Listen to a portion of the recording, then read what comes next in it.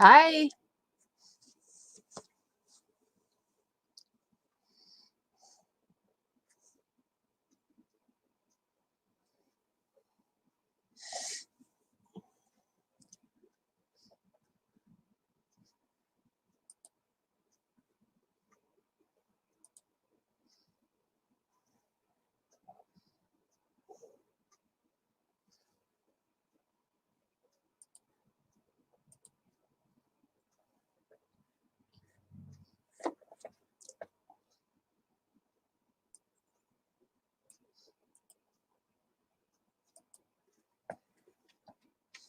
Hello. You don't have your red shirt on for Red Shirt Friday? Go get it. Support your troops.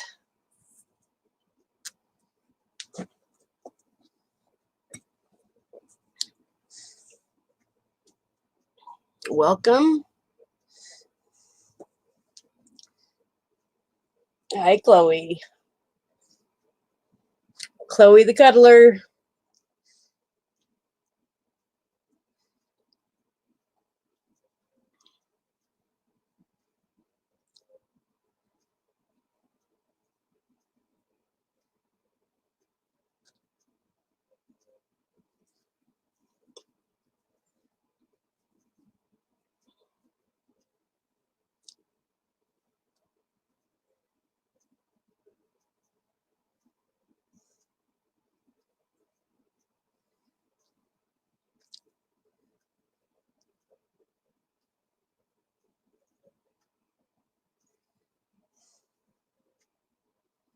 Hello.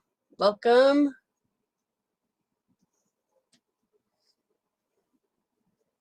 Again.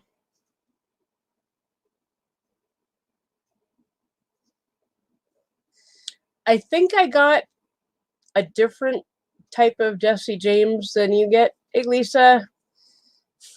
It's well, I just started Lisa, so and other people are on, so it may take them a while to filter in. But can the label looks different, unless it's my imagination, but still tastes good.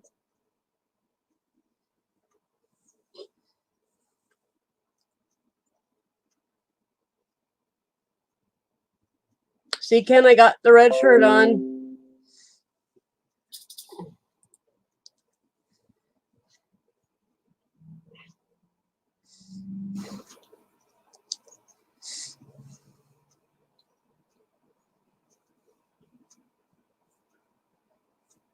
Wow, YouTube is really behind.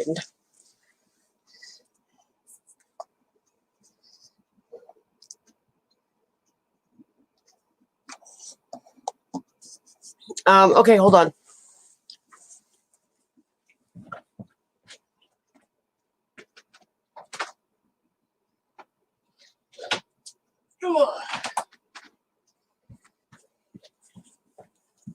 This doesn't say full throttle on it.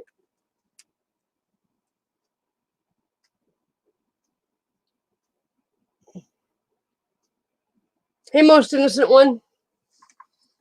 But it's good, so.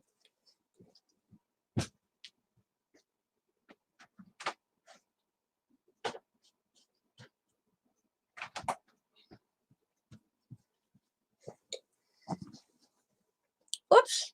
Hi, Chloe. Mwah. This is Chloe.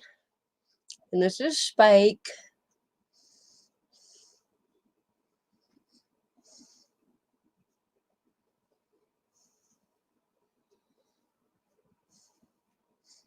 StreamYard says I have 0 people in here.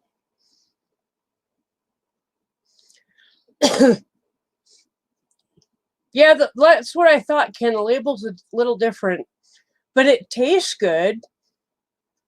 My tooth doesn't hurt anymore, so. Yeah, it's Jesse James. It's original Jesse James bourbon. So, no, I haven't tasted it by itself yet. I was craving a sloshy, but I'll have a little by itself a little bit later on. As long as you can show me your face and do an action for me, you are more than welcome to come up. I always like to have new people on up here. So here is the link. And maybe you've been up here before, I'm not sure.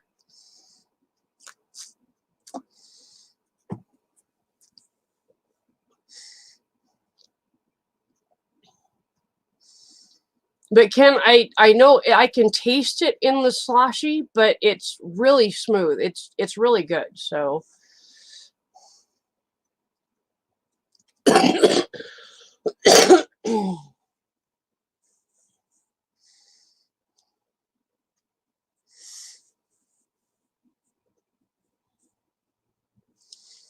I let Donna know I'm on.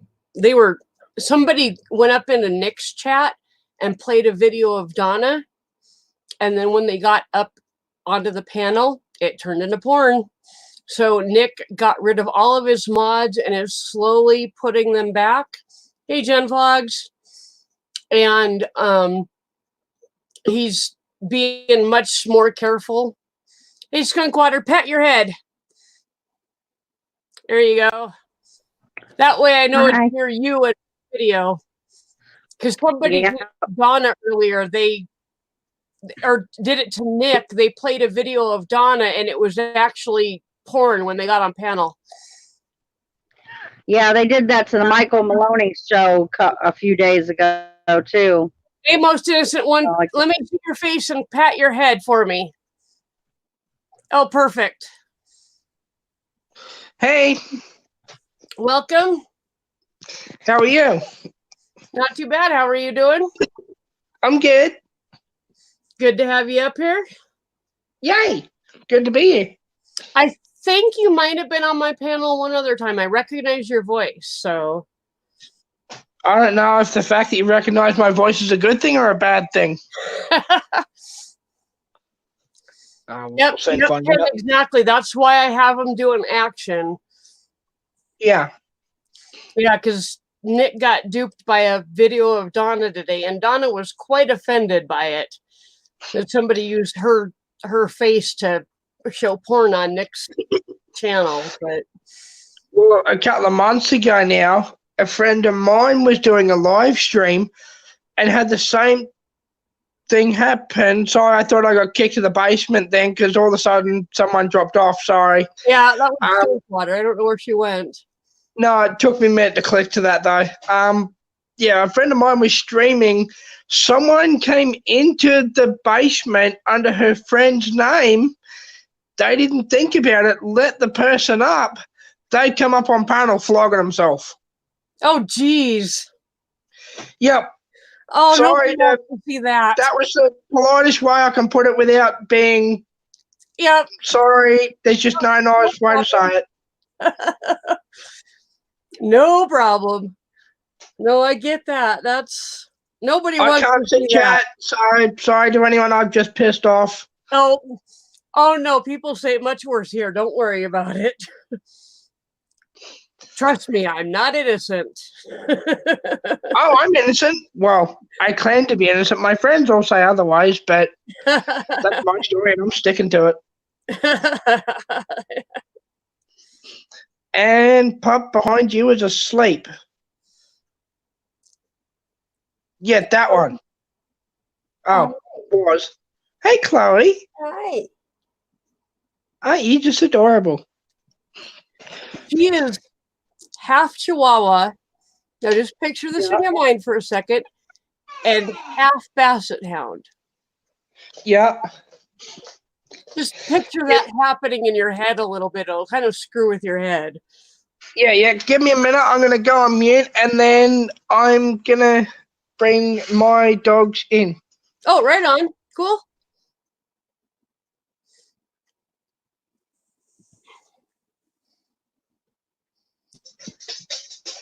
Yep, Ken. Exactly. Thank you, Lisa. Oh, look at the doggo. Adorable. Oh my And goodness. then, How old are they? probably both about 15. I was gonna say the one on the left you can definitely tell. He or she has definite gray on the muzzle, but they're That's my beautiful. boy. He's a big sook, ain't you, my boy? Oh, they are gorgeous. What kind of dogs are they? Stappy. Oh, beautiful. Yeah. Oh, I love seeing other people's dogs. Yeah. So that's my two. Right on. Just close my sliding door here so my cat doesn't get out and go wander the neighbourhood because I don't really feel like chasing it. Yeah. All right, Lisa. But yeah, that's my two. Right on. They're gorgeous. Yeah. And you can tell just by looking at them that they're nice and healthy and happy and Absolutely. I mean, they're a little bit chubby, but the problem is I can't walk these two because my male, well, a couple of years ago, we've had him for about 10 years or so, but before I got him, the people that had him before I got him, we think might have been mucking around with him, if you know what I'm trying to say. oh yeah. He's blooded. He's not very forgiving, apart from her. He lives with her, not a drama, loves her to bits, can't be separated from her. Anyone else, he's not forgiving, not at all. I mean, he puts up with the cat, doesn't have a drama with the cat because I've taught him that it's like, look, this is the way it is. You don't like it? Well, stiff shit, buddy. Yep. But I was walking him around the block one day and this lady came running up to me at her fence with this little ball of fluff on legs, and it's like, I've got my dog muzzled on a choker chain with a lead attached to that. My dog breaks his lead, breaks his choker chain, bites through his damn muzzle. And I'm like, lady, you've got to the count of three. Either you pick your dog up or I let my dog off. Your choice. And she smiled and laughed and thought I was joking around.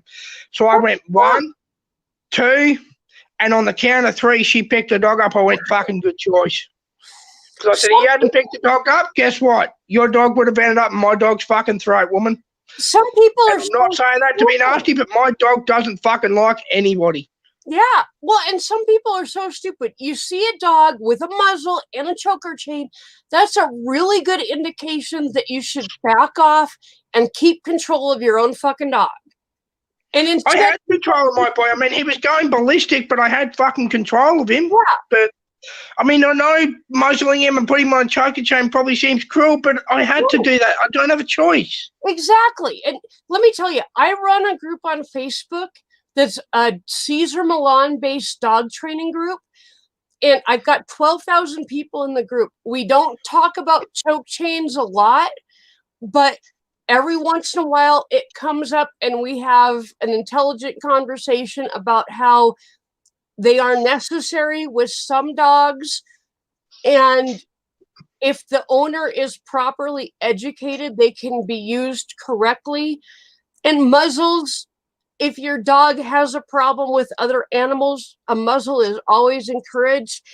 And you sound intelligent enough. You sound like you've got control of your dogs. And I mean, somebody that just comes up going, oh, look at the puppy or whatever the shit they do, that's just stupid on their part. If they can see the physical signs, a muzzle, a choke chain, these are all warning signs saying you need to keep back.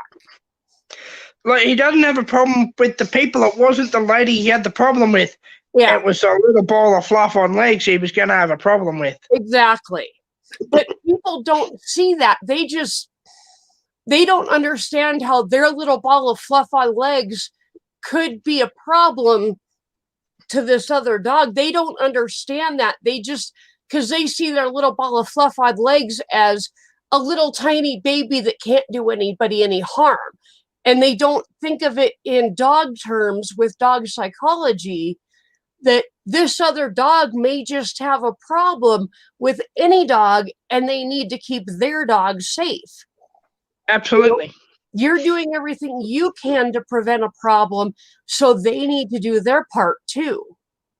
I mean, I understand I'm probably coming across as cruel now, and I understand if you don't let me back up in your panel. No, you're I not. understand jockey change and muzzles are cruel, but I'm trying to stop an attack. I agree with you. You know what your dog needs for your own dog to be safe and for other people's dogs to be safe. You are being a responsible dog owner, and I applaud you for that. Too many people don't take the steps necessary when they take their dog out in public, and that's how people get hurt. Yeah. So you're doing the right thing. Like a couple of years ago, I was in my front yard and I had a husky come up to me, and I sort of jumped back behind my steel gate because I didn't know the dog. He just wandered up the street and the owner was nowhere to be found. So there was a little boy in the yard next door and they didn't have a very high fence. So I sort of had to keep going out in my front yard and sort of call this husky back towards me, and all of a sudden there was no warning. The tail didn't go up. He didn't growl, didn't give me any warnings. All of a sudden went for me straight through the hand. Wow. So, yeah. It's actually a good thing that you were keeping his attention off that child. Yeah, because the child was maybe 2, maybe 3, maybe, if that, maybe. That could have been horribly disastrous if you weren't there. Oh, yeah. Welcome, Joshua. And, long story short, so the owner comes up the next day after I'd spent over 8 hours in emergency with blood pitching into my fucking hands and not being fucking seen. So I ended up going home, and then the owner comes up the next day with a big smile on his face, apologising. And it's like, you have 3 seconds to get the fuck out of my yard or I'm going to have a fucking problem with you. Your choice. Yeah. Hey, honey. And he sat there laughing about it. Long story short, so he'd had a problem with this dog in the past doing this to people, but he had a second dog that looked exactly the same. So what he did was the cruel thing. When the council and the police fucking cracked up him about it, he went and put the innocent dog down and let the vicious one fucking roam. So then my God. So then the police found out about it, and I'm not going to say too much, but the night that it happened, they sort of shut the street down and sort of cornered this dog, and yeah. I'm not going to say much more than that. I'm sorry, but it's happened here where I live, where a vicious dog has had to be put down by the police. So I get it. It happens, and it's not the dog's fault. It is the owner's fault. I don't believe there's any such thing as a bad dog. There are bad owners, and bad owners create dogs that have to be put down. Exactly. It's like I was talking to someone last night about a pit bull. She's got a German Shepherd, and she organised a play date with someone with a pit bull, and the pit bull had a go at her dog. And it's like, well, obviously the pit bull's in the wrong hands. She's like, oh, no, it's a good dog. It's a good owner. It's like, no, the owner's a complete fuckhead. Oh, yeah. Shut up, messenger. Sorry about that. And she's like, well, what do you mean? I was like, well, your German Shepherd never had a problem. The pit bull had a crack, which tells me the pit bull is in the wrong fucking hands. Well, and I apologise for losing my shit. Sorry for anyone I might be pissing off. It's okay. Totally okay. The pit bull is in the wrong fucking hands. The pit bull has been given to the wrong people, trained in the wrong fucking manner, because the dog has become vicious and has attacked my friend's German Shepherd. Therefore, the pit bull is in the wrong fucking hands. I agree. And it's not just a pit bull. It's any breed. I mean, I know people that own Chihuahuas, and those Chihuahuas are the most vicious dogs I've ever met. Fucking, you're not wrong. The owners allow them to become little shitheads and don't discipline them. Both of my dogs are half Chihuahua. One is a small dog, half Chihuahua, half Russell's Terrier, and the other one I've told you about, half Chihuahua, half They both look like they've got Jack Russell in them, to be honest. But it doesn't matter what kind of dog it is. It's how you train the dog and how you teach the dog to behave. It can be any breed. It's how you raise and train the dog. So, hey, Carrie Ann. Exactly. So let me reach out to see if I've pissed anyone off. Oops. I don't think you have. You're just fine. You fit right along with what I believe with raising dogs. So, but get this right. My boy is quite smart. My boy thinks about shit before he does it. Like I had a bird aviary in a garden a couple of years ago, and had a couple little budgies in that. So he started digging a hole in the garden, and I thought, right, he'll dig a hole big enough for him to get in, which I'll obviously notice because you've just seen the size of my boy, and I'll fill it in. No. So he dug a hole just big enough for the budgies to get out and sat there and waited. Oh, geez. Didn't dig a hole big enough for him to get in, dug a hole just big enough for them to get out. Thought about it before he did it. Damn. Oh, yeah. Is that, did you say Chloe, is it, in the background? Yep, this one's sleeping right here. That one's asleep. Well, was. Yeah, this is Chloe. She's just happy. It looks like she's got Jack Russell in her. She actually is half Chihuahua, half Terrier, I think you said. Half what? Half terrier, didn't you say? No, that was the other one. I just went completely blank. Hound, basset hound, half basset hound. Sorry. Oh. I'm drinking a sloshy, which is different from a slushy because it contains a high amount of alcohol. So, oh good. Kind of stupid as we talk. Yeah, I sort of went on a cruise ship a couple of weeks ago and sort of got a bit stupid, and I don't really drink at all, very much at all, and sort of got on the vodka and raspberry in really bad weather, which, yeah. And being on a cruise ship, being 14 floors up right at the back of the ship in a really bad storm with the ship getting thrown around like a fucking washing machine. Oh, dear. Not a good choice. Oh, yeah.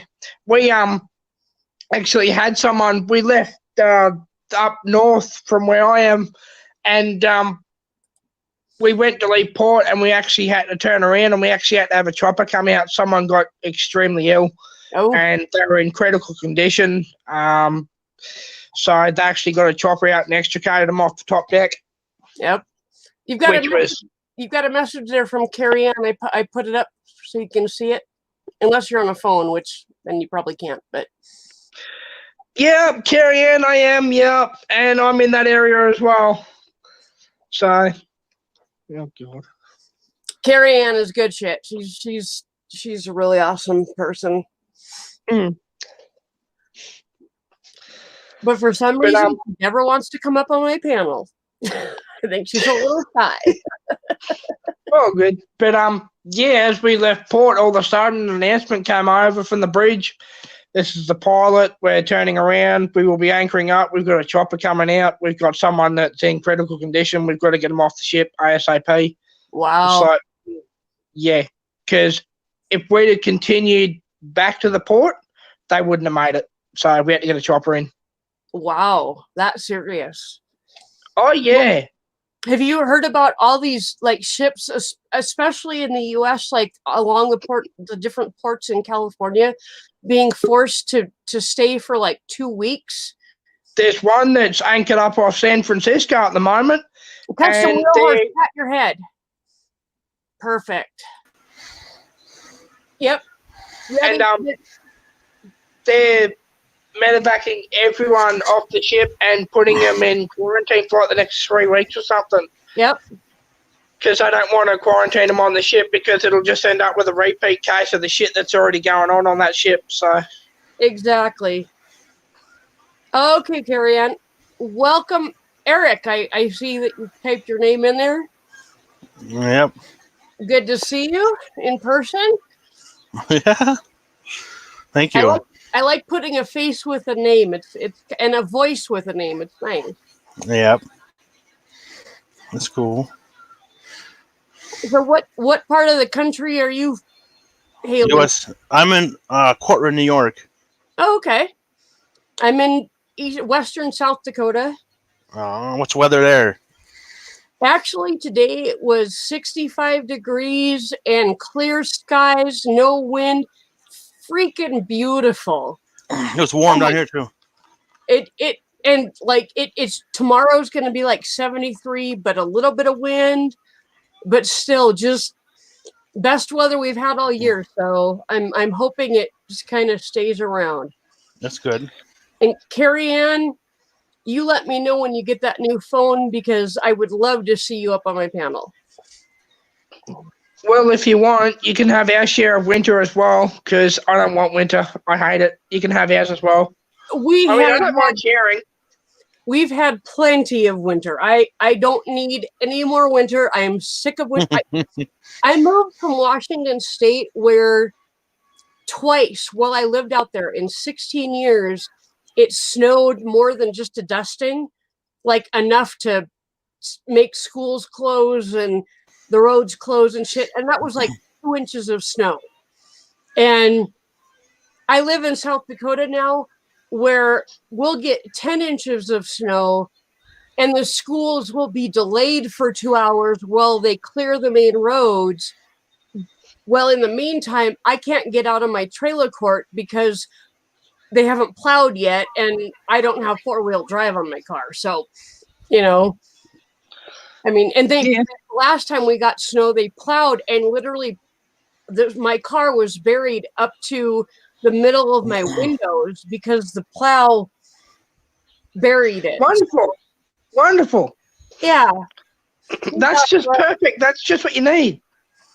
Yeah, and I was lazy and waited for it to melt before I took my car out. I just took my husband's Blazer and went where I needed to go. Chevy Blazer's like a big lifted 4-wheel drive thing, isn't it? It's not lifted or anything. It's actually the Chevy Blazer that he's got. It's an S10 version. It's one of the smaller 4-wheel drive vehicles, but it gets him where he needs to go in the wintertime. So yeah. One of my favorite Chevys, and this is gonna sound weird, but one of my favorite Chevys is the Escalade. Yep. That is a nice car. I've got to give it to you. Eric, what is your dog's name? Bella. It's a pit bull. Oh, she's It's her mom's dog. Absolutely adorable. Yeah. What breed is she or breeds? Pit bull. It's a purebred. Hey Donna. Awesome. I want a pit bull so bad just so that I can train it and prove to people that pit bulls are not bad. No, these are nice dogs. They don't bite or nothing. Yeah. Oh, look at that doggy. That is a beautiful view. Those are some happy dogs. Hello, my dear. Like, what are you doing? I'm on camera. What are you doing? Oh, wonderful. Those dogs just farted. Fuck, that stinks.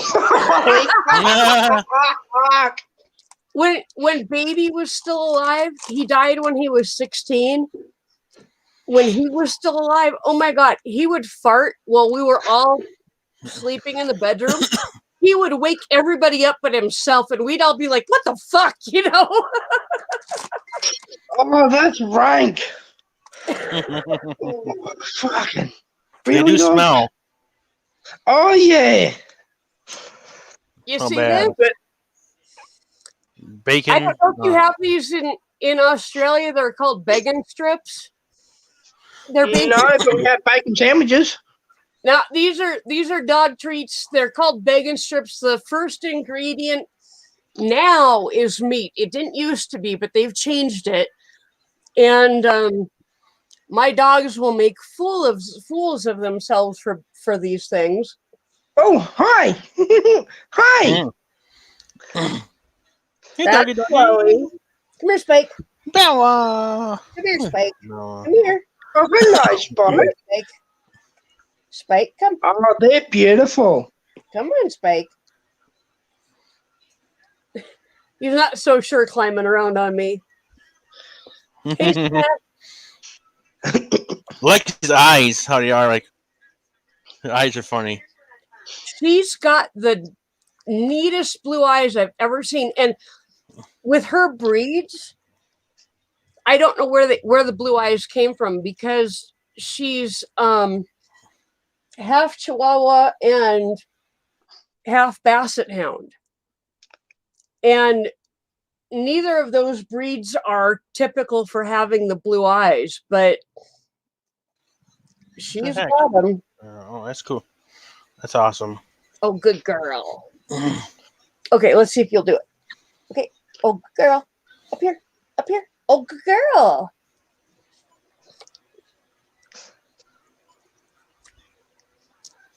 She's very, very willing to be trained to do just about anything. Spike is kind of my old man, and he's really lazy, and he'll only do things for me if he knows that's the only way he's going to get the treat.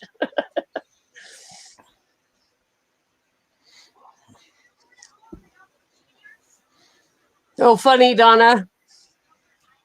You gave them a bath and washed their blankies on the same day. That's just traumatic.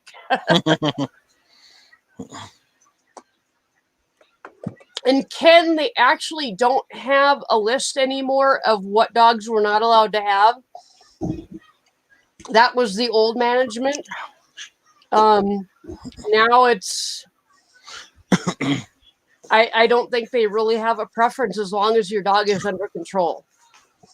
So, but someday it is my goal to own a pit bull or a pit bull mix and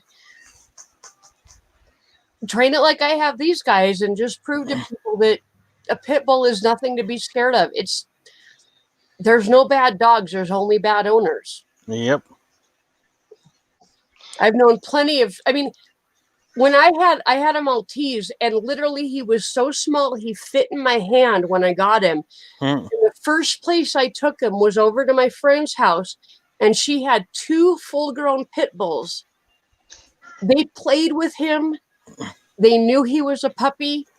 They were very gentle with him. When he got real irritating and started biting at him and stuff, they would kind of swat him a little bit. He'd roll across the floor and then run back for more. He literally fit in my hand, and he was attacking these pit bulls like he was something big, and they just put up with him and treated him like the puppy he was. And they were so gentle with him.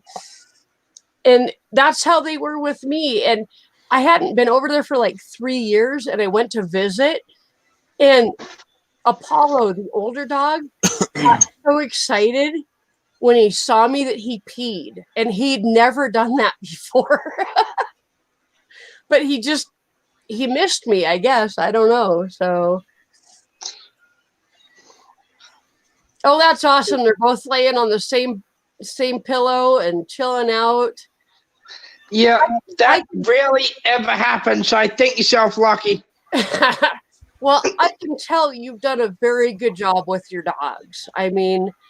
Because like these two can't be separated, but he tries to get onto her bed, and she has a go at him, and he ends up going off and laying on what is a couch behind me, and then lays on that, and then sticks his claws into it and rips it to pieces. So Nice. happy days.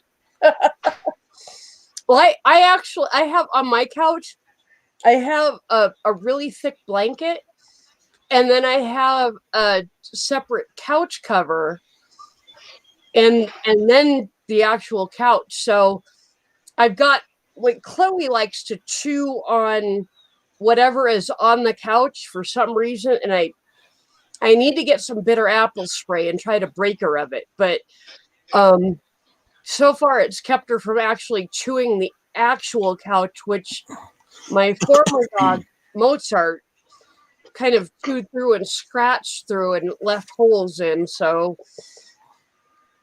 trying to make the couch last as long as possible. Yep. Well, that's a sweet picture of your dogs. I'm glad you got that on video. Come over here and put the aircon on because it's getting reasonably fucking humid.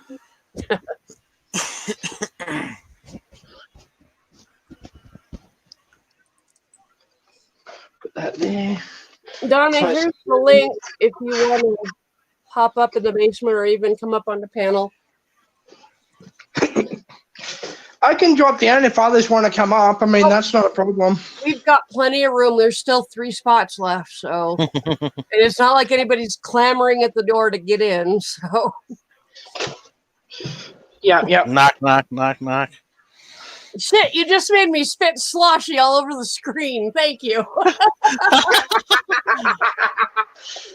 That's funny. You did that right as I took a drink. Hey, Megan.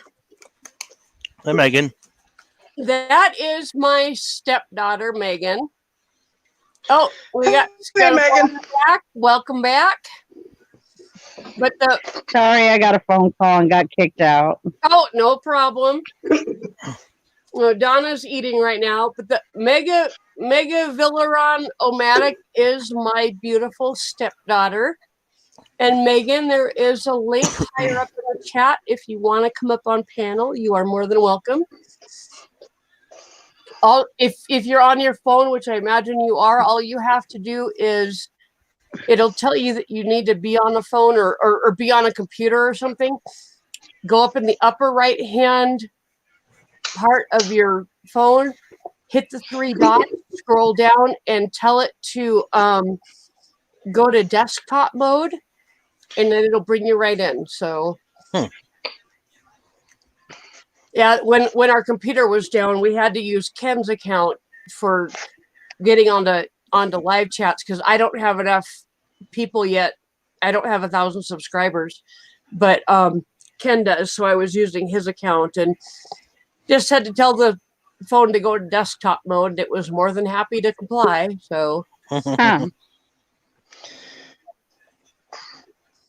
I'll have to check that out. I just hit my Try that 1,000 out. today. I'm You on. did 1,000 today? congratulations. Hello. That's If it fantastic. stays that way. Hey, Megan. If it stays that Hello. way. Hold on, let me Hi. make that big. I want to see that. If it stays that way, you know how it does. You know how YouTube is. Yep. Oh wow. Yeah. you know, Even if it doesn't exactly stay there, you're so close that within a week or so, YouTube will probably recognize it. And how are you for your watch hours? Love you too, Dad. 4,600. So you're Dad's there. on live stream. You're there. You're ready for monetization as soon as YouTube says you're a go on your subscribers. Congratulations. Hey, I got a question. What's it mean when somebody tells you you've leveled up to, like, I'm at level 4? What's that mean? I don't. It's weird. I don't know. No clue. I don't know how they Megan, know, and I don't know, but Megan, you are looking particularly beautiful tonight. I kind of went to the DMV earlier. I failed my test again, but I'm gonna try again. oh, How much did you fail it by? Let's just say last time I was at like 75. This time I was at 52 because I panicked. Oh, Oh, geez. So it sounds No, like I didn't like rush through. I was panicking because I went to the 5th one and then it said I failed right after, and it was like, oh, okay. It sounds like you need to bring the book over to my house, and we need to do Well, some major studying. yeah. Well, that's gonna be a little problem because my book is in Mom's car right now, and I forgot to grab it when she was leaving. Well, she'll be home tonight. You can grab it tonight or grab it in the morning before she goes to work. That's not a problem. But it just sounds like you need to do some studying with somebody that's familiar with the rules of the road. And Yeah, it's not a problem. It just means you need to work on it a little bit. practice. Yep. Well, I must have fluked my license somehow because I passed my learner's permit first go, I passed my opens my first go, like my provisionals, and then went on to my opens on my first go, and then I passed my heavy vehicle learner's permit on my first go. So I don't know what I'm doing, but there you go. Well, I had the advantage of actually taking a driver's ed class in high school. So I took the class part of it in school. So I had a whole semester of driver's ed, just learning what the book taught. And then I had 6 weeks of the driving part of it with a teacher in the car and only 2 other students besides me. So when I went to take the test, it was no problem for me. Megan hasn't had that advantage. She hasn't taken it in school. She hasn't taken it with anybody else. So we just need to work on it. That's just all it is. Yeah. The one thing I want to suggest, and I don't know if it works over there or not, but over here, we can get on the Department of Transport, which is your DMV, Department of Motor Vehicle Registry or whatever. And you can actually do an online test, and it's like 30 or 40 questions or whatever. And you answer these questions one by one, and then you get your answers and results at the end of it to see how many you passed. Okay. And I don't know if it works over there, but it might be worth seeing if you can go online. Like, even if you do it once a day, if you do it for 5 minutes, or if you do it for half an hour, if you do it for an hour, you know what I mean? Yeah. And you go on and you sit these questions one by one, and then read that book and read up on it. And I mean, I'm only trying to help. I'm not trying to be an asshole. I mean, No, you're that's a perfect suggestion. That actually helps. I will check tomorrow if that is something that's available here. I mean, it very well might be. And it's a very good suggestion, so I appreciate that. oh, good. It's just, I know we have it over here, but I don't know if you have it over there. I'm not sure. Yeah, it's just something I've got to look into. It'll take me a couple minutes, so. I can drop down and give me 5 minutes, and I can look up if you have it. I mean, it's up to you. Oh, it doesn't matter because it's something I can look up on my phone in 5 minutes too. So Yeah. either way, Very sorry, Hey, Alpha. Redneck, I'm gonna jump out. Miss Redneck, I'm gonna jump out of here. I love you guys. Mwah. Should I do something wrong? Take a nap. No, not at all. Have a good nap. Not at all. Yeah, Thanks, you Susan. too. I'm gonna take a nap. I've been Have a napping good all night. day, so All right. all right. All right, you sleep well. Thank you. No problem. Hopefully, I Susan. didn't upset you, friend. I'm sorry. Oh no, No, you're good. no, she's fine. Yeah, Hey, Megan, Susan. we'll work on this, and I think all we need is to actually physically sit down for Yeah. a couple times a week for a couple weeks and actually go over the manual with somebody that's very familiar with the road. And I also got a page when I left to what I have to study.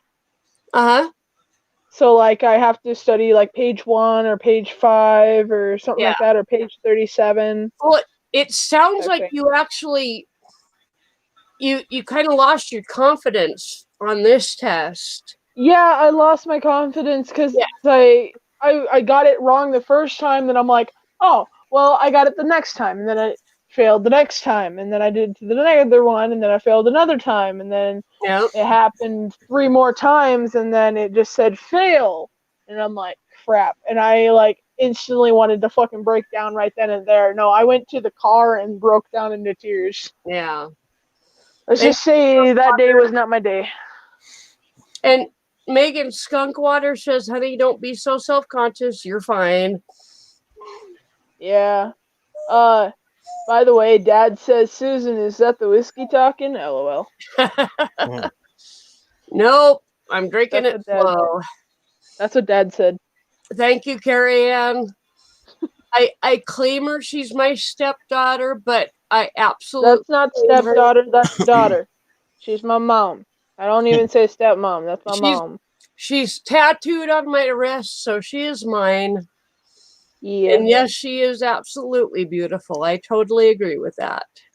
I'm kind of 50-50 on that. You are beautiful.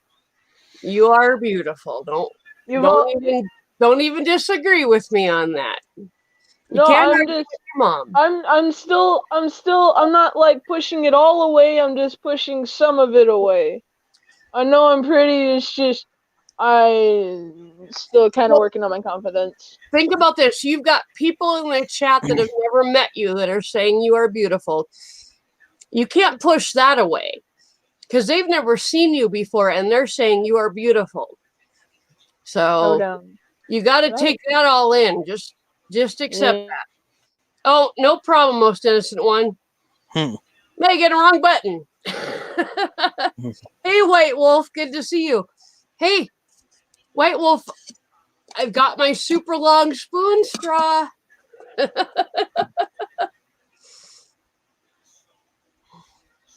So, Eric, okay, your name has intrigued me for a while. Custom Wheel Horse Tractor. What does that mean exactly? What do you do?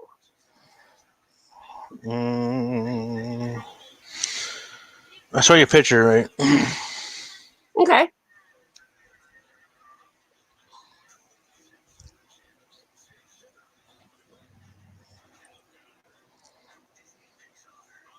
Ah. Custom wheel horse tractor. So, do you rebuild old tractors? No, I buy them and I take them mudding. I fix them. Ah. Yeah, that's awesome. Okay, Megan. Thanks for coming up here. I appreciate it. I love you, kiddo. Yeah, I work on them too. Right. I like them mudding. Ken would appreciate that. He used to have a mud vehicle. It wasn't a tractor, but he's worked on my dad's old tractors and stuff with him, and so I think he could appreciate the whole concept that you've got going there. That's pretty awesome. We actually got married in the back of a gigantic mud truck. So that's pretty cool. We're at an event. what's that? At an event or something, mud event or just No, his brother actually built the mud truck and used it at the mud bogs out here in our area. And we just said, hey, can we get married in the back of your truck? And he said, sure. And he towed it out to my dad's place. And we got married out at the base of Crow Peak, it was just a beautiful background. And I had to climb a 6-foot ladder to get in the back of the truck. And that's what you did. They're big trucks. Yeah, it was pretty cool. So, and we were all wearing camouflage, and yeah, you can say redneck wedding if you want, because that's what it was. But it was our wedding. White Wolf, actually, there was still mud left on it from the last mud bog. Not a lot, but no white dress. I had a camouflage skirt on.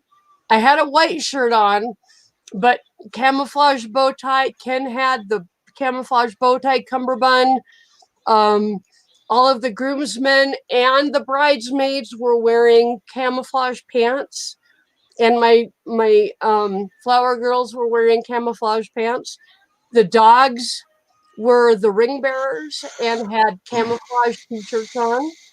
So yeah, total redneck wedding, camo and a mud truck. So there was a TV show about people getting married in mud trucks and stuff. It's a TV show. It's a series. My Redneck Wedding, it was called. Yeah, where they went. Yeah, that's pretty cool. Exactly, Carrie Ann. We did it our way. And my mom, I love her to death. She's my stepmom. I call her my mom because she has been more of a mom to me than the mom that raised me was. But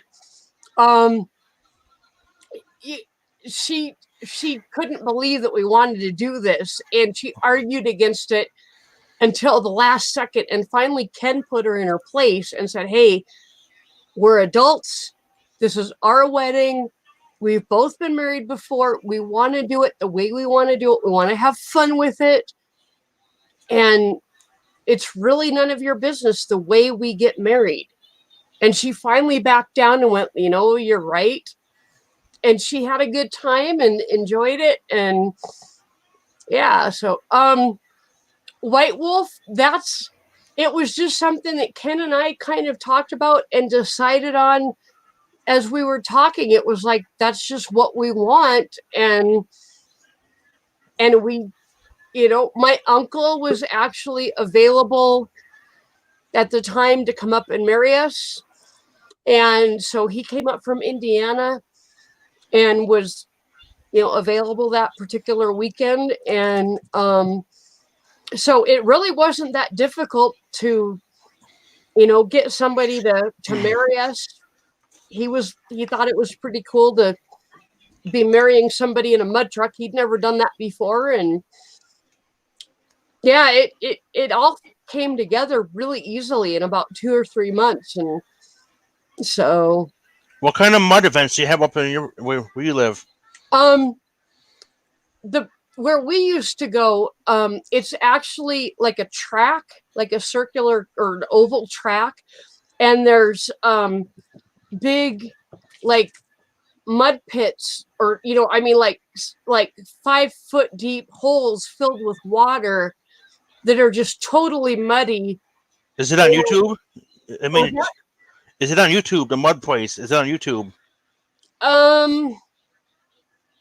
Probably is. I would have to look. I don't know in particular if that one is, but I know if you look up just mud bogs, South Dakota, Nebraska, you'll find stuff. White Wolf, funny. I had a white shirt on. I wasn't totally in camo. And actually, Ken only had the camo bow tie and cummerbund on. So, yeah, my uncle he's actually a retired ordained minister now. But yeah, it was really easy to put together. So, My puppy's about to sleep. Right on. That's just a sweet picture. I love that. You can't beat that. Those are 2 happy, worn out dogs. Yep. Beautiful picture. I go to mud events too. Ken said it's called a tough truck / mud bog, depending on what you're looking for. But oh my goodness. Look at that face.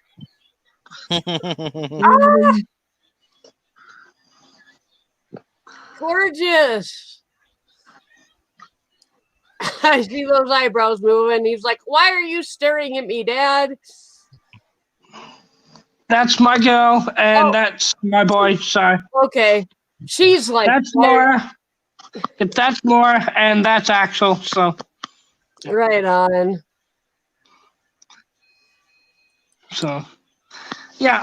White Wolf, I actually did have something borrowed, something old, something new, something blue. I had all that. Carrie Ann, we actually haven't been there in years. If you want photos of my wedding, I will try to get them from the cloud onto the computer. I'll get a few so you can actually see us up in the back of the mud truck, and there's pictures of me actually climbing up in there and all that kind of stuff. I will put them on the computer, and the next time I'm live or in a couple of days, whenever I can get them on there, I can show you. But there are definitely pictures. It's just a matter of getting them from the cloud onto the computer. So I think I had a blue garter. I think that was what I had that was blue. So, yep. And the first time I got married, I was in the classic white lacy dress, and I mean the whole big church wedding and the whole bit. And I was freaking miserable. This time, we got married in the back of a mud truck. Ken's brother gave rides to the kids in the mud truck afterwards, like out in the field. Everybody had a good time. Hey, Jerry. Did you jump in the mud too? No, there was no mud. Aw. But, the reception was in my parents' garage. It's like a 3-car garage, so plenty of room for everybody. But it was a gorgeous day. It was actually warm in October, so people were just mingling outside and having a good time. And it was fabulous. It was a fantastic day. And I don't remember my first wedding as being a fantastic day. It was a pain in the ass. And this time around, it was exactly what we wanted, and everybody was relaxed. And I encourage you guys, if you're planning on getting married, or even in 10 years, if you get married, do what you want. Don't give in to tradition. Make your wedding exactly what you want it to be, so you don't look back and think, what a pain in the ass that was. Have a good time. It's your wedding. Make it fun. There you go. Mm-hmm. Absolutely adorable. I'm gonna get going. Thanks for having me on here. Oh yeah, thanks for coming up. I appreciate it. It's good to, like I said, put a face to the name. Yeah. Okay. Nice seeing you guys. I'll talk to you some more time. Come up anytime. You're more than welcome. All right. Bye. See you later. My ginger kitty's hiding around here somewhere, but I don't know where she is. So, yeah. I miss having a ginger kitty. I used to have a big, fat, fluffy one named Tippy Toes. Oh, very nice. And you know how you said your first wedding was a pain in the ass and you're miserable? Well, you know how to fix that, right? How? Play your wedding video backwards so you can work out where it all went wrong. It starts when they give back the ring and they walk backwards up the aisle, get back in the limo, and they fuck off you to your loss. I can tell you where the first one went wrong. I got pregnant 4 months before I got married. That's where it went wrong. So, well, I love my son that came out of that. I love him to death. I do not regret him, but I should not have gotten married because I was pregnant. That is no reason to get married. No. Learn that the hard way. And I actually had a second kid thinking it would save the marriage. Oh my God. Yeah. Nope, that doesn't work. But I love my kids to death, and I am so grateful for them. And, they're just wonderful. But, yeah. Well, I have to say, your kid that was just up on the panel, she gets a good looks from her mama, so. She's actually my stepdaughter. She's not my biological kid, but thank you. She's wonderful. I love her to death. Like I said, I've got her initials tattooed on my arm right next to my other 2 kids. She is just as much mine as my others are, and that will never change. I love her the same as I love my biological kids. And I mean, I'm adopted, and I experienced that kind of love from my parents. So it's really easy for me to love like that. I don't think of blood as being the be all end all of a relationship. That has nothing to do with it. The fact that she's been in my life since she was 8 years old, she's come to me for advice and for comfort and support. And, she's trusted me with important things. That's the important stuff. That's what makes a relationship. And, that's why there's a saying, right? Exactly. You got family that ain't blood, and you got blood that ain't family. Exactly. I'm not going to say any more than that because I don't want to be an asshole, but. You're exactly right. My birth father, I I had a relationship with him for about 3 years, and then he said some amazingly inappropriate things on my Facebook page. And okay, he may have been drunk when he did it, but I don't care. You don't say those kind of things to your own daughter. And I blocked him, and I haven't talked to him in 6 years, and I don't regret it because he was just an absolute asshole. My birth mom. Well, I'm sorry that things worked out the way they did, and I'm sorry to hear it. Well, you kind of, when you're adopted and you meet your family, it's a crapshoot. You never know what you're going to find. With my birth father, I found a person that I didn't want to have anything to do with. With my birth mom, I found an amazing woman who I love and have an amazing relationship with. And right on. I'm very blessed that my adoptive mom passed away when I was 18, but I'm sorry.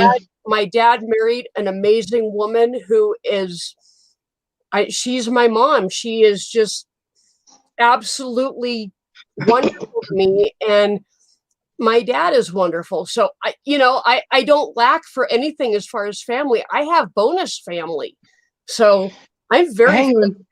Let me wrap my head around this. So you have a relationship with your mom and your dad.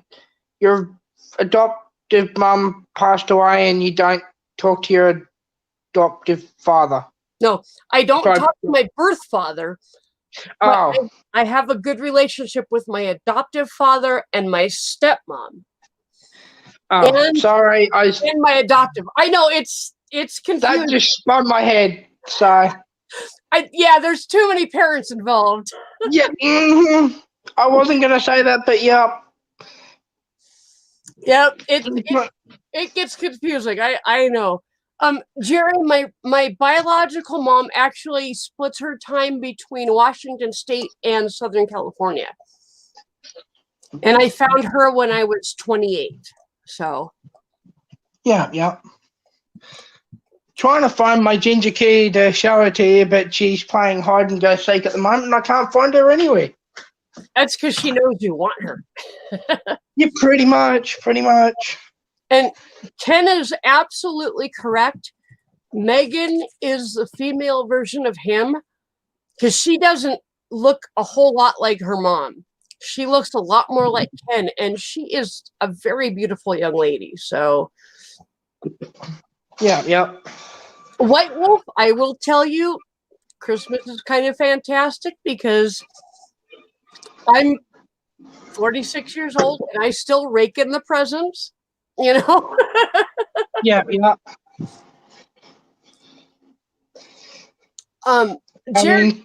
Jerry, I have an ongoing, almost a daily conversation with her, at least through text, if not through phone calls. So yeah, I've met her. I've been to her house several times. We have a good relationship.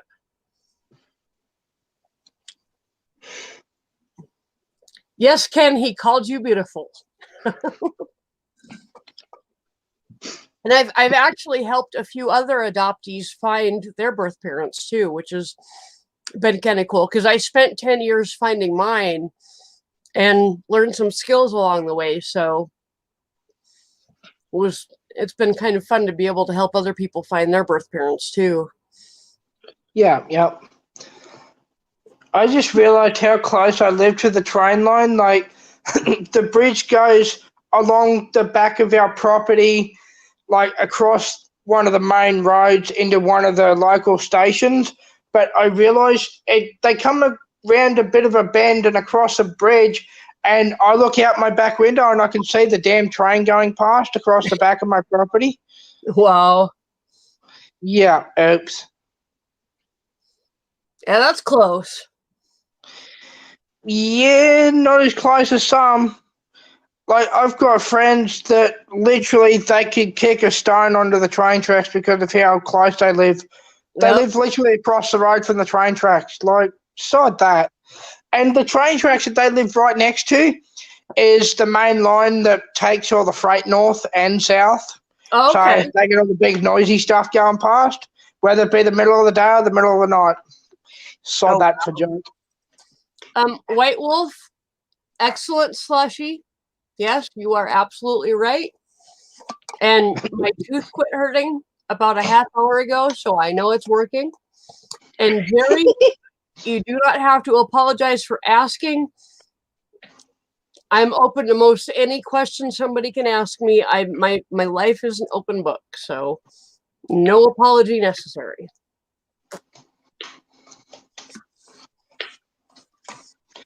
My life was an open book, but then I went and closed the damn page because I didn't want to have anything to do with it.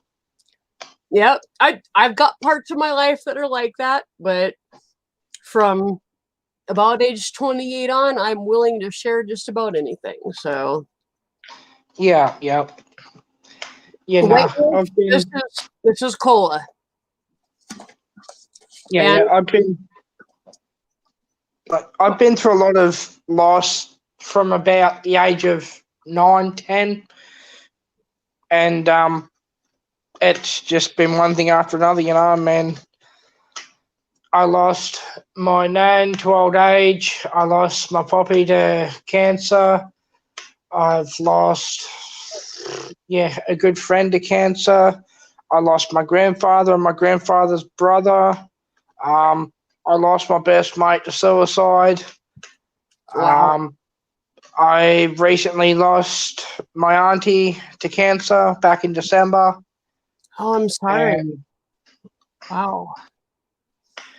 yeah, and now my dear friend who I mentioned the other day is going exactly through the same thing as what sort of finished my auntie back in December, you know. So it's like I love the girl to bits, don't get me wrong, she's an amazing lady and I'm always going to be there to support her, but it's like, fuck's sake, give me a fucking break. It's kind of hard to go there again, isn't it? Yeah, as nasty as that sounds, like I don't want to come across as being a fucking asshole. I really don't. Yep. But it's like, for fuck's sake. Yep. Like, really? Yep. It seems like it comes in waves, like 2, 3 at a time, kind of thing. At least this hasn't been 2 or 3 at a time. This has been one after the other from about the age of 10, 9, and it hasn't fucking stopped yet. So, wow. Yeah. As well as my dog, my Rottweiler, who I put down about 10 years ago now. That was probably one of the hardest days of my life, you know. I mean, I did that on my own. Yeah. Because he started having seizures. I had him for about 2 years, big Rottweiler cross German Shepherd. He was a big boy. And which I'll share a funny story about him, actually. So he was a bit of a security dog. He was about 50-something kilos, which I don't know what that is in pounds over there. It's a lot. Yeah. And so, anyway, so I was out at my dad's. My mum was out. There was no one home. Our pool guy who looked after our pool at the time decided to walk through our damn yard, through our house, to help himself to go and check the pool and whatever. So we had a set of back stairs, and beside the back stairs was a wall. So my dog came down the back stairs and slipped between the stairs and the wall to sort of hide away. And the pool guy walked through the yard, and my dog sort of very quietly came out behind him. And the pool guy didn't realise, because he was leaning into the pool motor equipment sort of stuff, checking that everything was okay, and he went and turned around and leave, and my dog went, yeah, no, where do you fucking think you're going, sunshine? Oh, geez. So next minute, I get a phone call from the guy crying, fucking shit himself. And I had to come home. I said to Dad, because I didn't have my licence at the time, obviously 10 years ago, and I said, Dad, you got to drive me home, it's urgent. I said, the guy, my dog's bailed some guy up in the fucking yard. And so I've been driven home. I've got in the yard, and I've had to get my boy to leave the pool guy alone so the pool guy could leave my property. But then the pool guy has the guts to go to the police and report my dog as vicious and tried to have my dog put down. It's like, well, let me get this straight, you fuckhead. There was nobody home. You came onto my property, walked through my yard. Yeah. You're a fucking idiot. Yeah, no shit. Oh, well, you didn't tell me there was a dog in the yard. Not my fucking place to tell you there's a dog in the yard. If You get there and you see there's no vehicles in the driveway, do you A, enter the property, or B, say, hey, I'll come back later? Exactly. That's just kind of common sense shit. I mean, good. Because for all he knows, he could have walked into my yard and my dog could have had him. That could have been the end of him. Exactly. And then he had the guts to report my dog as vicious and wanted to take me to court and wanted to have my dog put down. It's like, Good you, grief. sir, are a fuckhead. Yeah. No kidding. So then he refused to come back to my property and fucking wanted to be a bitch about it and refused to come back. So His loss. it's like, oh, well, I don't want you on my property anyway. You're a fuckhead. Yep. Can you hear that? Jerry, that is the most innocent one ever. I'm not for sure if he's ever been up here before, but he's got some gorgeous dogs. Is that snoring? Yes. Can you hear that? Yes, I can. That's hilarious. Our dog Baby used to snore louder than fuck. Oh my gosh. Yep. Can you give me a minute? I will be right back. My dogs will entertain you. Here, Go. Go over here. Here you go. Right there. Hey, Pop. Yay, puppy. There you go. Hey, Pop.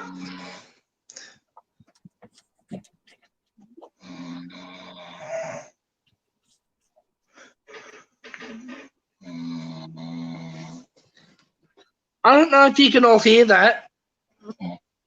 That's my dog snoring. That's ridiculous.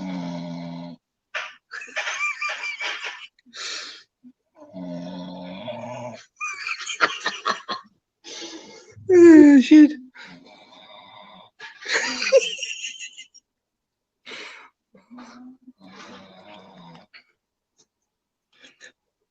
Hey, Chloe. Hey, Spike. Spike. Chloe. Hey, over here. Hey.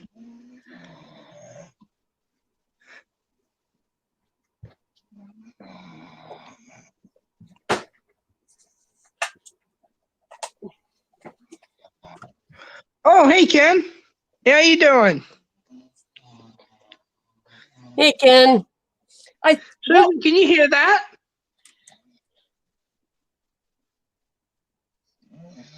Yep. That's the sound of a happy, worn out dog. Oh, yeah.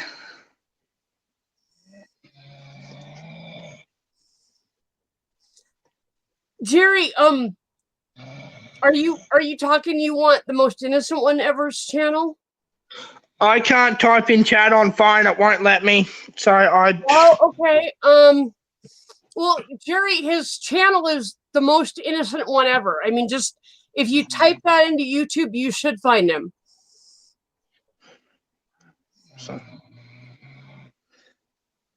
I can mute if my dog's too noisy. I'm sorry. They're not too noisy. It's just when you're really quiet and kind of point it out, then I can hear it. But they're not too noisy at all. They're just Yeah. Or I can wake him up if you want. No, it's fine. They're absolutely fine. They're adorable. Oh, that face. Oh my gosh. It's just so freaking cute. And Chloe's looking at me like, who are you calling cute? Oh my goodness. Oh yeah. You can tell they're just happy just because a happy dog is a tired dog.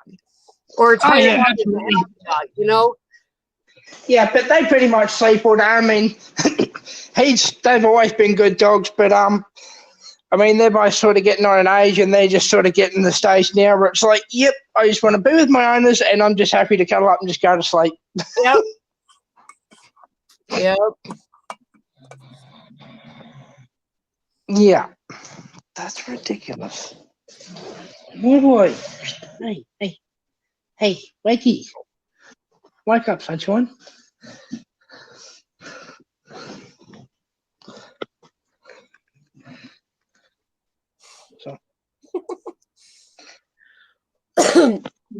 Jerry, he said they're staffies. Ken. Most innocent one, Ken wants $1 for every time you say sorry. Oops. Well, I'll stop apologizing because I don't really feel like filling your wallet. Sorry about that. You just said it again.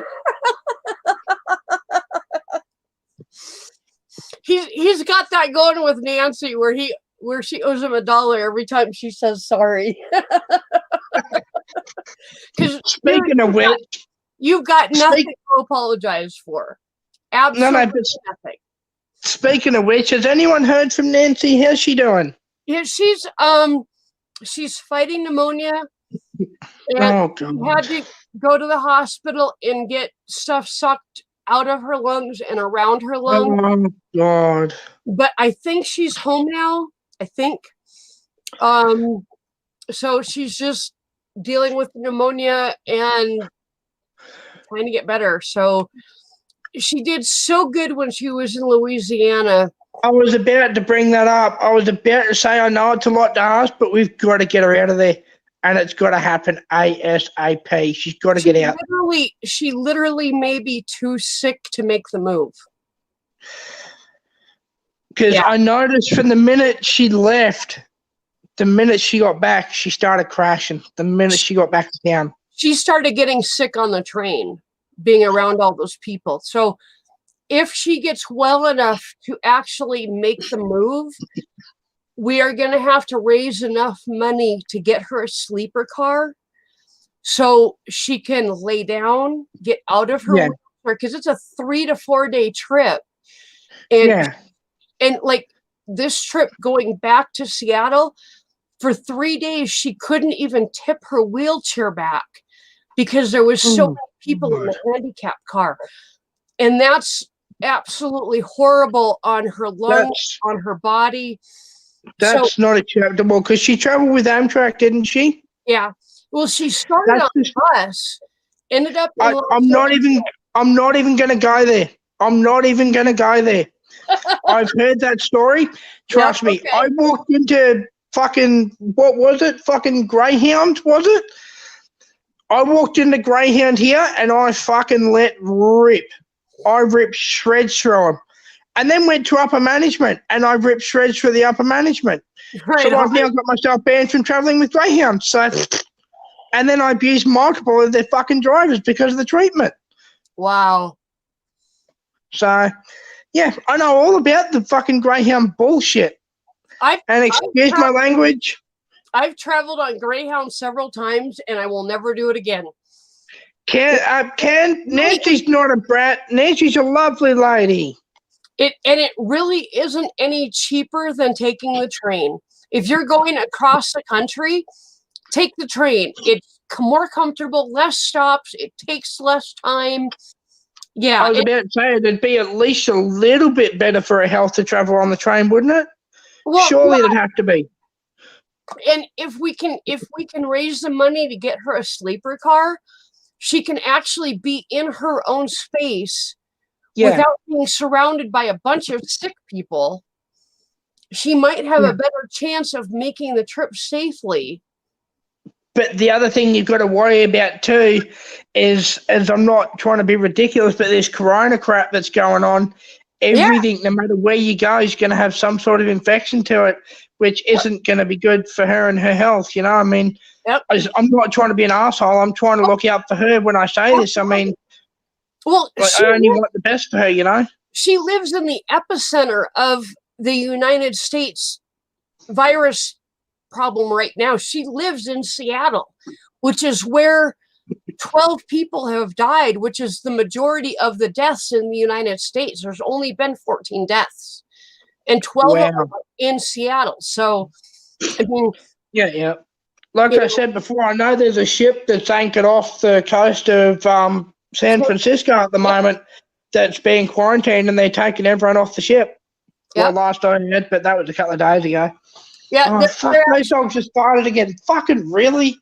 they're still Oh, on the ship fuck. as of this morning, and they're only taking off people that have actually tested positive for the virus, and they're quarantining them in a local hospital. Yeah. Anybody else, they're just letting them ride out the 2 weeks quarantine. And if they don't show any symptoms in the 2 weeks, then they're going to let them go. So, but that's like the fourth ship that's come into the California coast that has been quarantined for 2 weeks. Yeah. That's not good. Let me read chat. No, go away. Yep, No, Carrie, it's- Nancy is a strong lady. She's got a lot going right now, and she's fighting like crazy. So just if you pray for her. If you do something else, send her some good vibes, send her some good thoughts, good energy. Whatever you do, focus it on Nancy. She needs it right now.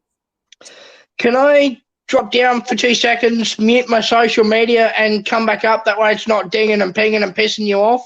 Oh yeah, I if you mute yourself, it won't ding or anything, so you don't even need to drop down. Just mute yourself and do what you need to do and come back. You're fine. There you go. But if I click out of the tab, it'll kick me off the panel, won't it? Oh, you're on a phone, aren't you? Yeah, it probably will. So, but yeah, you're welcome to come back.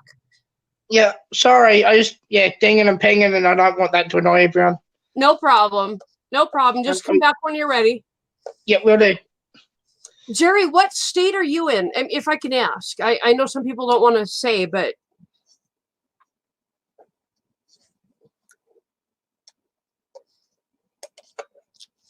Yeah, Carrie Ann, we love her.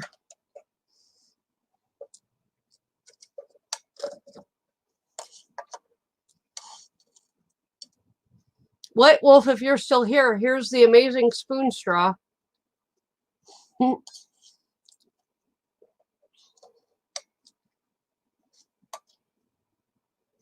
Okay, yeah, Jerry, I heard that you guys had somebody in Chicago. I think you might have 2 that are sick. I'm not sure. You've got a couple anyway that I've heard about because I watch the morning news, and King 5 News out of Seattle actually talks about the Seattle problem and a lot of the Snohomish County just north of Seattle problem. But they also talk about the nationwide issue, and Chicago's been mentioned quite a bit. White Wolf, you're still there.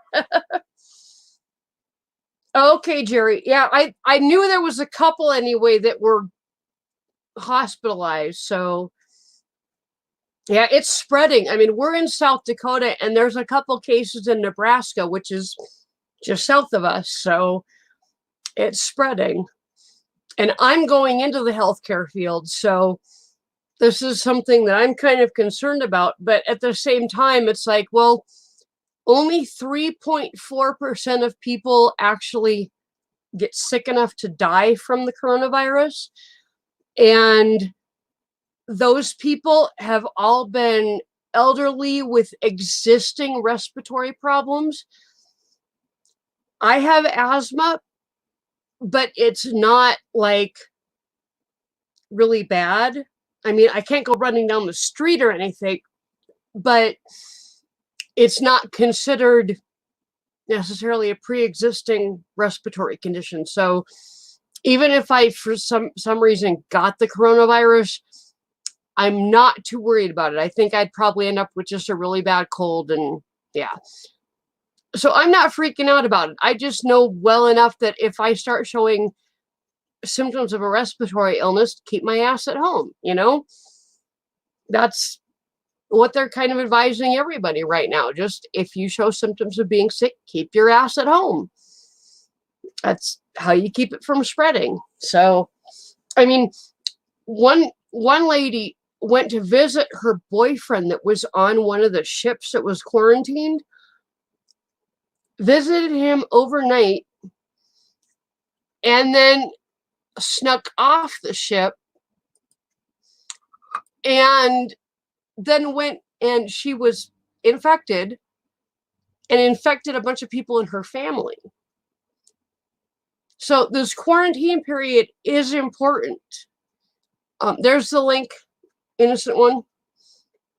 But, a lot of it is just basic hand washing. If you go to the grocery store and you come home, wash your hands, put your groceries away, wash your hands again, because you don't know how many people have touched your groceries. Just basic common sense. I know it's you, but let me see your face real quick.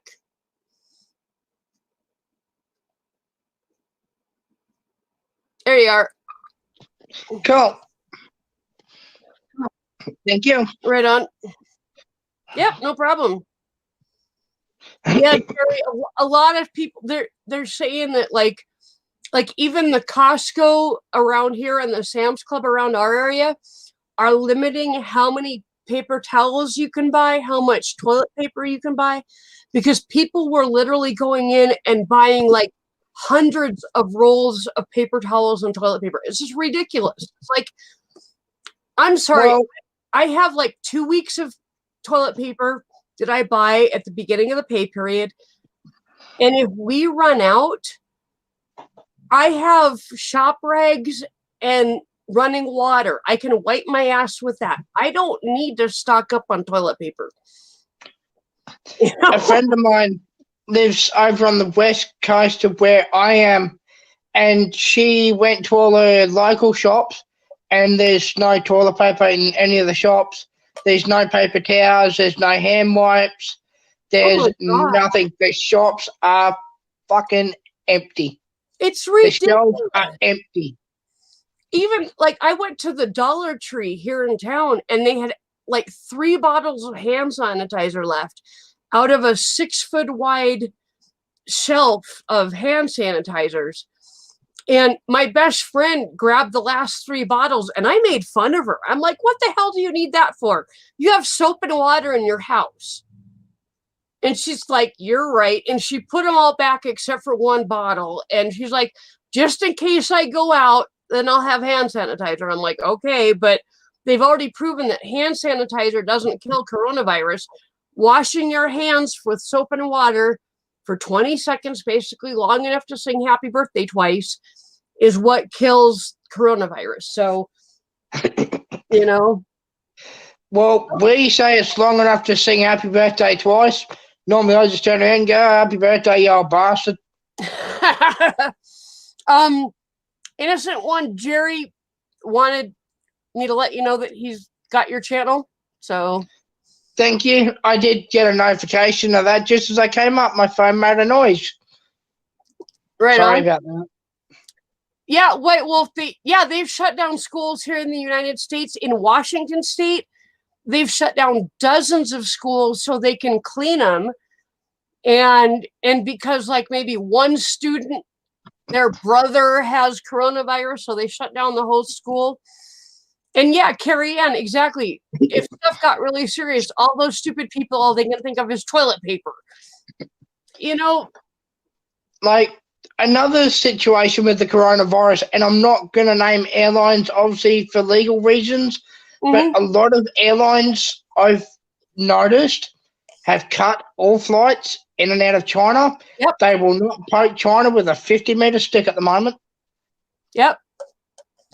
Oh, yeah. Which has actually caused, and I'm, again, not going to mention airlines. People, if you do know who I'm talking about, please don't mention it. But an airline actually went into liquidation and shut down overnight. Yeah. Because of the coronavirus and not making the money back in revenue in flight, so they couldn't afford to pay their staff and pay for the aircrafts and that. And so, the airline actually went bust overnight. Yep. Yeah, which means because of those that went bust overnight, their brother and sister companies are going to have to pull their finger out, step their act up, and get their shit together to stay on time with those flights. But the other thing you got to realize is because they went bust, other airlines are going to jump for their gate slots.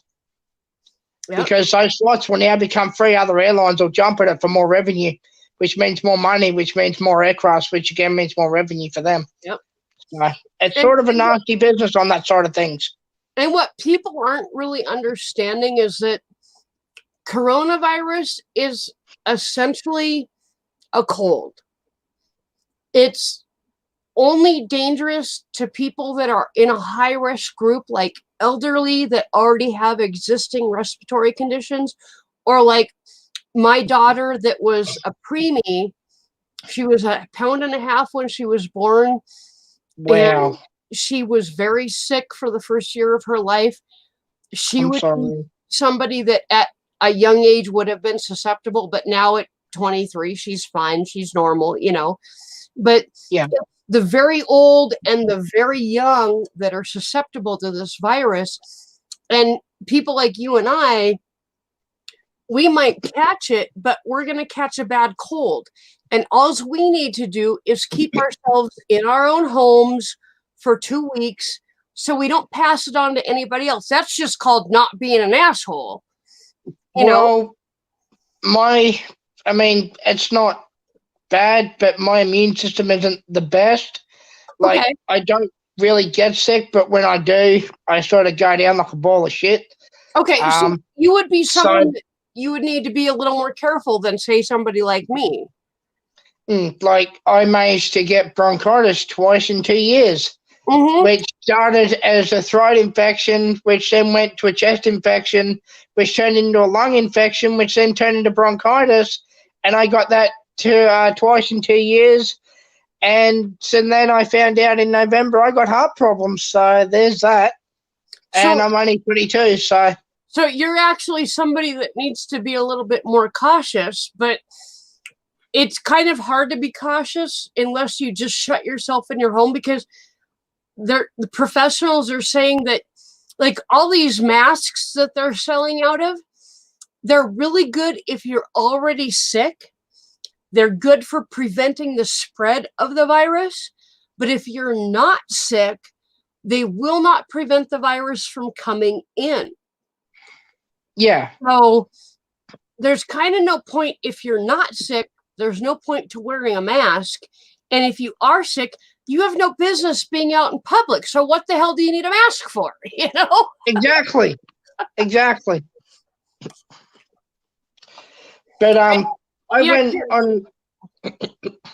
on a cruise ship a couple of weeks ago, and I was fine, even though we're in severe weather the whole time for 4 days. I was fine. But then the day after I got off the cruise ship, I then became ill. Yeah, because so many people in one area. Yeah, and then we went to the doctors and had all these tests done, and all of a sudden I'm getting phone calls and text messages that they want me to make another meeting with them and go in and discuss my results, which I'm not particularly keen on doing because I'm sort of concerned what they're going to say. You know, it's like, but it's like you need to know so that you can treat it if there's something that is going on. Well, I was coughing my guts up for about 3 weeks. I mean, wow. Well, that's not as bad as the bronchitis I had. I had that for about 2 months.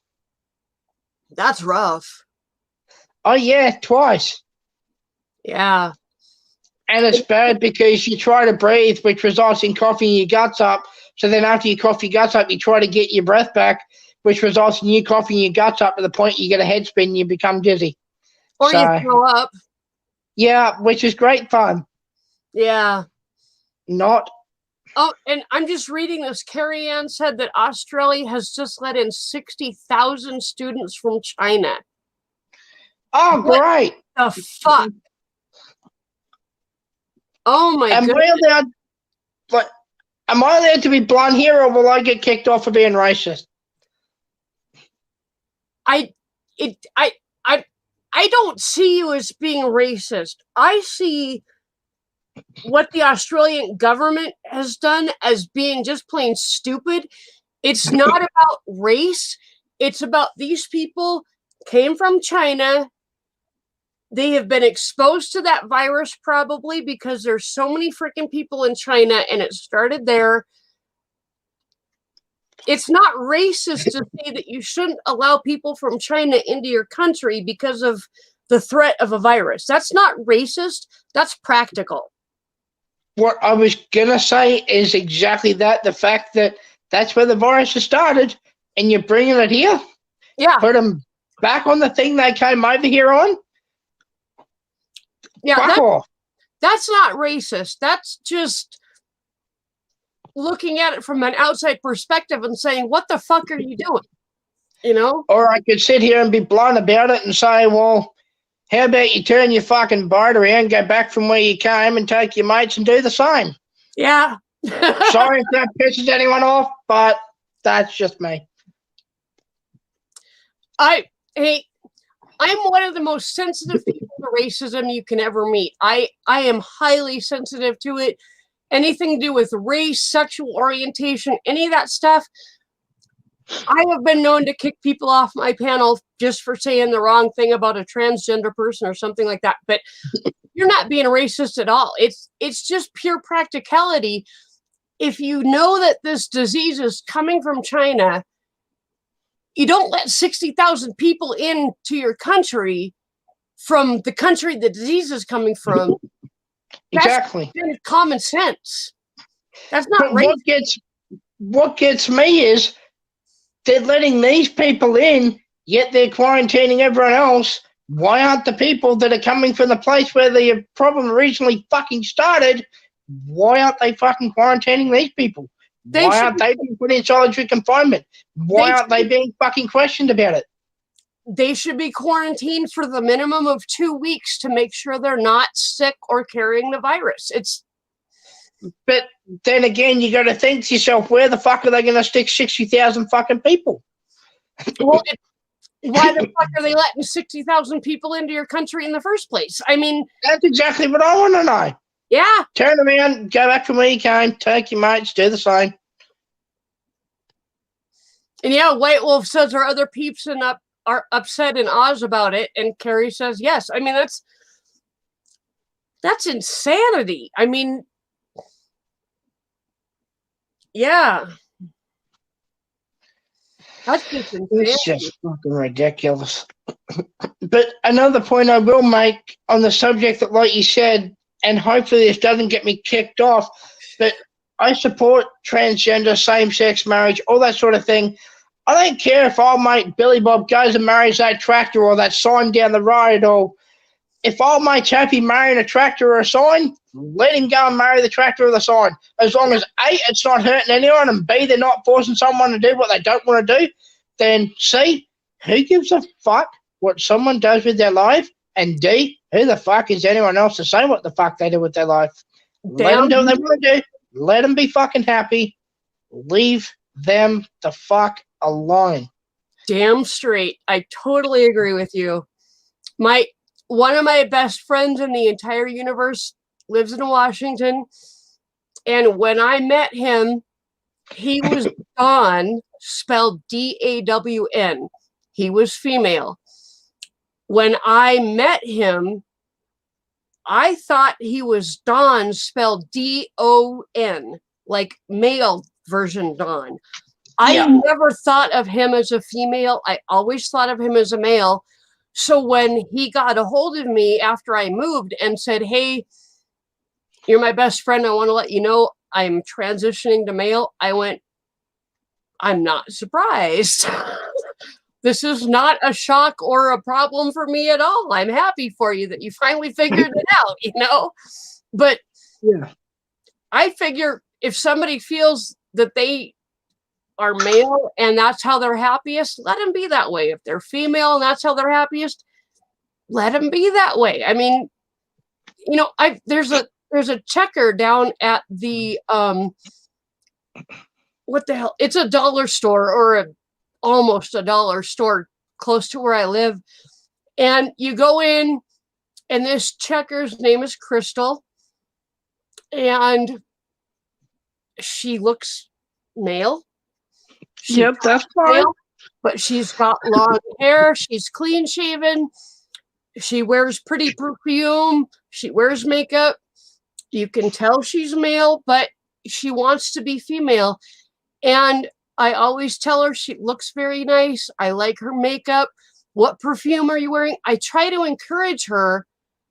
Yeah, yeah. I've heard other customers actually put her down and disparage her. That's fucked. And yeah, and it's like, no, that is not cool. It's just like, if she wants to live as a female, if that's how she's happy, then I'm going to encourage that. And the last time I was in there, the guy before me was making fun of her. And I actually looked at him and I said, you know what, dude, you're an asshole. Get the fuck out of here. You don't need to be in this store if you're just going to be here to be an asshole.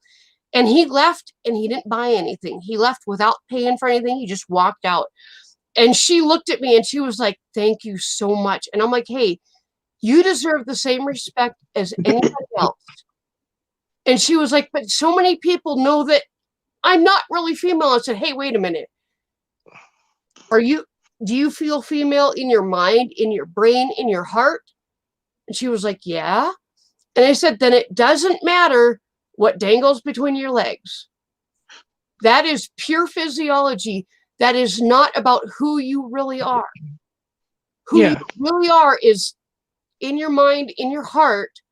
And if you are a woman inside, then live that way. And don't let some asshole stop you from being who you really are.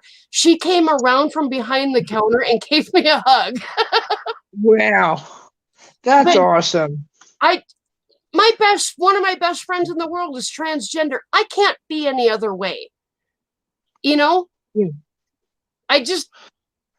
I have to be accepting, because if I'm not accepting of everybody else that's out there, I'm not accepting of my best friend. And if I'm not accepting of my best friend, what kind of best friend am I, you know?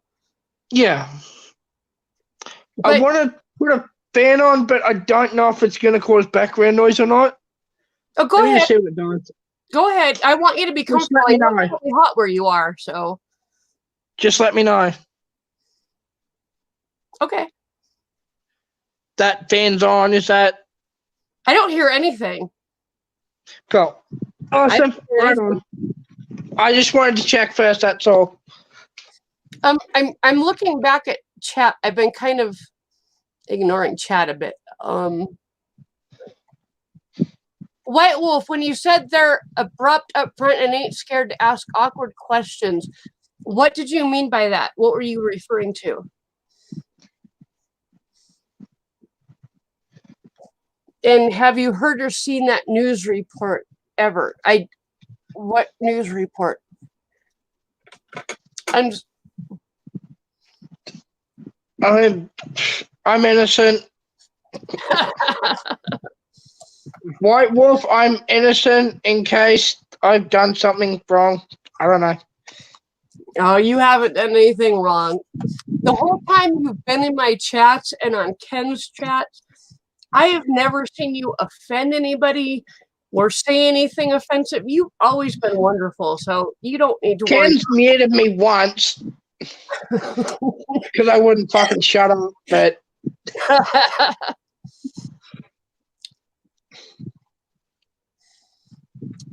we have 60 minutes up here, but I don't know what the you're talking about. I've heard of 60 minutes, and I can't stand it. It's like sitting there and watching the Channel 7 or Channel 9 news. It's just an hour of fucking bullshit and fucking dribble. Absolute fucking carry on. So, you know. Wait, you can keep where are you at? Because you said it's freezing here and Mrs. Red drinking a slush. So I'm curious to where you're at, because it's 65 degrees here. So I don't know what it is here, but it's reasonably warm in my room. I mean, I've got my aircon on because I've got my dogs out in the main area in the aircon to keep them cool because it's reasonably warm. So I'm trying to do the right thing. But in my room itself, it's reasonably warm. So right on. I know it's warm because my phone's getting hot. So that's why I've had to put the fan on. Yep, that'll tell you. Yeah, because the screen's starting to get a bit up there in temperature. Yep. Okay, White Wolf, you're in the UK. See, I like BBC News compared to the United States news because it doesn't matter what channel you watch in the US, it's all biased. It's all bullshit. It's all crap. Any news I want to get, I get on the internet from the BBC because it's not, at least what they report about the United States is not biased because they're just saying, this is what's going on. This is where it's happening. This is what's going on. And they don't have any kind of political spin on it because they don't have an agenda. If I watch the news in the States, they've all got an agenda and they've all got different statistics. I mean, like if you watch the news actually coming out of Washington State where the people are dying of coronavirus, they'll tell you that 12 people have died in Washington State and why they died, where they were, who they were connected with. They'll tell you the whole story.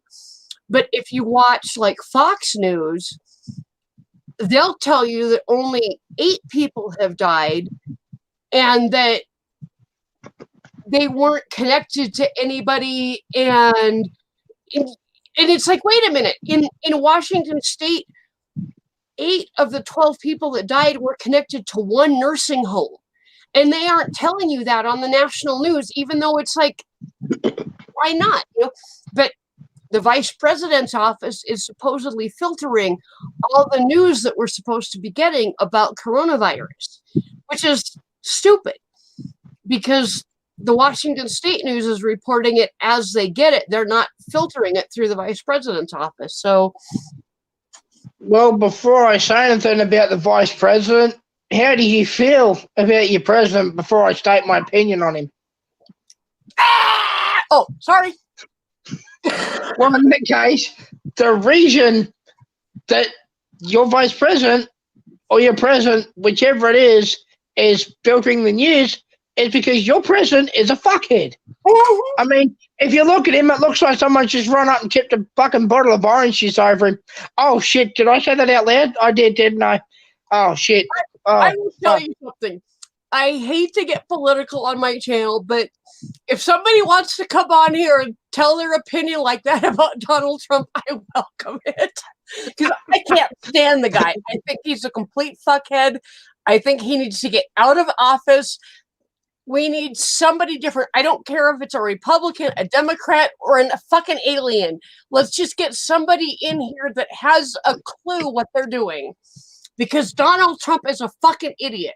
Now y'all I'm going to upset a few people in chat by saying this, but a lot of you guys over in America don't realize what he is doing to your fucking country. He is fucking you guys in the ass repeatedly. Exactly. And I'm not just saying that to be fucking gross. It's the truth. He is fucking you in the ass. He is screwing your country up. He is fucking you to the shit house. Your country's fucking getting screwed on the daily, and it's only going to get worse as long as he's in there. But I'm pretty sure I heard a thing the other day. They did another vote, and he got back in again, didn't he? Well, he's automatically the Republican candidate because he's the president. So it's up to the Democrats to come up with somebody that can beat him. You know, so well, if you can come up with someone that doesn't like tipping orange juice over themselves, then hey, go for it. Exactly. Oh shit! Did I say that out loud? I did, didn't I? Oh shit! Oh well, shit! Oh. I'm on, like, I keep track of a website that tracks how many like lies he has told over the course of his presidency. And as of yesterday, it was over 1,400. Like, great work.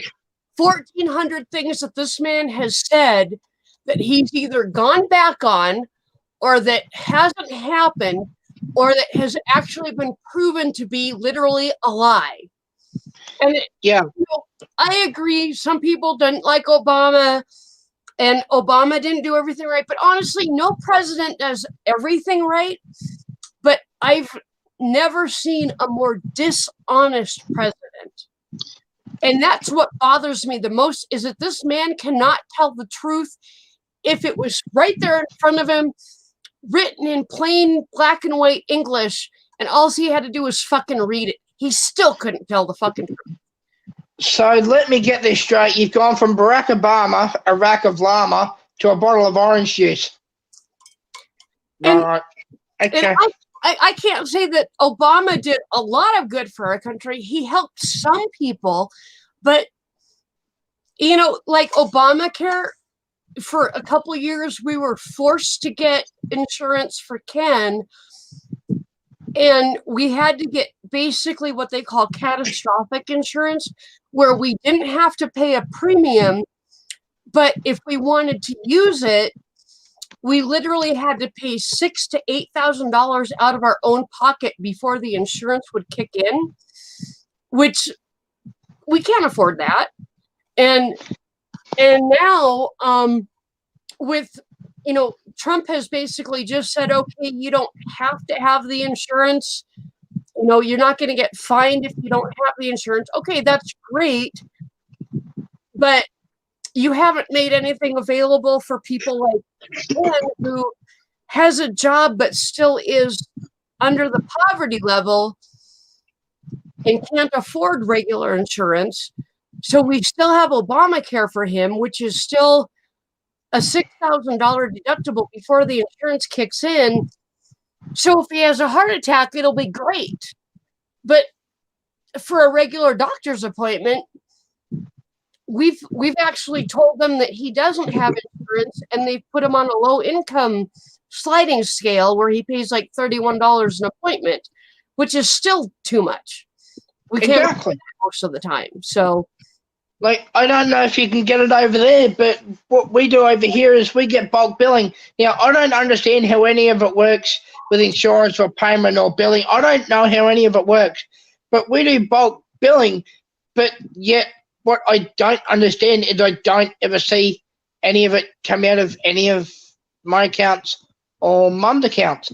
Yet it's bulk billing, but yet the money never disappears. So where the fuck it's going, I got no fucking idea. I'm confused. I've never heard of that, so I don't know. White Wolf, I know exactly who you're talking about. And to be perfectly honest, for what I remember, I think he was a pretty decent president. He had a personal problem that should have never been brought into the public eye.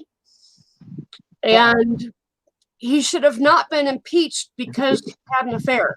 That is not a political problem. That is a personal problem between him and his wife. He should not have been impeached because of that. My opinion.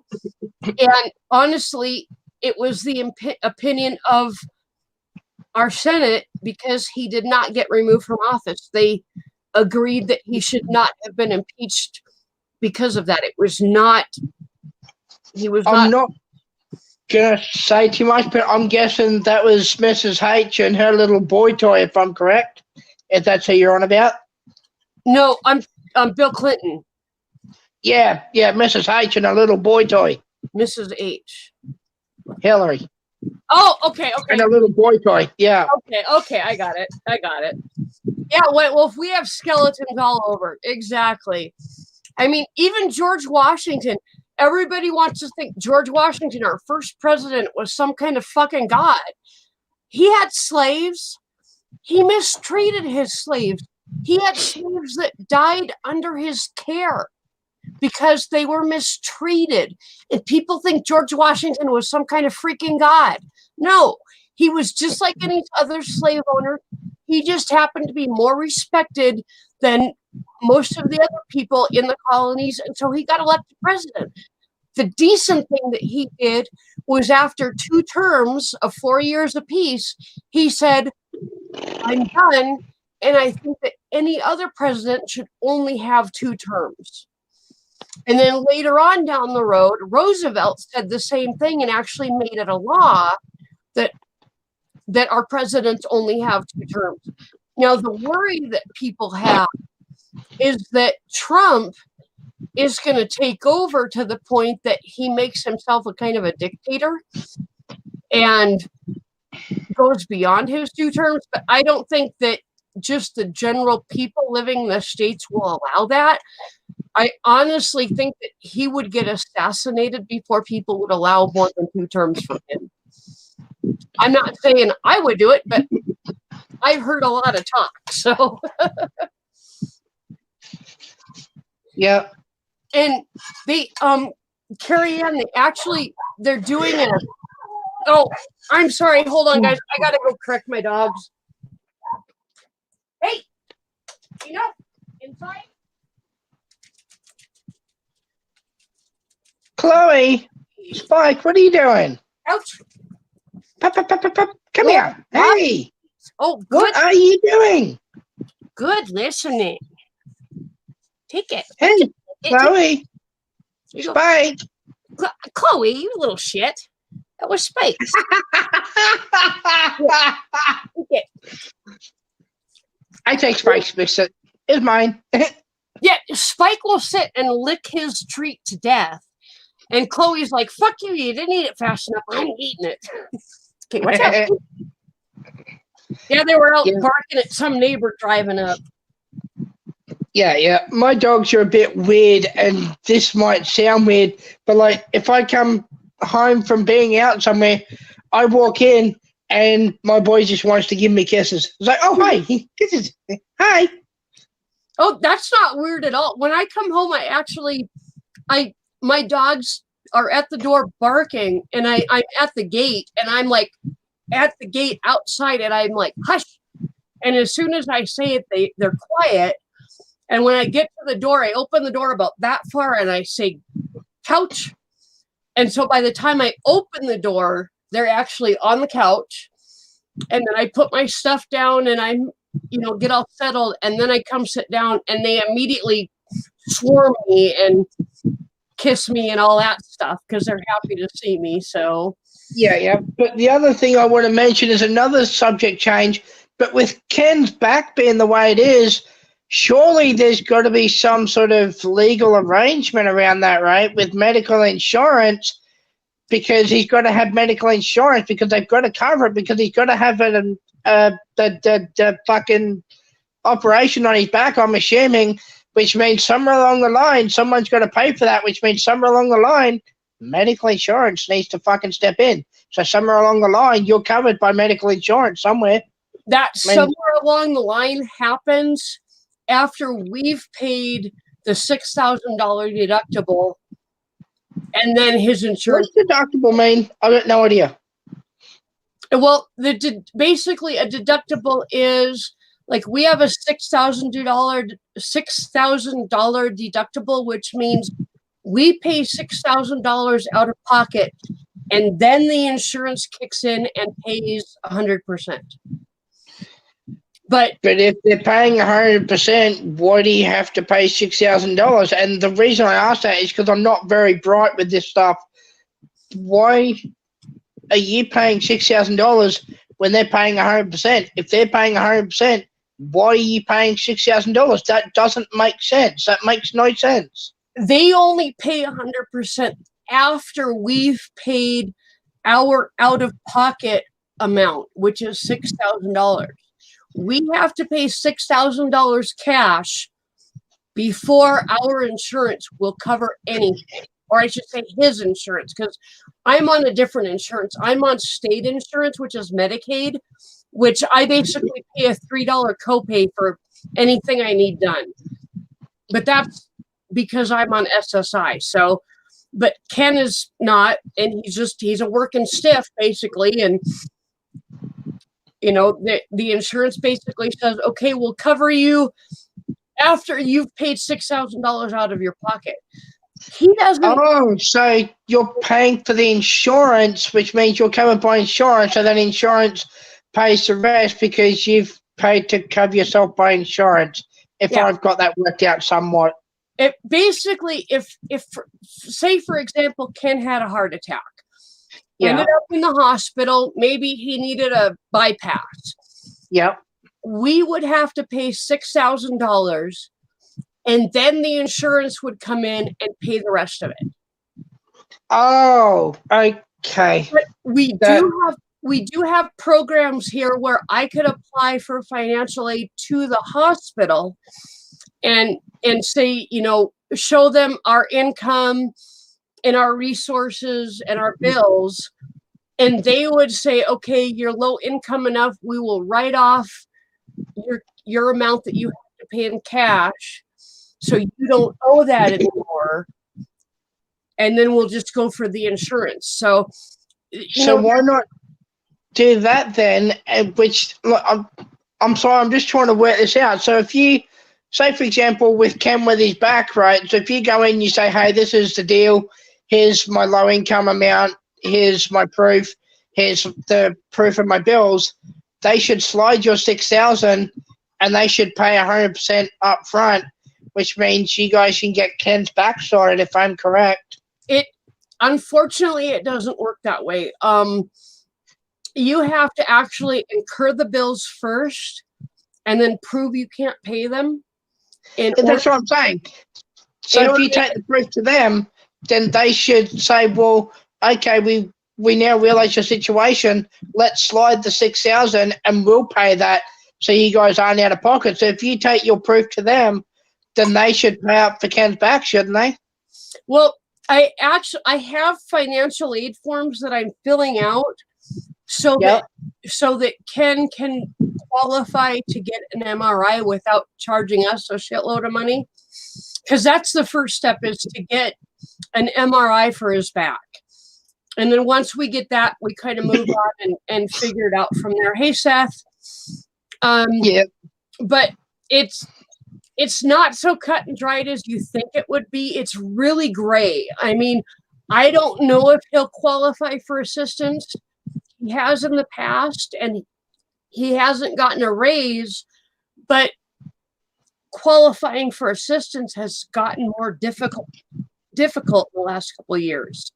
So it's kind of touch and go. Like when I applied for college, I thought I would qualify for all like grants to go to school.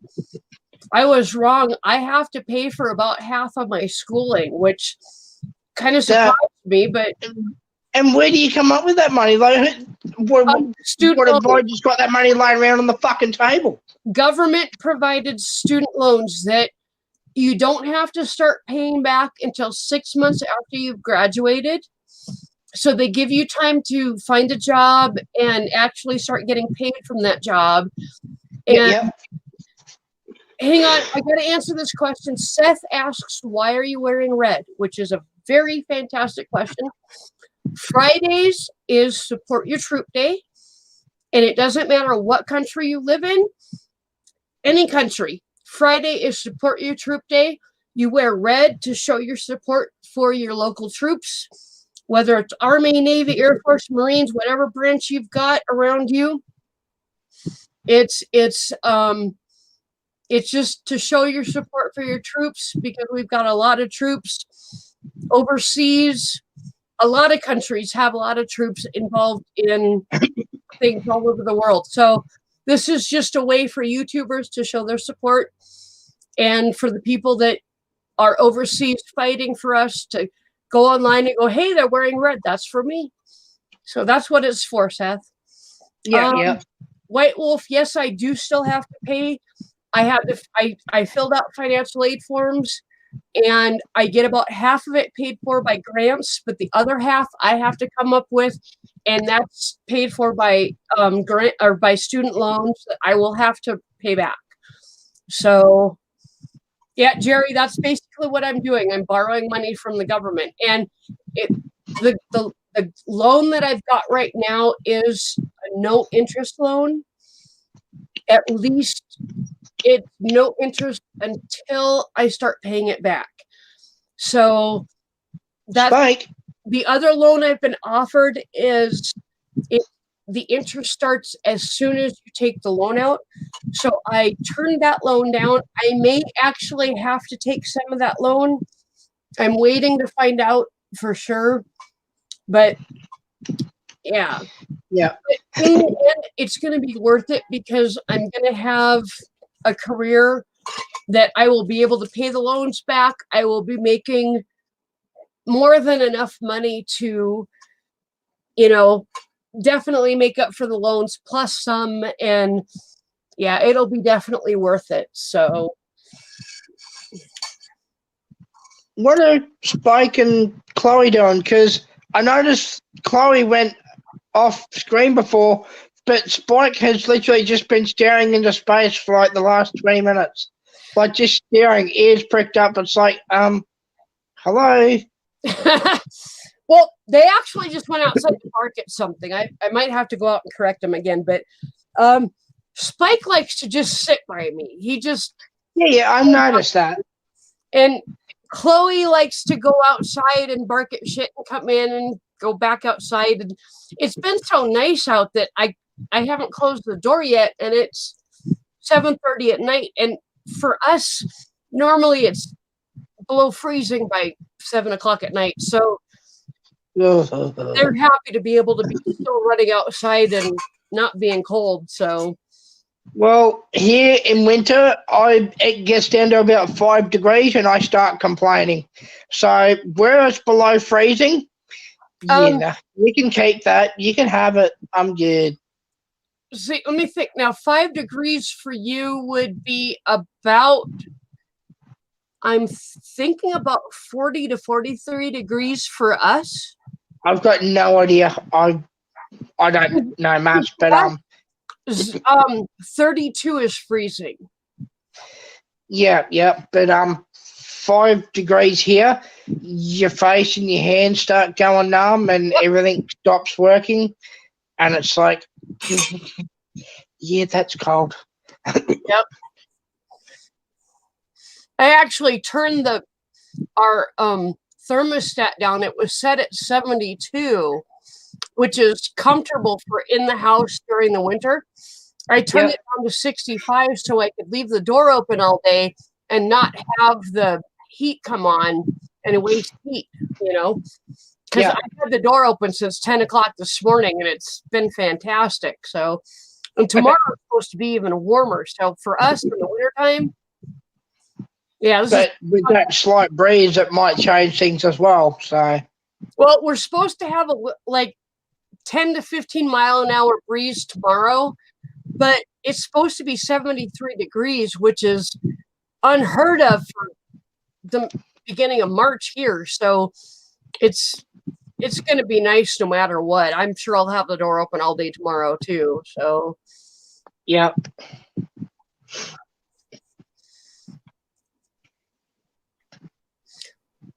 But the one thing I wanted to say, White Wolf suggested borrowing money and all that.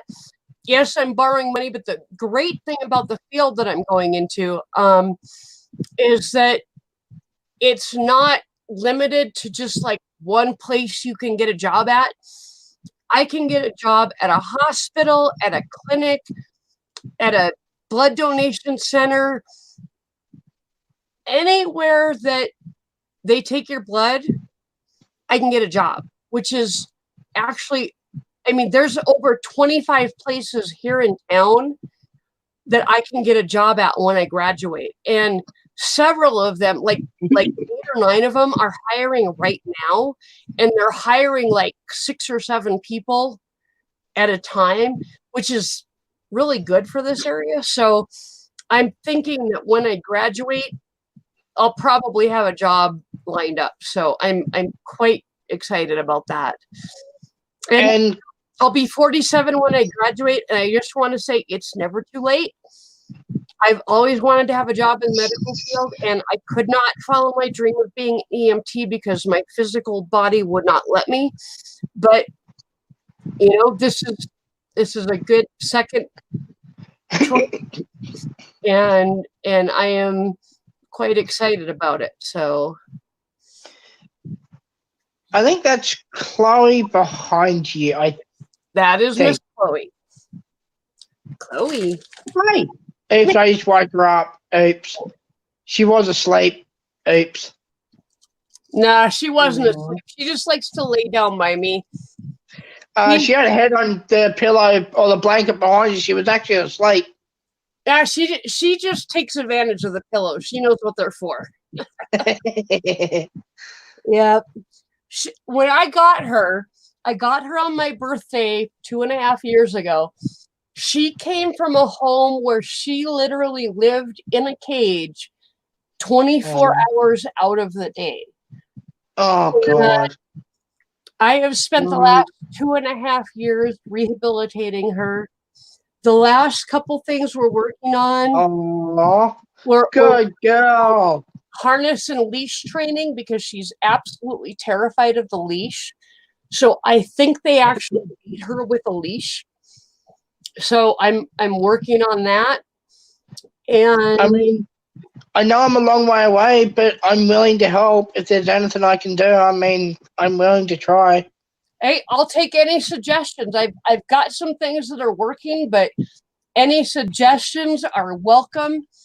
You know, I always welcome ideas because you never know I what mean, will work with what dog, you know. the only thing I can think of is if you want to try putting her on a leash, I can try talking to her and try keep her calm so you can put a leash on her without her getting cranky at you. I mean, I can only try, but it's up to you. I don't want to step in where it's your say is final. I don't want to overcorrect that, but I just want to try and help, you know?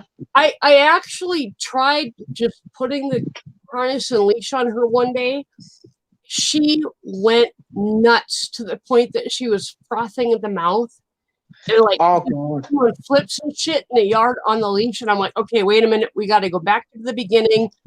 And so I started out by putting the leash and the harness on the floor and putting basically high value treats. I used deli meats and I put them all over the harness and the leash so she had to eat off the harness and leash so it wouldn't be so frightening to her.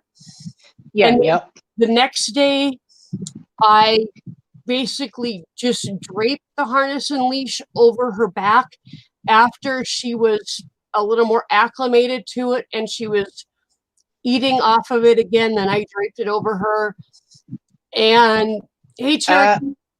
And then yesterday, I actually got the harness and leash. Spike's ripping a hole in your sheet. What's that? Spike ripping a hole in your sheet. I think Spike, what are you doing? He's just turning around to find a comfortable nap. The claws were going into the sheet. That's all. Oh, it's a big old blanket, so yeah, no problem. It's kind of out here so the dogs can dig into it if they need to. I got it for free, so yeah. Spike was just clawing at it, so I just wanted to let you know before I end up with a hole in it. I appreciate that. Oh man, you are absolutely beautiful, Chloe. I'm slowly acclimating her to the harness and the leash, and she seems to do better when I don't have the leash attached to the harness. Just the harness I can actually snap on her all the way. But if I put that leash on it, she lays down and cowers and pees on my couch. So I'm sorry. I think that people that had her before me beat her with the leash. So I've got some work to do with her, but we're getting there. I'd like to look at that. She just cuddled right into your arm then. That is adorable. She's been like that from the beginning. She is just my girl. And she was actually supposed to be Ken's dog. She's a mama's girl. She's 100% a mama's girl. Yes, she is. Sorry, Ken, you've lost out on that one. Yep. She's just beautiful. But she's so smart and so eager to learn, even from the beginning. I mean, like when I got her, she was so scared of everything. She was terrified to come up my front steps because they were just like slats with no backing to them. Yeah. And I had to pick her up and carry her up the front steps. And I had to train her. The first thing I trained her to do was to come up my front steps The second thing I trained her to do was to go out the doggy door in the back and go out the back steps. And then I started working on obedience and stuff like that. But I had to literally teach her how to come up a set of stairs because she was so terrified of everything. And I'm sorry.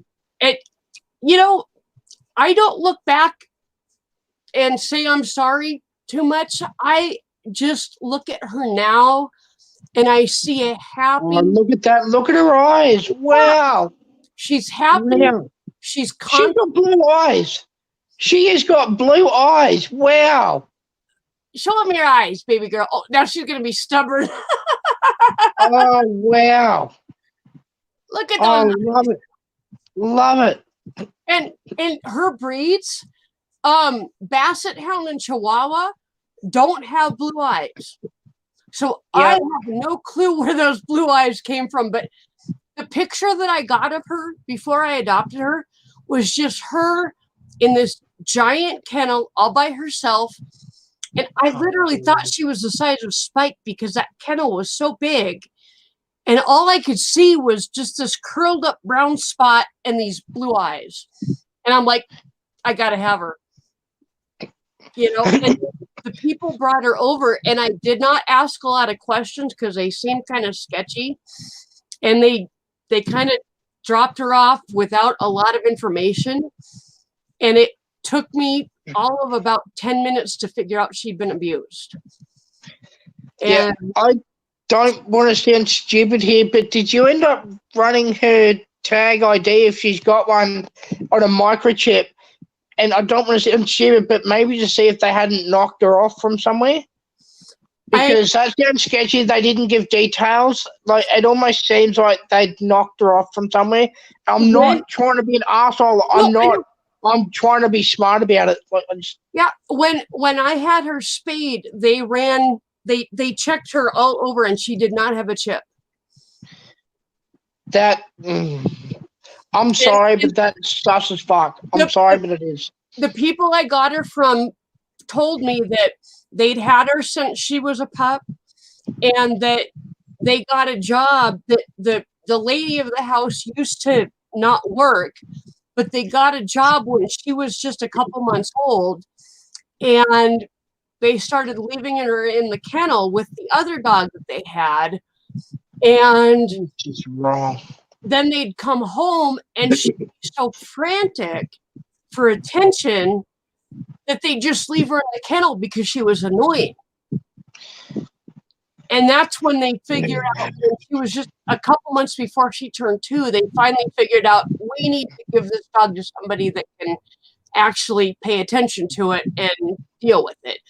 But they'd already done a lot of damage before they gave her to us. So I'm trying really hard to bite my tongue and not say something. I'm hearing what I've just heard. I am absolutely livid.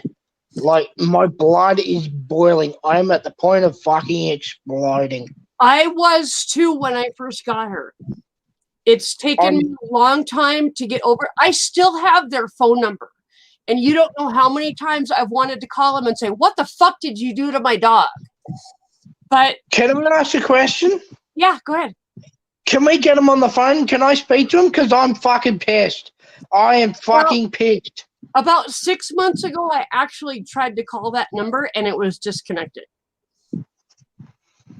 So I'm just gonna breathe or I'm gonna fucking explode. They're gone and good fucking riddance. And honestly, we have gone from a dog who was literally scared of everything. And I mean everything. If I sneezed, he would take off and run down the hall and go hide in the bedroom. If I snapped a garbage bag to open it, she would run down the hall. The other day, I snapped a garbage bag right next to her, and she looked at me like, you bitch. You know? She has gotten over so many fears that she is not the same dog I got 2.5 years ago. And if those people showed up at my front door, I'd tell them this. You know?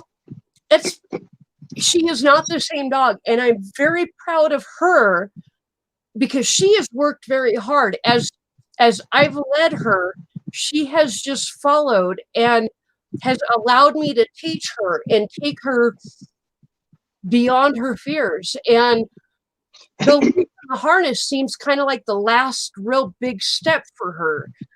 And once we get past that, I can actually take her out for walks and stuff. And I'm really excited, and I'm working hard with her to get her to that point. So can I maybe make one suggestion? Maybe, you know how some dog parks, they allow you to have dogs off leashes? Mm-hmm.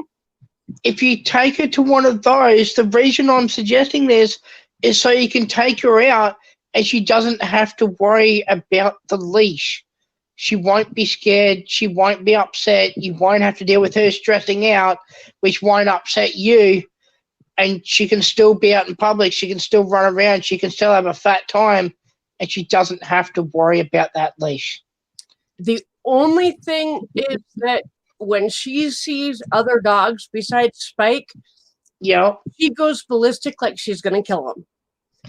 So I'm sorry. It was just an idea. I'm sorry. It's actually a good suggestion. I've thought about it, but I've realized that I have a lot of socializing to do with her before I actually can take her to a dog park. And we only have one in our city, and I've been to it, and the people that go to it do not have control of their dogs. I've seen dog fights at that dog park more times than I can count. Yeah. Not a good place. Yeah, I'm sorry. It was just a thought. That's all. Because I thought she can go out, she can be in public, she can run around, she can have a fat time. Yeah. She doesn't have to worry about that leash. Exactly. But I'd like to get her trained on the leash. I mean, when I had to take her to the vet to get her spayed, oh my God, that was a nightmare. Because I bet. I had was her leash and or all I had was her collar and her leash at the time. And she could slip out of her collar because of the mix of breeds that she is. Her neck is bigger than her head. And so I literally had to basically carry a 25-pound dog into the vet's office because as soon as I let her out of the car, she got out of the collar. And wonderful. Yeah, so that's why I purchased a harness for her, and I'm in the process of fitting it properly. And it's actually a harness that has a clip on the front. So you put the leash on the front so they're not inclined to pull like with a back hook. And you can actually correct them from the front, and they're gonna pay attention more to that correction.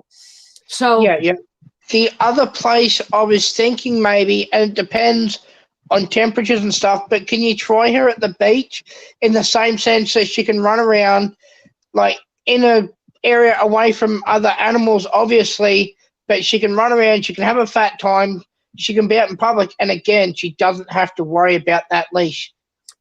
Where? Where did you say? At the beach, maybe? Oh, we don't really have a beach around here. We're literally in the middle of the continent, and we have a couple lakes, but they're like an hour and a half away.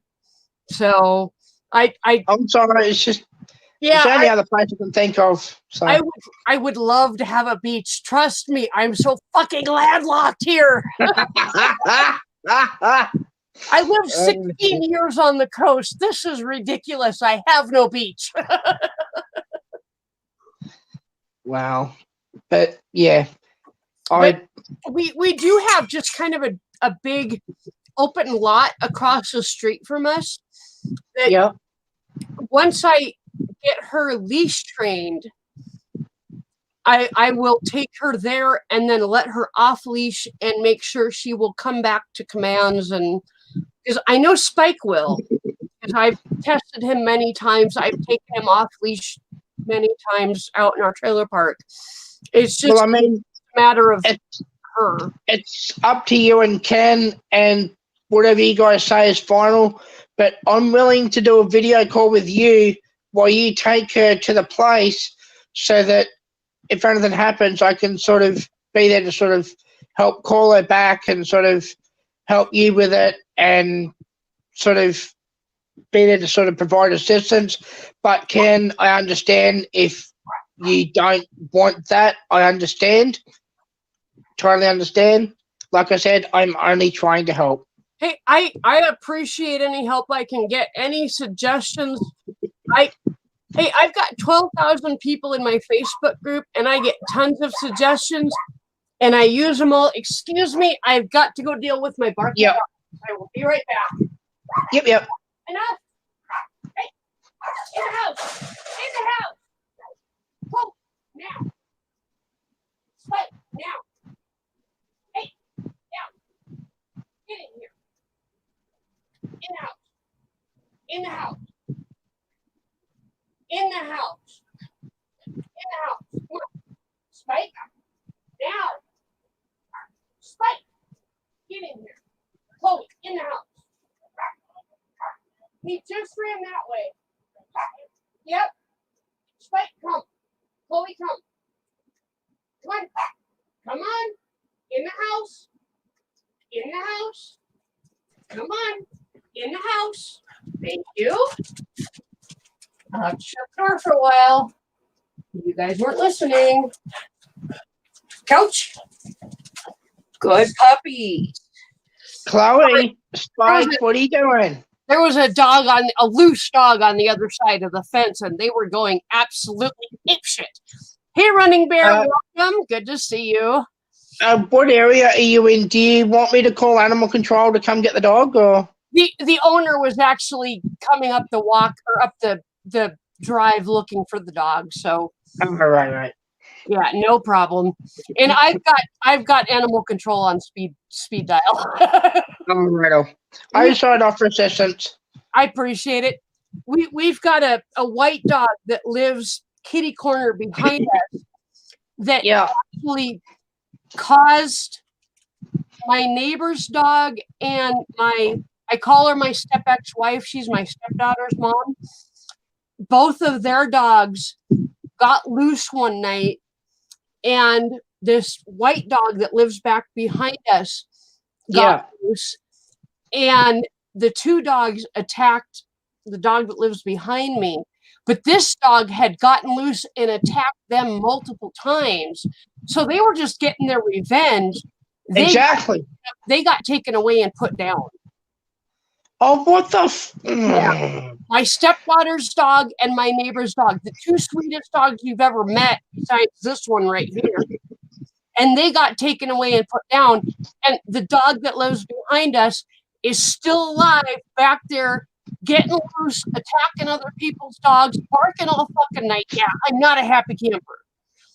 So. And let me guess, the dog that got out was that same fucking one again. Let me guess. Yep. And I was just glad to see somebody coming looking for it, because if somebody coming looking for it, I would have been on the phone to animal control. Yeah. Hey. Hey, kiss for mum? Oh, thank you. Oh, good girl. Here, you want one of these? Oh, yeah. Oh, hey, snack. Oh, hey, be good girl. Oh, you got snacks You now. have these in your country? Nope. Oh my God. My dogs will make fools of themselves for bacon strips. And when you open the bag, it smells like fucking bacon. Like you just fried it in your frying pan and you're going to make a bacon, egg, and cheese sandwich with it? Yeah. Yeah. I was about to say, all you need is a fried egg and a couple of pieces of bread. Pretty much. Oh, good girl. Get it. Oh, good girl. Come here, Spike. Come here, Spike. Come here. You want Spike. it? Get it. Good boy. Good boy. Good boy. Good girl. Good boy. Good dog. Let's see if she'll do it. You have got two. Oh, good girl. That's a low five and a high five without a command. Yeah. And that's why I told her she's a good girl. That's a reward. Good girl. Okay, one more. You've got two amazing dogs. Wow. I work very hard with them. I use the Caesar Milan method of training. Yeah. Yeah, And yeah. if you ever want to know about Caesar Milan, just look them up on YouTube or go to caesarsway.com. Shit tons of videos. Many seasons of TV shows. And Yeah. I've seen Caesar Milan's way of doing things. Not for me. Not. it No. just, and every dog is different. Every trainer is different. Your dogs are obviously happy, so whatever you're doing is working.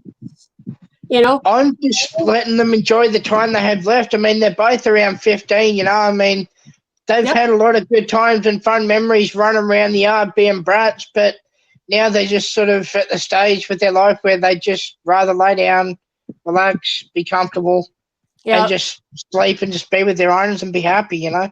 yep, yep. Which is what I try to do. I try to make them as comfortable as possible.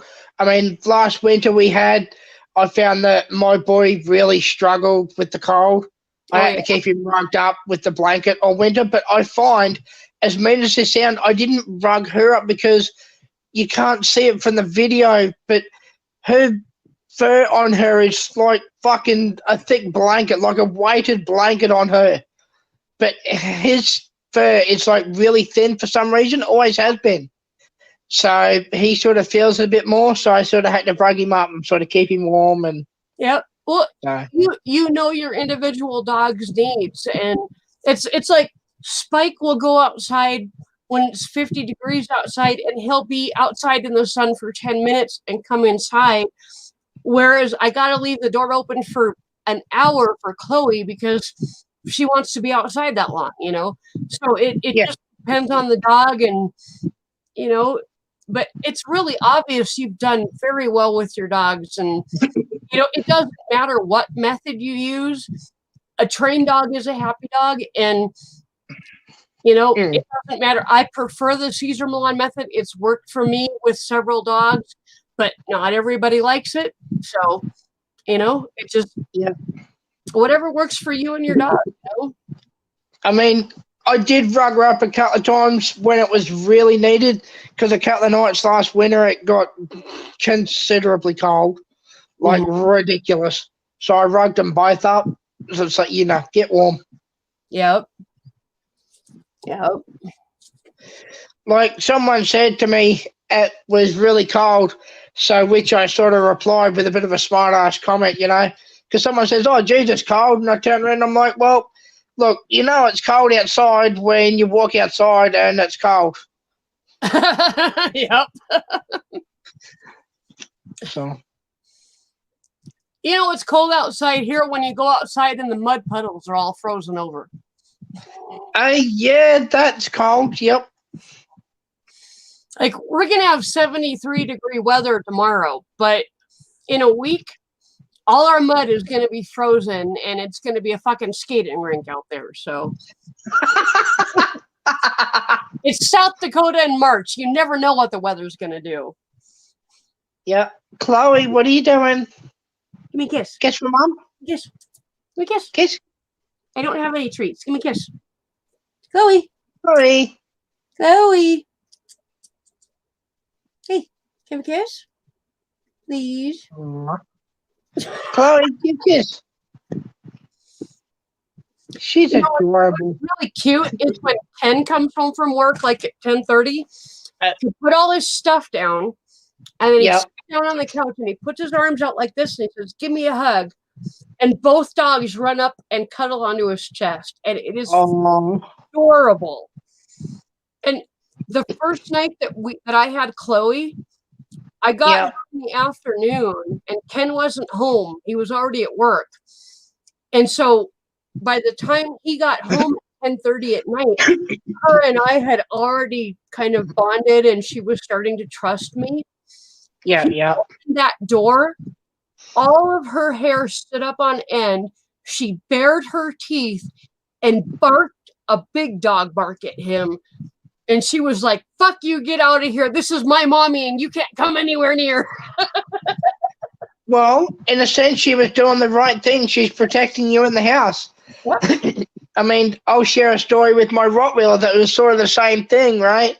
So my mom and my ex-stepdad had just started dating, and he had a set of keys to the house at the front gate.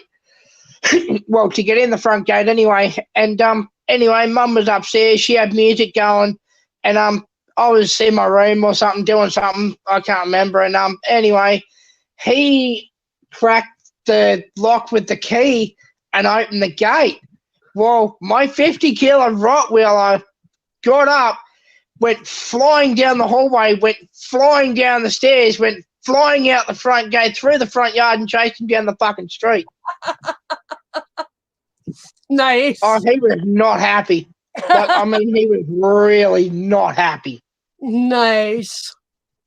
Like, to pull the tail up, the head down, Yep. you got two choices. Get the fuck out or get bit. Well, And he did. He fucking chased him out of the house and down the street.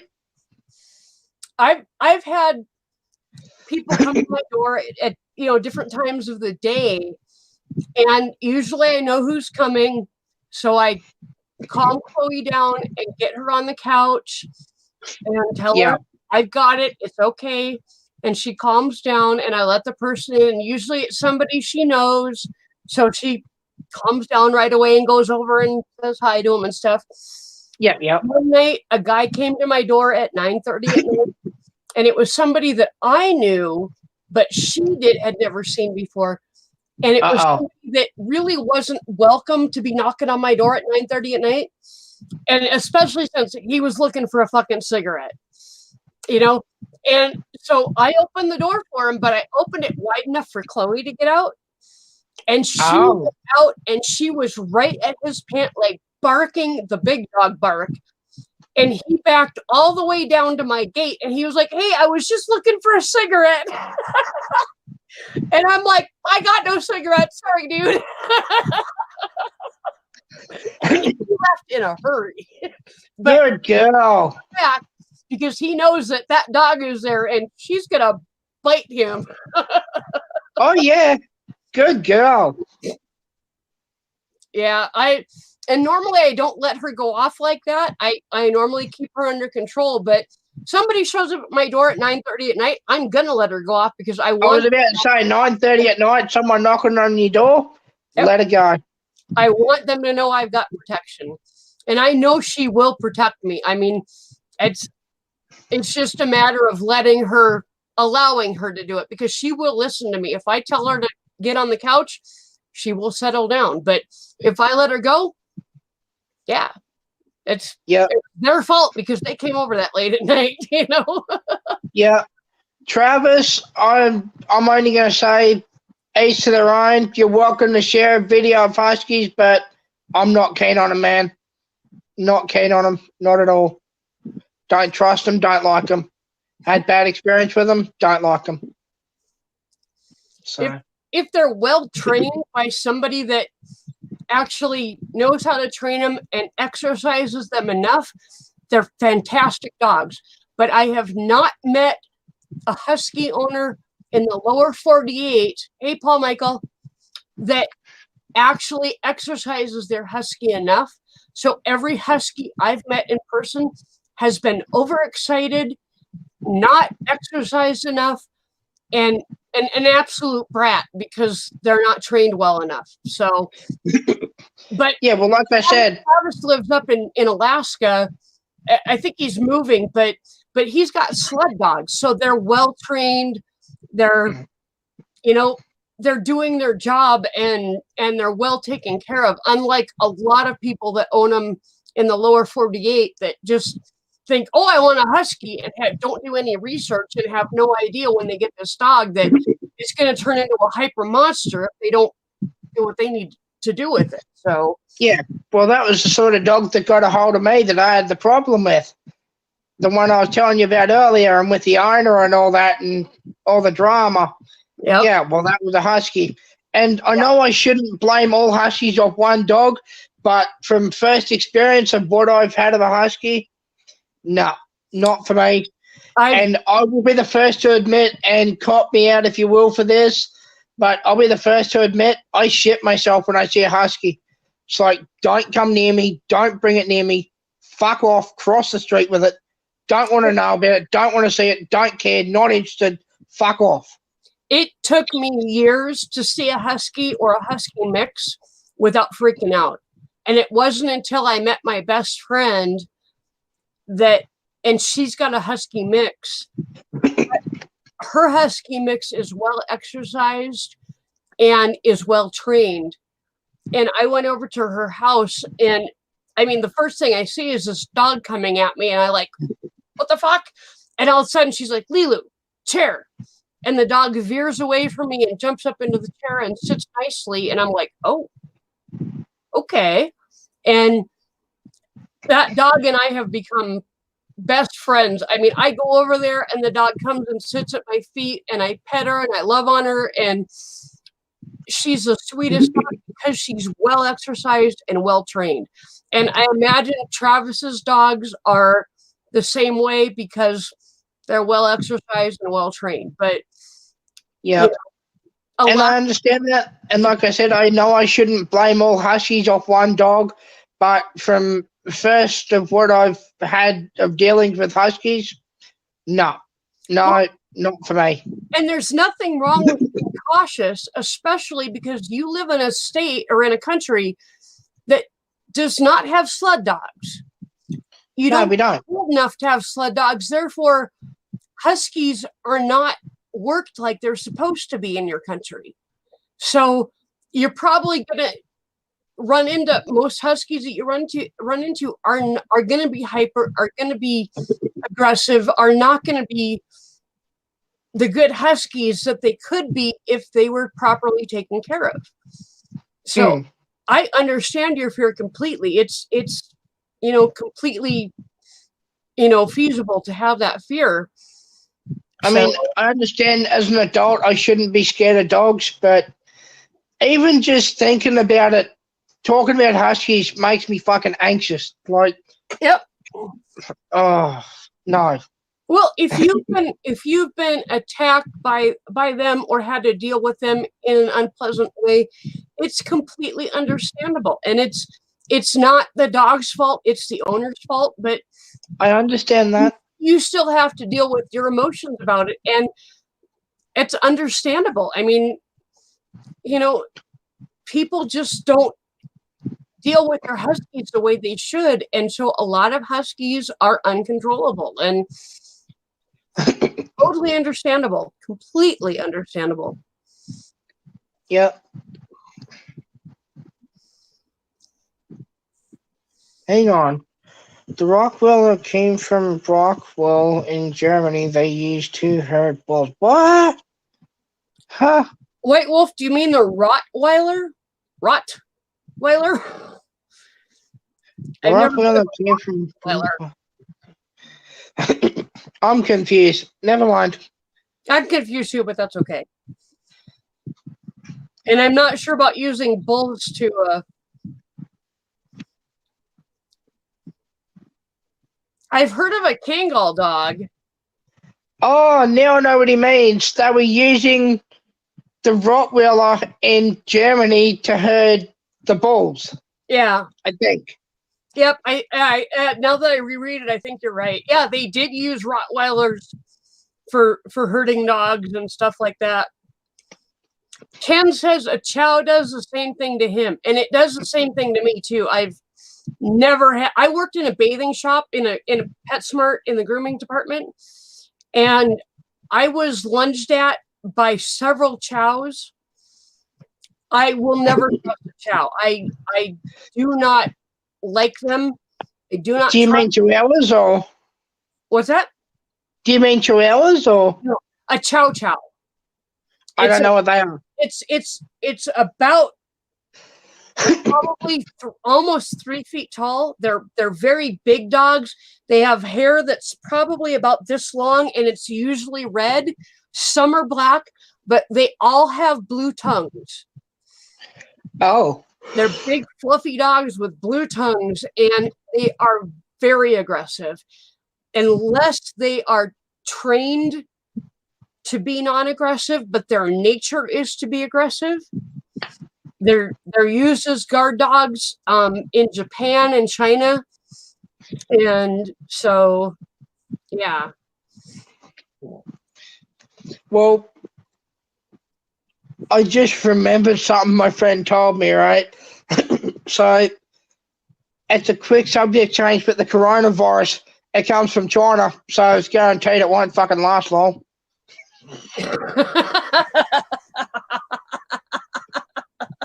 Oh my god.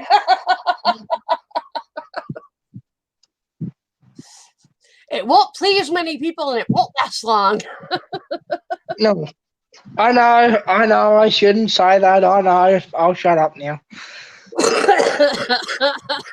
That's fucking funny. Oh, and before I forget, where did you find my other lighter with the casher metal thing around it? Because I found it this morning laying on the coffee table, and I'm like, I already have one of these in my bag. And it was like, that thing has been missing for 2 years. So I'm very curious as to where you found it, because, yeah. Yeah, I've heard of Kangles. They are amazing dogs. They can be trained very easily, but they are ferocious, and they think they're big as a fucking house. They will not stand down to anything. The other breed that I've noticed can be vicious, and you're going to laugh at me for saying this, but I've seen a lot of Chihuahuas that have been fucking nasty little bits of gear. Like, really fucking mean. The only times I ever got bit, which was twice when I was working at the grooming shop, was by Chihuahuas. Chihuahuas think they are big, and they act like it, and they have very, very sharp fucking teeth. I actually went next door to the pet vet because I did not want to have to, get a hold of workers' compensation and file a claim and all that shit. I just next door to the vet and showed him my hand with my bit up fingers, and I said, "Can you bandage me up so I can go back to work?" But the second time I got bit was a rescue Chihuahua. The lady literally brought from the rescue place to our shop to get its nails clipped. Yeah. And I'm like, are you fucking serious? You bring it from the rescue to get its nails clipped? And they assigned me to clip its nails, and I didn't even get to clip one fucking nail, and it had chewed my fucking hand in half. Oh, wonderful. And that one, the vet actually said, well, I can bandage this, but I really recommend you see a doctor. Yeah. Oh. And both of my dogs are half Chihuahua, and I just won't let them get away with the Chihuahua behavior. It's bullshit. I won't let them do it. If they start... I'm sorry, Ken, but that's fucking funny what Ken's just said. Yeah, kick me, dog. I fucking kick me, dog. Like, all I can say is... I just saw that, Travis. Sorry. That's funny. As bad as this sounds, all I can say is the label kicked me, and this dog going fucking flying through the air. When we first got Spike, he was abused by his former owners, and I would reach to pick him up when he was like chewing on something he wasn't supposed to, and all I was going to do was pick him up, move him somewhere else, and give him something he could chew on, and he would scream like a fucking woman. I mean, just wow. It was awful. The neighbors would think I was beating my fucking dog because he would scream when I was just moving him. Heads up, I wouldn't do that again. Chloe didn't like that, not at all. Well, Chloe, that wasn't Chloe. That was actually Spike. No, but when you did that, she just reacted to that. Oh, really? Like, really reacted. Yeah, she didn't like that at all. Yeah, she doesn't like sudden loud noises, so...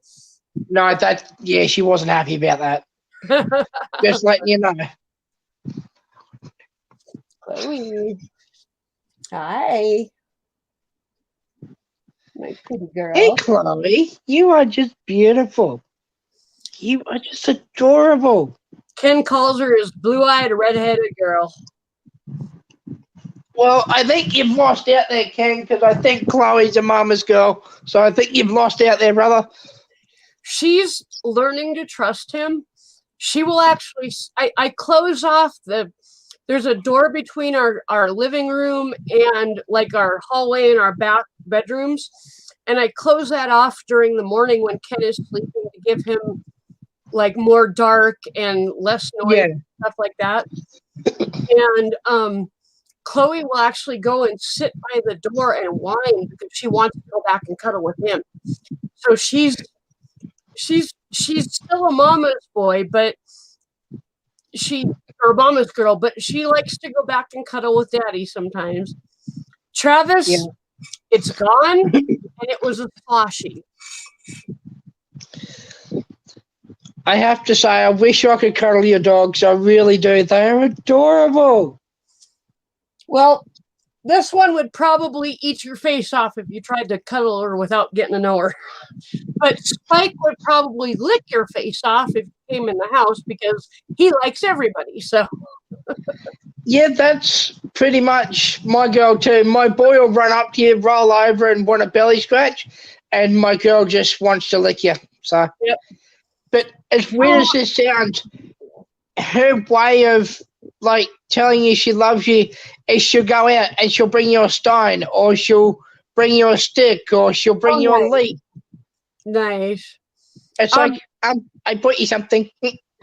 Right on. Running Bear, I just want to say hi. Welcome to the chat. We have no cat. We used to have a cat, like a kitten, but it was shitting all over the house, and I couldn't train it to go outside, so I finally took it to the Humane Society because I couldn't put up with an animal crapping all over my house. So, and White Wolf, I don't know how much ice I use a month, but I use at least 2 ice trays a day because I drink at least 1 slushy a day. Not a sloshy a day, 1 slushy a day. The slushies are usually on the weekends. So. Yeah. And But right, Jesse James Bourbon. With your course that's coming up, you won't be able to have them, will you? Because you'll have to be 0-0. Well, I have to test clean. I cannot test positive for marijuana, so that has to stop. But as far as alcohol goes, they don't really test for that unless you actually say get into a car accident, and then they test your blood alcohol content. So yeah, but the thing with the marijuana is if it's for medical reasons, for like pain and shit, if it's helping you and you've got it legally, then they can't do shit about it and they can't stop you. We do not have legal marijuana in the state. As a matter of fact, we are the only state in the country that has a law against ingestion of marijuana, which means if I go to a legal state, say if I go to Colorado and I have some edibles and then legally, and then I come back to South Dakota where I live, and say I get into a car accident, I get into a fender bender, and the cops decide that they want to blood test me and I test positive for marijuana, I can get a 5-year prison term because I tested positive for marijuana. It's called ingestion, and it's 5 years. Yeah. Well, that's fucked. Yeah, it is. We are the only state in the union that has that law still. It is just ridiculous. When other states are going to at least medical marijuana, if not legalizing it altogether, we're still busting people that legally consume it in another state. I mean, the cops don't even have to see you smoke it. They can just say, oh, I think you're high. I'm ordering a blood test, and you're fucked. Yeah. I had one pull me over fucking last year, and because I went through complications at birth, my eyes aren't normal. and I got pulled up, and I was on my way to work because I worked for a local truck company for a while, and it was like somewhere between midnight and 3 a.m. in the morning that I had to start. And anyway, so I was on my way to the yard to meet the boss, and I got pulled up, and he says, "Mate, you're stoned." I said, "Mate, I've been awake literally 12 fucking minutes, literally." I got up, grabbed my lunch, got up, got dressed, grabbed my lunch, put my boots on, and I've got in the car, and I'm out the door. He says, "Mate, you're stoned." I said, "Mate, you want to argue with that?" I said, "Let's sit on the side of the road. Let's waste your fucking time. Go ahead, breath test me, drug test me."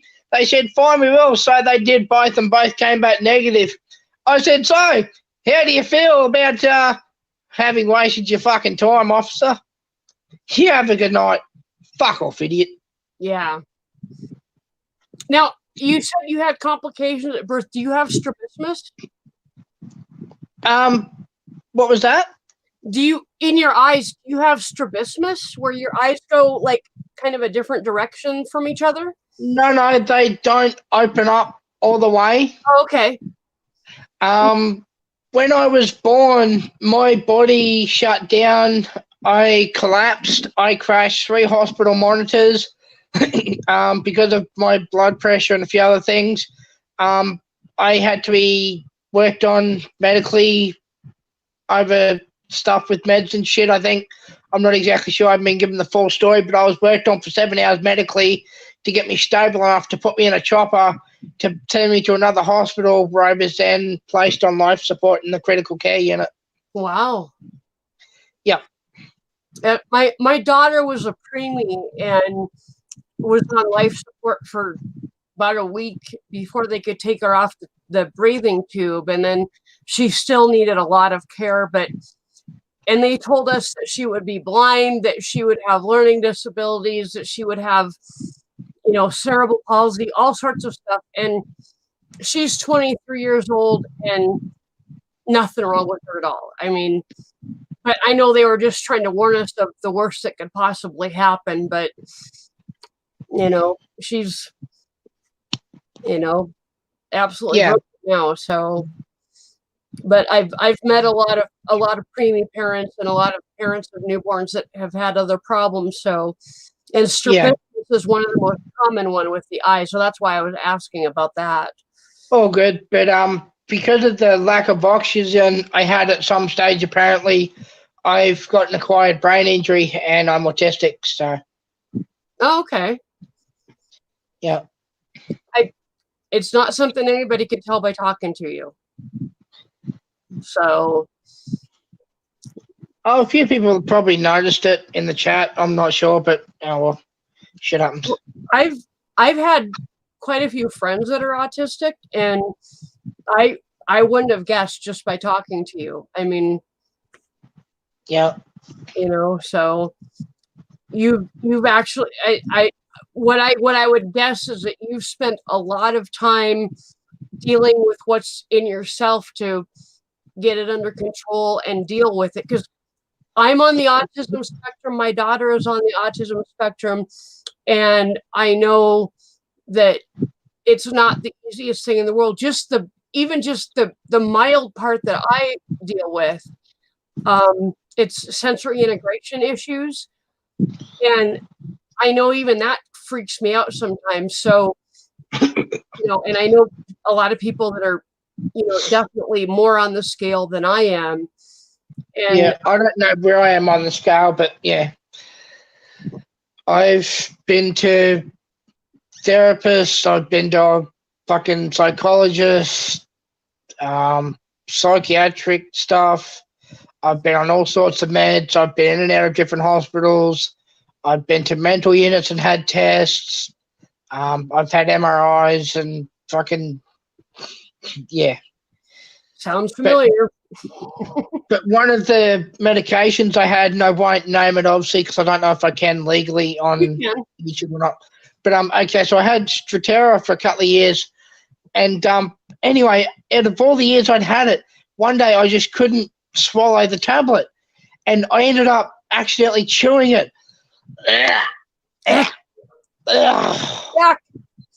One of the most lovely tastes I had for about 3 days. Oh, it was just wonderful.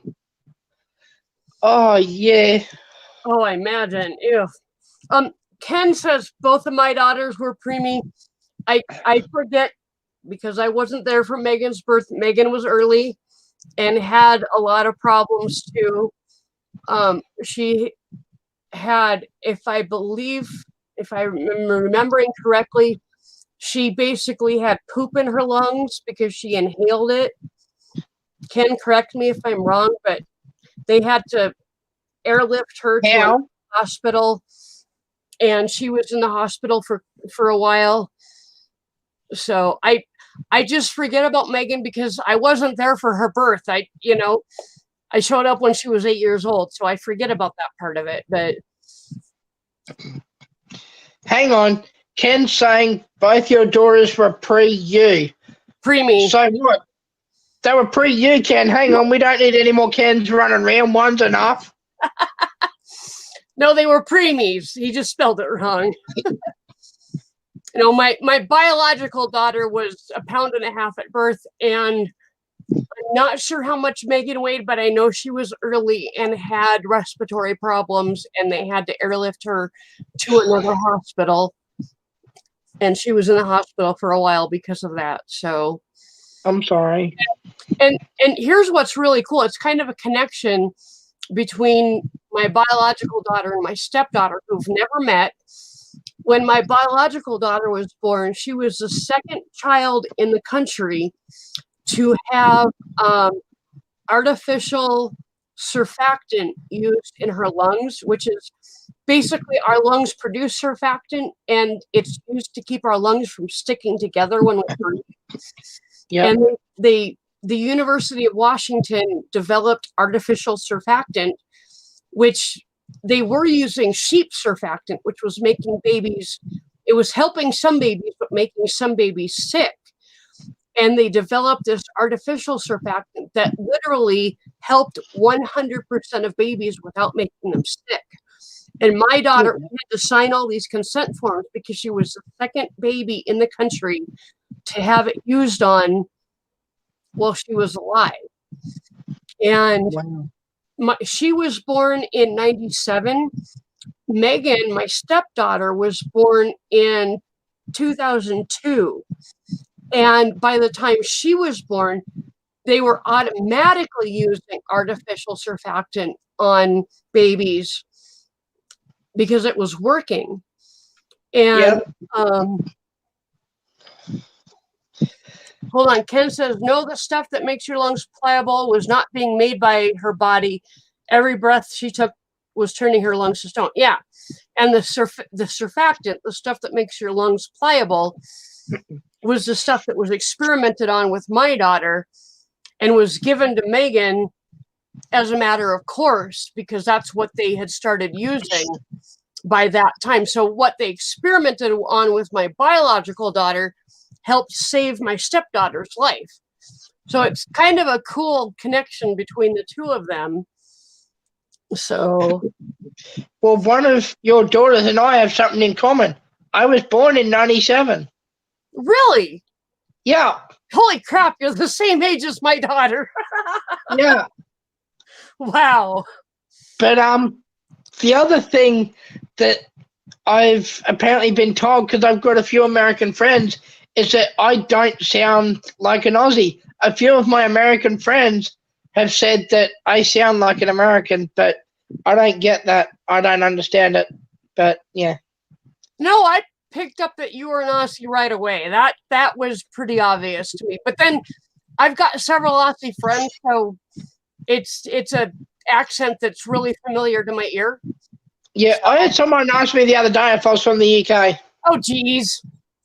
No, that's obvious that you're not from the UK. But then, like I said, I've had Aussie friends, so it's a familiar accent to my ear. Yeah, yeah. But hang on, let me read Ken's comment again. The stuff that makes your lungs fail is not being made by body. How is it turning your lungs to start? I'm confused. Sorry, I'm confused.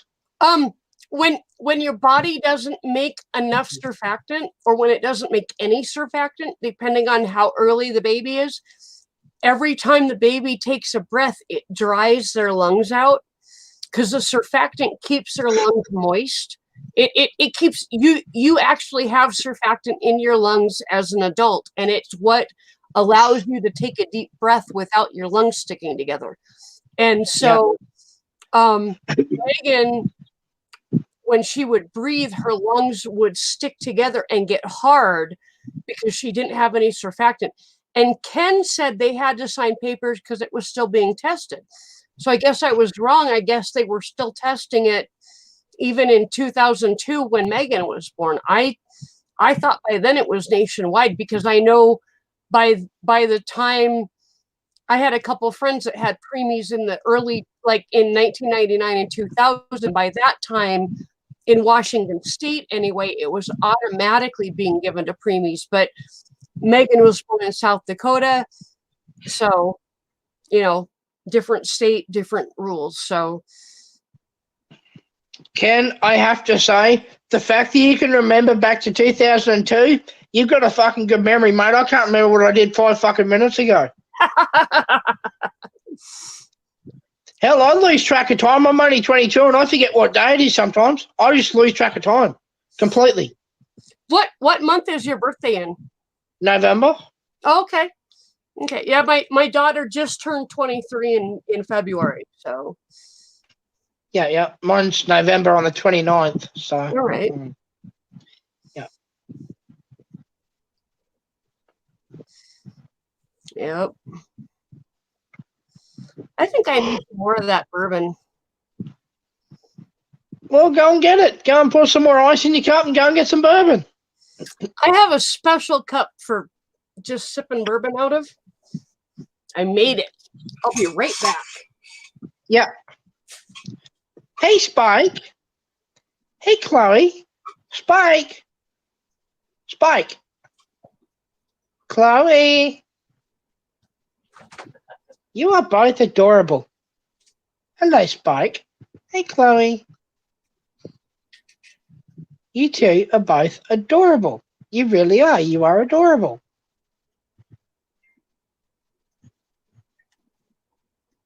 Oh.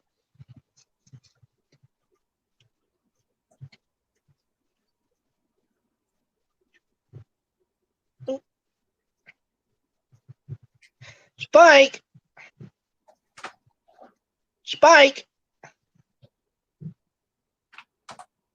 Spike. Spike. Chloe. Hey. Oh, look at Chloe. Look at Chloe. I can get him to react. Look at Chloe. Oh. Come here, Spike. Come here. You want this? Come here. Come here. Oh, you're being a turd. You want that? Don't lick it. With this? Chloe had her head buried in the blanket then. Come here, Chloe. Come on. Chloe, come here. Good girl. Good girl. Come on. Oh, good girl. Oh, gentle. Good girl. Oh, yeah. She likes mommy's cheese puffs. You know, I don't get gentle with my boy. You either drop the food to him or you lose your fingers. I've been trying to train him with that since I've had him, but it just doesn't work. He just fucking snaps. It's like we started from the day that we got these guys, and actually Ken taught me this. You hold the treat like, let me see if I can do it.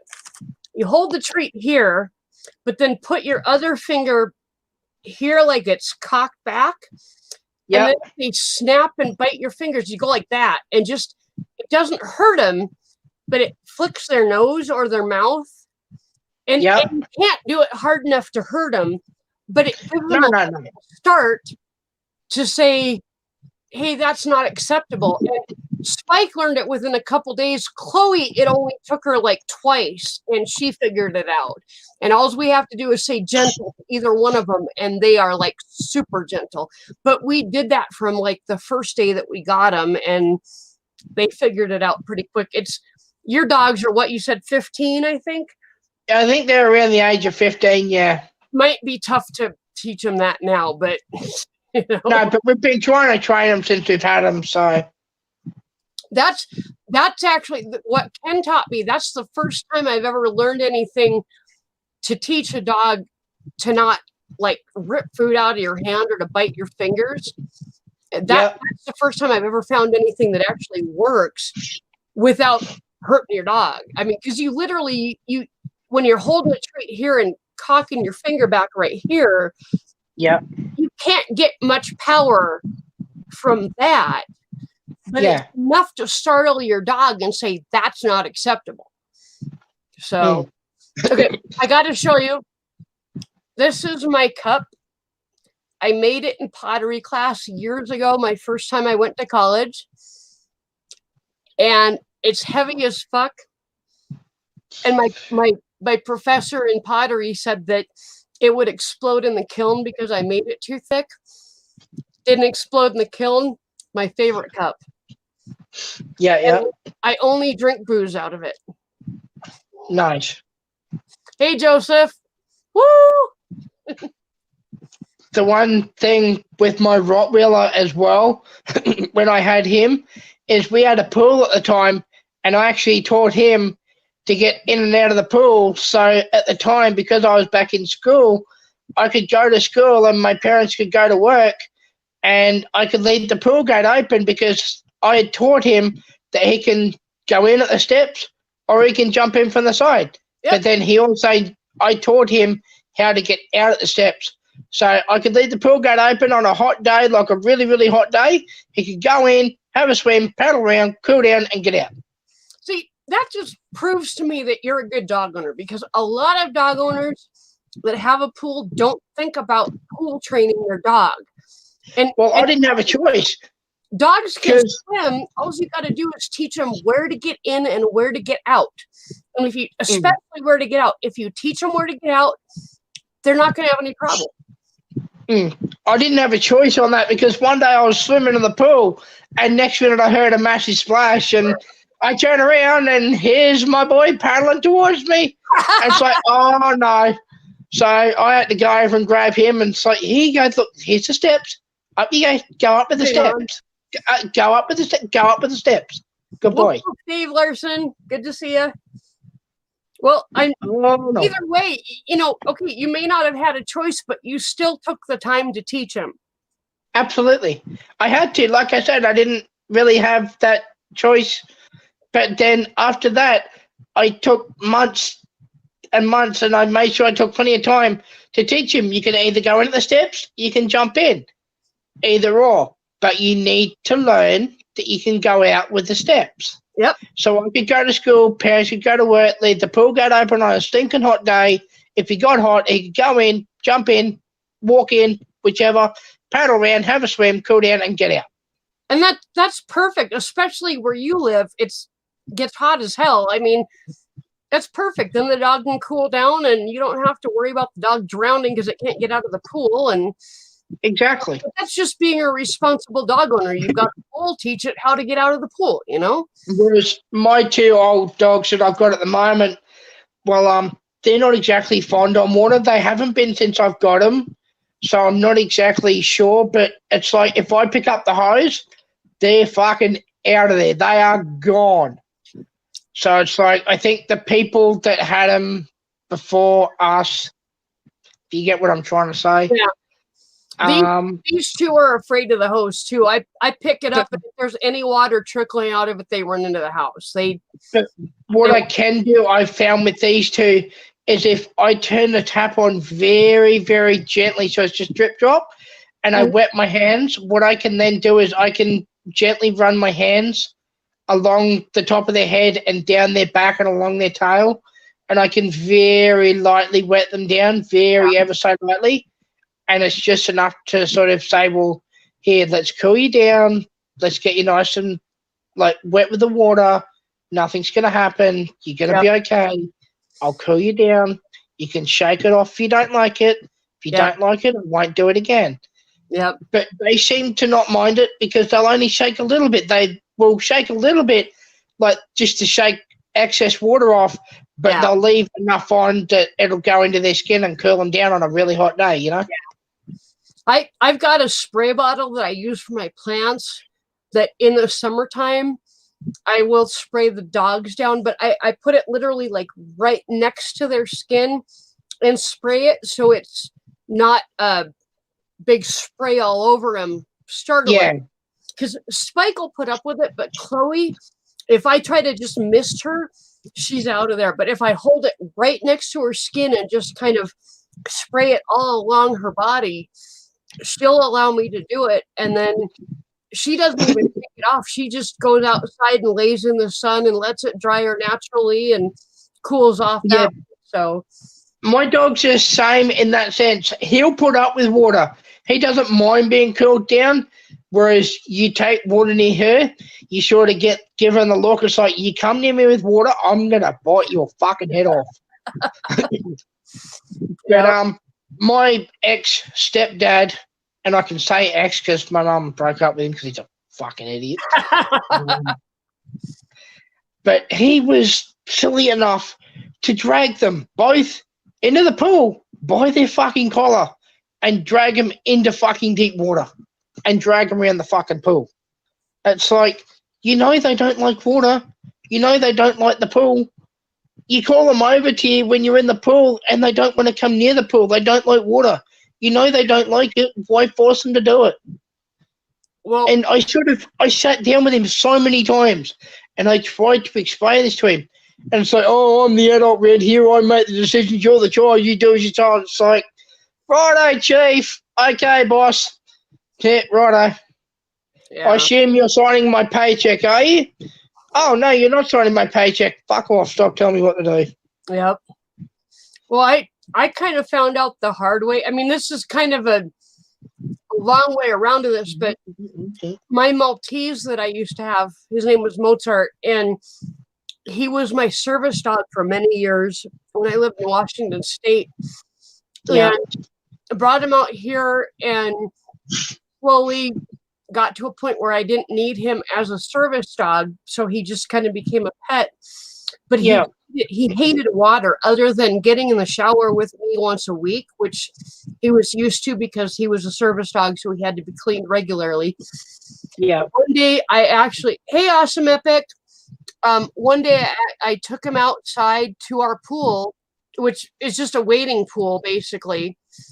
Awesome Epic, there is a link if you want to come up or anybody else that wants to. But I took him out to the pool and it was so hot out. I thought, oh, I got to cool him off. So I dunked him in the pool real quick. He got out, he shook it off, and then he ran in the house. And he had a little spot kind of next to my chair. Yep.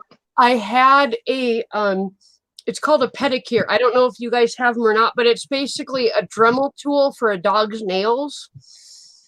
And nail clipper thingy. yeah, but it files them by, like, it's a rotary file.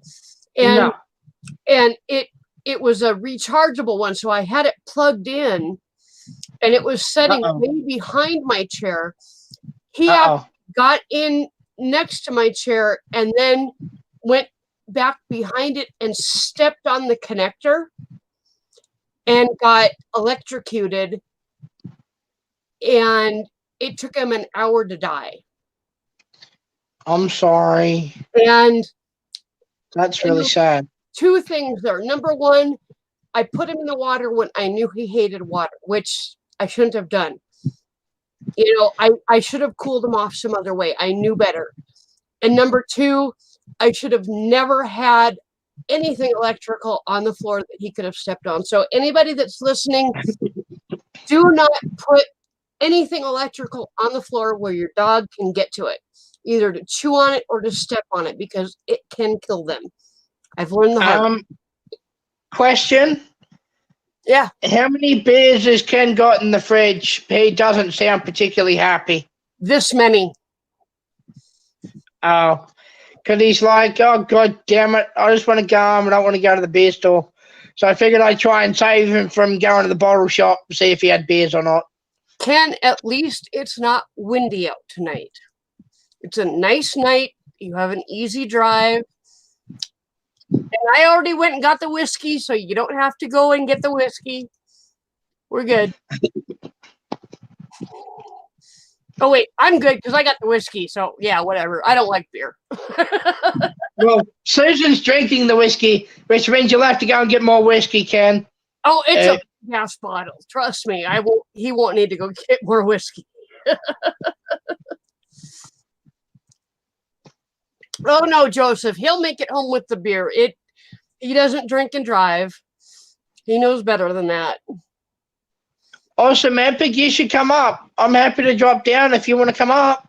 You don't need to drop down. There's 6 spots on panel. I have absolutely enjoyed having you on panel. This has been absolutely a wonderful conversation. So I know I keep swapping and changing, and I know I keep talking over you. I feel really bad for that. You're absolutely fine. I have enjoyed the change of conversations and the flow of it, and yeah, you are wonderful to talk to. I have no problem with it. So, yay! But the other thing I want to go back to is like the cruise ship we're on was the Pacific Dawn. If you looked it up on Google, it's a fair-sized fucking ship. It's about 14 floors up, so that gives you a fair idea. And the storm we were in was throwing it around like it was a fucking little runabout.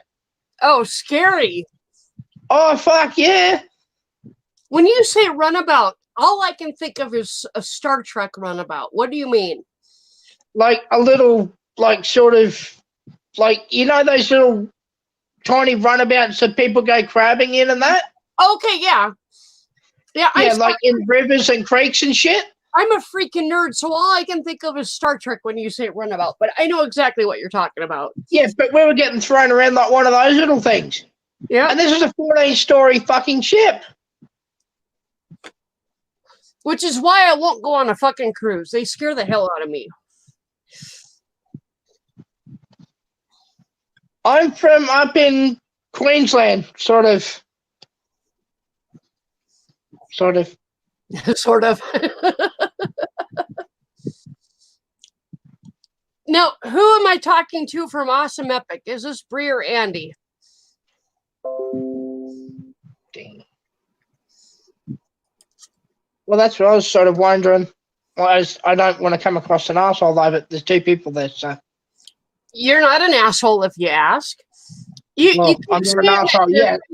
You're afraid you're going to come across as an asshole. You keep saying that. You have not come across that way at all tonight. You are an absolute gentleman. You do not need to worry about that. You have appropriate questions. You word them wonderfully. You don't ever need to worry about that. Well, I'm not an asshole yet. It's only what time?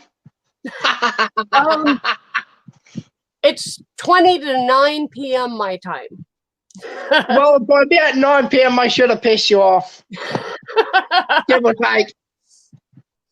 Oh, Awesome Epic says it's both at the moment. Andy is going to work. Andy, you have a good night at work. You be safe.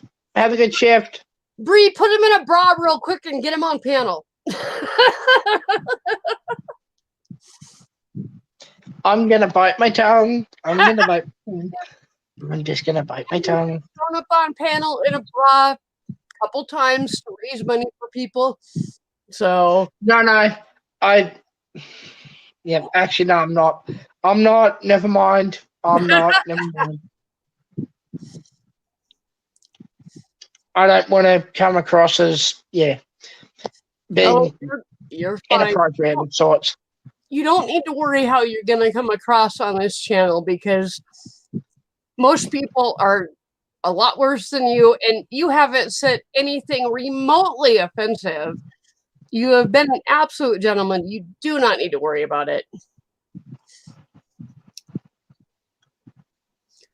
New South Wales, Blue Mountains. So, in other words, in winter, you freeze your fucking ass off. No thanks. Oh, it gets proper cold down there in winter. It snows. And it proper snows. Everything freezes. I didn't realize you actually froze in Australia. Yeah, down south, like the southern parts of Australia, New South Wales, Victoria, South Australia, the other place, Tasmania. Wasn't going to mention that place. And you know you're in Tasmania because everyone's parents are cousins down there. So I guess being that close to Antarctica, it would get fairly cold in the southern parts of Australia. I guess people just kind of hear Australia and think, oh, it's really hot all the time. But if you actually think about the geography, yeah.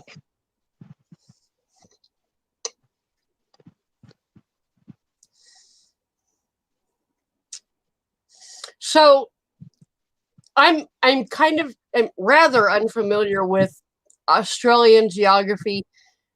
Queensland is north of New South Wales? Yeah, north of New South Wales. Then we've got the Northern Territory. Then beside that is Western Australia. And then below that, I think, is South Australia. And then we've got Victoria and New South Wales. And then off the bottom of South Australia, if you get on a boat or a plane, I'm not sure which, but we've got Tasmania. But you won't go into that conversation. You keep shuddering when you say Tasmania. I'm very curious about that. Yeah, no, like I said, everyone's parents are cousins down there. You know, we have states in our country that are like that.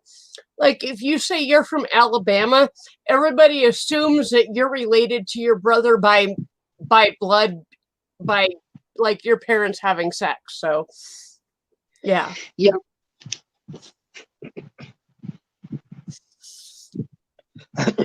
I have to say, you Americans, when it comes to your restaurants, you guys know how to put on a fucking good feed. I've seen some pictures of some of the meals you have over there. Wow. Americans are fucking pigs. I will just tell you that right now. We are fucking pigs. I go to a restaurant and I order what I assume is a normal meal. I bring home 3/4 of it and it lasts me another 5 days. Yeah, no, see now, Rose, I'd be the sort of person I'd sit down and I'd do that in one hit. Well, Nick, I don't know if you've seen Nick. I can't remember his whole channel. Nick from the UK? Yeah, he's Makes fun of Nancy. Nick is from Wales. He gets on Nancy quite a bit. They go back and forth. Nick will show pictures of his breakfast, and it's like a platter like this big, and it's got stuff I can't even say on it, and it. I couldn't even eat 1/4 of that food in one sitting, and that's his fucking breakfast, and I'm like, holy shit. Awesome Epic. My channel name is same as what's displayed on the panel. Although I'm not sure if my name comes up on the panel, whether that displays in the public. I've got it so that there's nothing scrolling below, so it does show up on panel. Okay. But yeah, my channel name is same as what displays on the panel. Yep.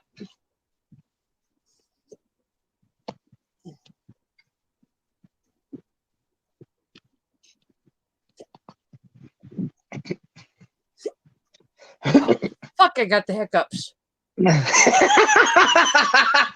Whiskey/bourbon does that to me every time. Lol. I don't know how far away from it you are, Awesome Epic Adventures, but one thing I wouldn't mind doing down in New South Wales is going to the Denny Ute Master. That looks fucking fun. What is it called? The Denny Ute Master.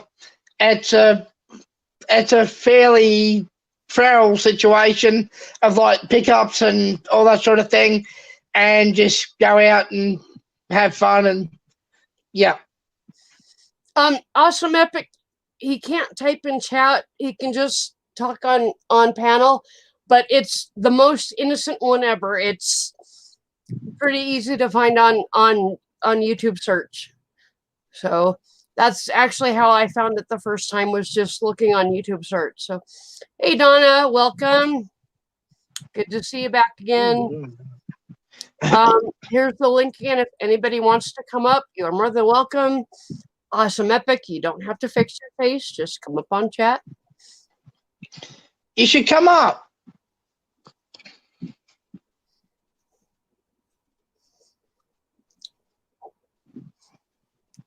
And Donna, if you just want to come up in the basement to hear chat in real time, you're more than welcome. If you want to come up on panel, you're more than welcome too. So, well, Awesome Epic, just hit the StreamYard link, and then you don't have to deal with YouTube. You're dealing with StreamYard then, because StreamYard isn't being a poop. Yeah, where's it took me. I haven't seen Anthony tonight. It's probably taken me over a year to work out StreamYards, and then I worked out how to work my way to bypass StreamYards to get around YouTube and to literally put me straight into a basement to go right up on the panel. Oh, yeah. But I had to learn how to bypass everything to get in. Well, StreamYards are pretty particular. You end up in the basement no matter what you do, but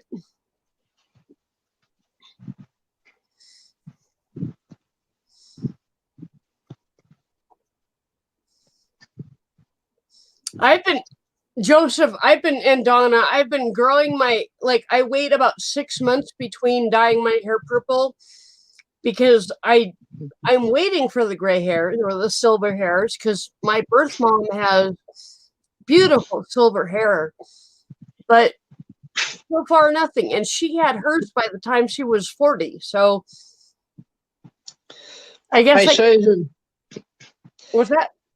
where people say, oh, you've got grey hair, you've got silver hair, you go, no, it's not grey. I haven't gone silver. I've turned chrome. Well, I'm just waiting for that silver hair to start growing in, like my birth mom has, so I can have an easier time dyeing my hair purple. So, well, then why don't you dye it silver or white first and then dye the purple through the white? Wouldn't that work? because that would require a lot more bleach. And yeah, but then you'd have an easier time. You'd only have to bleach it once, wouldn't you? Because you'd bleach it to do the white and then tip the purple through that. And then just completely go purple. Well, so far my hair is just, my natural color is like dark brown, like almost mouse brown, I would call it. It's kind of a, I don't know. I don't like the color of it. I've never liked the color of my hair. I told my mom when I was 5 that I wanted purple hair, and she told me that if God wanted you to have purple hair, he would have made you have purple hair.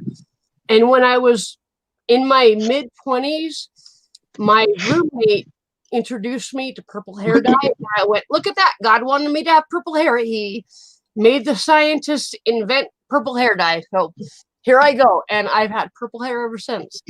But if I grow it out for about 6 months, I have probably about this much of my hair from here to here that is brown, and the rest of it is like kind of a light lavender because it kind of washes out.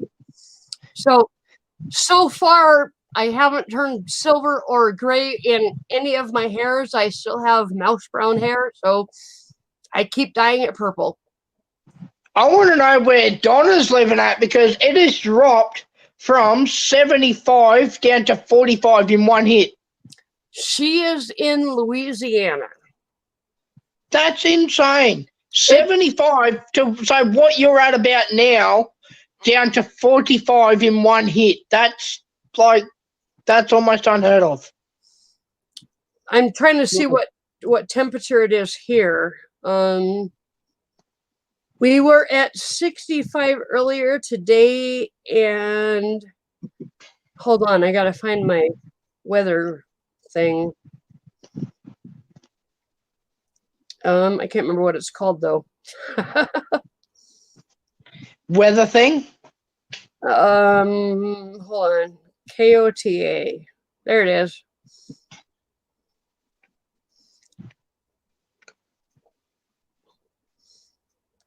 Yeah, Donna, that's called wisdom hairs. It's okay. It's only dropped not that much. It's still 54 degrees here. And it's only supposed to drop to 45 tonight, which is the highest it's been at night since last fall. So it's Well, Donna was at 75 and it's dropped to 45 in one hit. yep. That's like That's fucked. That would make me hurt like a motherfucker. I don't even know what that is in Celsius, but that just sounds fucking rooted. That's over 30 degrees, which is a lot. I mean, for those of us that deal with chronic pain and any kind of pain, like joint pain that's linked to the weather, 30 degrees is just insane. It's too much. I'm appreciating the fact that we're only going from 65 to like 45. That's only 20 degrees difference. And it's not going to go below freezing, which means that I'm probably going to wake up in the morning and not be hurting as nearly as bad as I have all winter. So I get bad pains in my knees and my legs, but I've found last year and this year it's gradually gotten worse.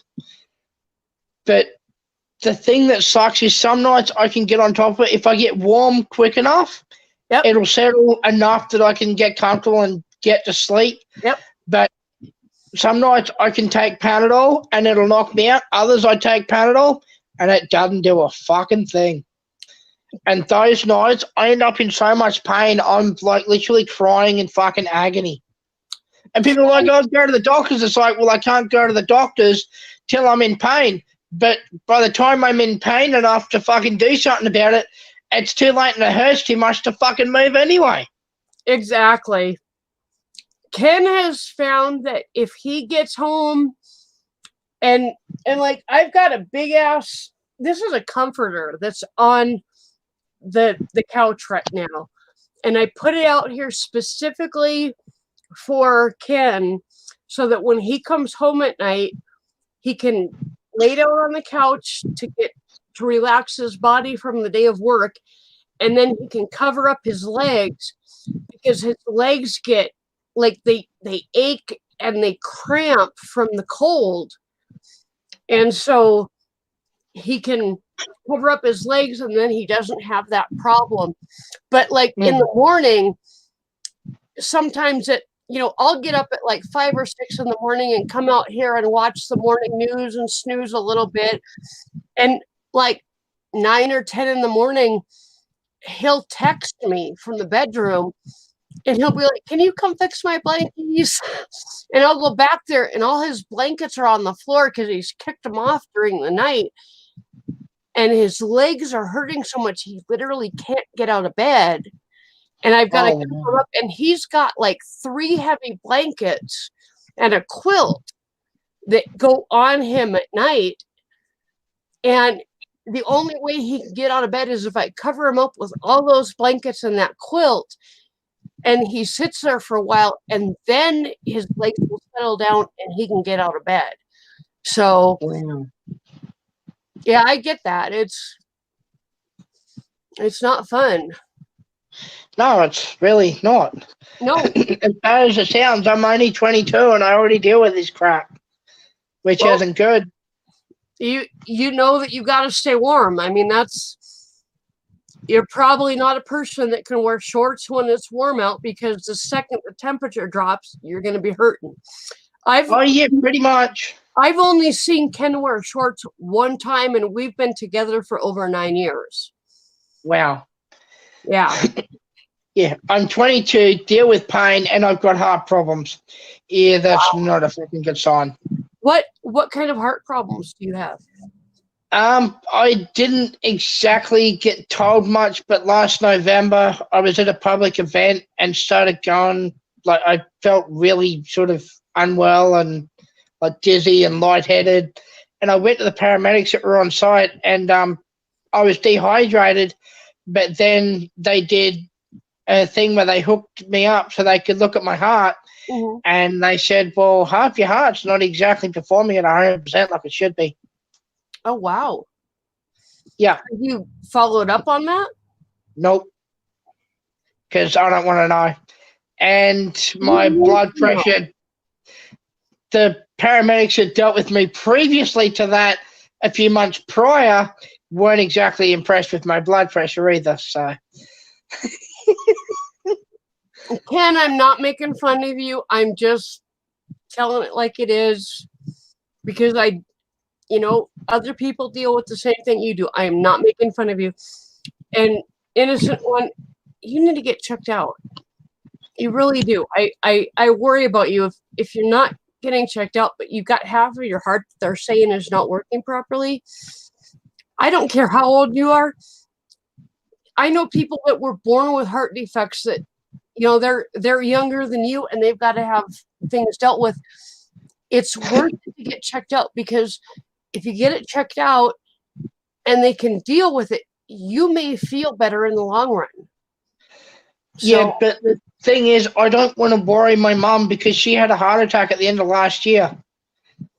And I really don't want to put that fucking stress back on her again, because my mum only just barely survived the heart attack she had. She was in cardiac arrest and they managed to get her back only just. And I don't want to fucking risk putting her back through that again because it might not work again. So then don't tell her you're getting checked out. Do it in private. I would, but she's got all the access to all my medical records and shit, and she speaks on my legal behalf. She's my legal guardian. Oh, shit. Yeah. You still need to get checked out. I'm really worried about you, because if they're saying that half your heart is not working the way it should. Well, I think they said the bottom half of my heart or something, it's not pumping at 100% like it should be. Okay, think about it this way. What happens if you actually have a heart attack and die before your mom? What is that going to do to her? Yeah, true. You need to get checked out, because there are so many things that so many treatments that they have now where they can fix heart problems in one procedure, and a lot of them are same-day procedures, so you don't even have to stay in the hospital. Like Donna says, don't play around with your heart. That's like, besides your brain, that's the most important organ that you have.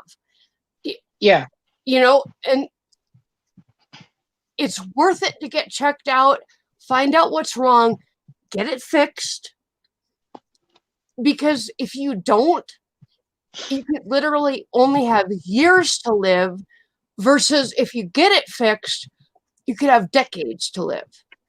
Yeah. Just saying. You don't have to listen to me, but I know. I am. I just, yeah. Hey, you've been in my chat enough. You are part of the family. I worry about you. So consider it. I will. Oh, there's Anthony, but he knows how to get up here. He doesn't need my help. But the other thing is, like, sorry, I'm not particularly keen on going to a hospital either, because I lost money in one back in December, so I'd rather stay away from them. I understand. I totally get it. I hate hospitals. I absolutely hate walking into a hospital. I hate the smell of it. I hate everything about it. I just can't stand it. But I also know that when I walk into a hospital, it's because I'm getting something done that I need to have done to help me. And for you, you are so young. And with you knowing that you've got a heart problem, and I hate to say this, but with your mom, you've got to do it. If not for you, then for her. Yeah. If you don't want her to go through another loss, you've got to take care of yourself. And that includes doing what you don't like, which is going to a hospital, getting the test done, possibly getting procedures done to take care of your heart. You know, Yeah. I encourage you to look into it. And even to have conversations with your mom saying, hey, this is what they found. I'm looking into doing this. I don't want you to be scared. I'm just telling you what's going on. You know, just keep her in the loop, and you don't need to alarm her, but just say, hey, this is what's going on, and I just want you to know. And, you know, if you get treated now, you could live until you're 90. I mean, Yeah. If you don't get treated, you could die at 30. And I would hate to see that happen because you are a fantastic soul and you need to be around for a long time, dude. You really do. Yeah. Hey, Anthony. Hello. I'm sort of trees. Yeah. I'm sort of hesitant as well, though, to talk to her because we fucking argue about fucking everything. So it's like, you know, the less I say, the better, because it just means I have to have a fucking argument. Like, fuck, really? Then just go take care of yourself, and when it's done and over with, let her know. You know? All you got to do is put down on your paperwork that she's your next of kin. And take care of yourself. You don't need to worry about what somebody else is going to think. You have got to put yourself first. You've got to take care of yourself. You are so young. I mean, especially now that you've told me you're the same age as my daughter, you're even younger than my daughter. You've got to take care of yourself. You have got so much ahead of you. And even if it's just helping your mom out and taking care of your mom, whatever the universe has in store for you, it's much more than 22 years of being on this earth. I encourage you to get yourself checked out and get yourself taken care of. Yeah, the other thing I will say is being a fat fuck that I am doesn't help either. I'm over 100 kilos, so. You know what? And I'm only 5'2", so. Don't let your weight stop you from getting medical attention. Yes, they are going to tell you to lose weight. Yeah. My doctors have been telling me that for years, but it hasn't stopped them from treating me. Do not let your weight stop you from getting the medical attention you need. Please. Yeah, I know. I mean, I've slowly started. I actually lost almost 150 pounds years ago, and then I slowly gained some of it back, and now I'm slowly losing it again. But throughout all that time, I've still gotten the medical attention I needed, except for my teeth. Don't look at my teeth. I haven't gotten the dental attention that I've needed. What, Anthony? Stand up, turn around, I'll show you where it went. I have the laugh. I'll prove it to you. Look at this. I know. I'm just picking. Wait, look at that. I am not like a lot of women where my weight goes to my ass. No. Yeah. My weight goes right here. No. I always pick with women when they say, look, I lost 10 pounds. I'm like, turn around. I'll show you where it went. No, my weight does not go to my ass. My weight goes right to my stomach and to my boob. And that's where I lose. Have they ever checked you for type 2? They have checked me for diabetes. I'm actually hypoglycemic. So I have to be very careful about keeping my blood sugar up. I've been like that my whole life. But they have checked me for diabetes several times because I am hypoglycemic. No, I just wonder if you're insulin resistant, because a lot of people like me, I'm insulin resistant. So that's why I get the gut. I'm not. I'm just. I've had a couple kids, and all my weight goes to my gut, and Yeah. you know, I'm slowly losing it. I'm on an awesome program that I literally step on the scale, and I've lost several ounces every day, and it just keeps on a downward trend. So I'm very happy with what I'm doing. Well, you know the funny thing that the most weight. You know how I lost the most weight I've lost? Stop drinking sugar soda. Yep. I lost like 15 pounds when I quit drinking Coca-Cola. I lost 60 total. Wow. But you got to realize I was going through probably about 12 packs a day. Damn. Yeah, I drink Cokes bad. I'm still a Coke-aholic. Coke and I get gas so bad I want to throw up. You can ask my wife even till now. Thank God for Coke Zero. I still go through about probably 2 liters in a week. Wow. That's a lot of soda. How are your teeth? I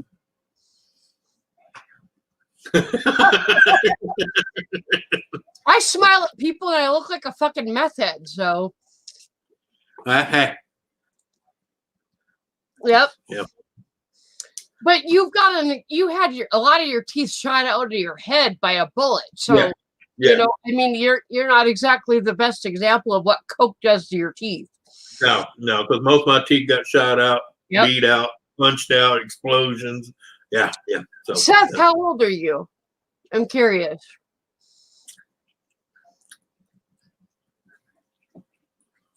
No. You might be my age, maybe. Mm. And I know your mom isn't that much older than me. Hey, I gotta drop down and come back up. Everything's locked up. So. All right. I'll let you up when you come back. All right, cool.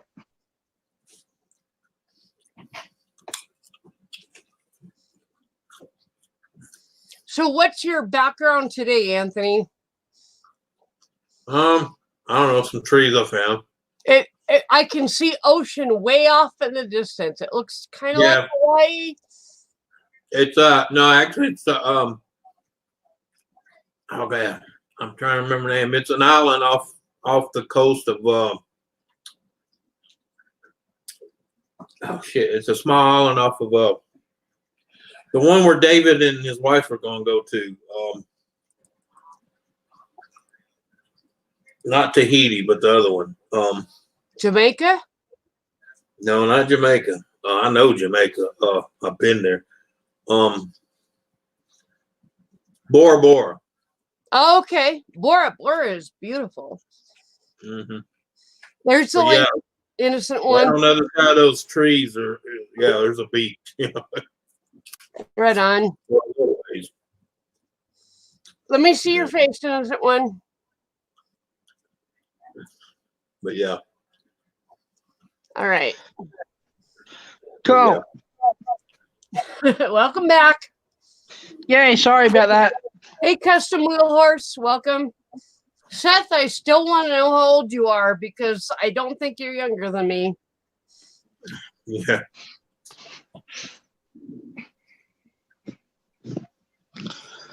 Oh, he's saying most innocent one. You're younger than him. Okay.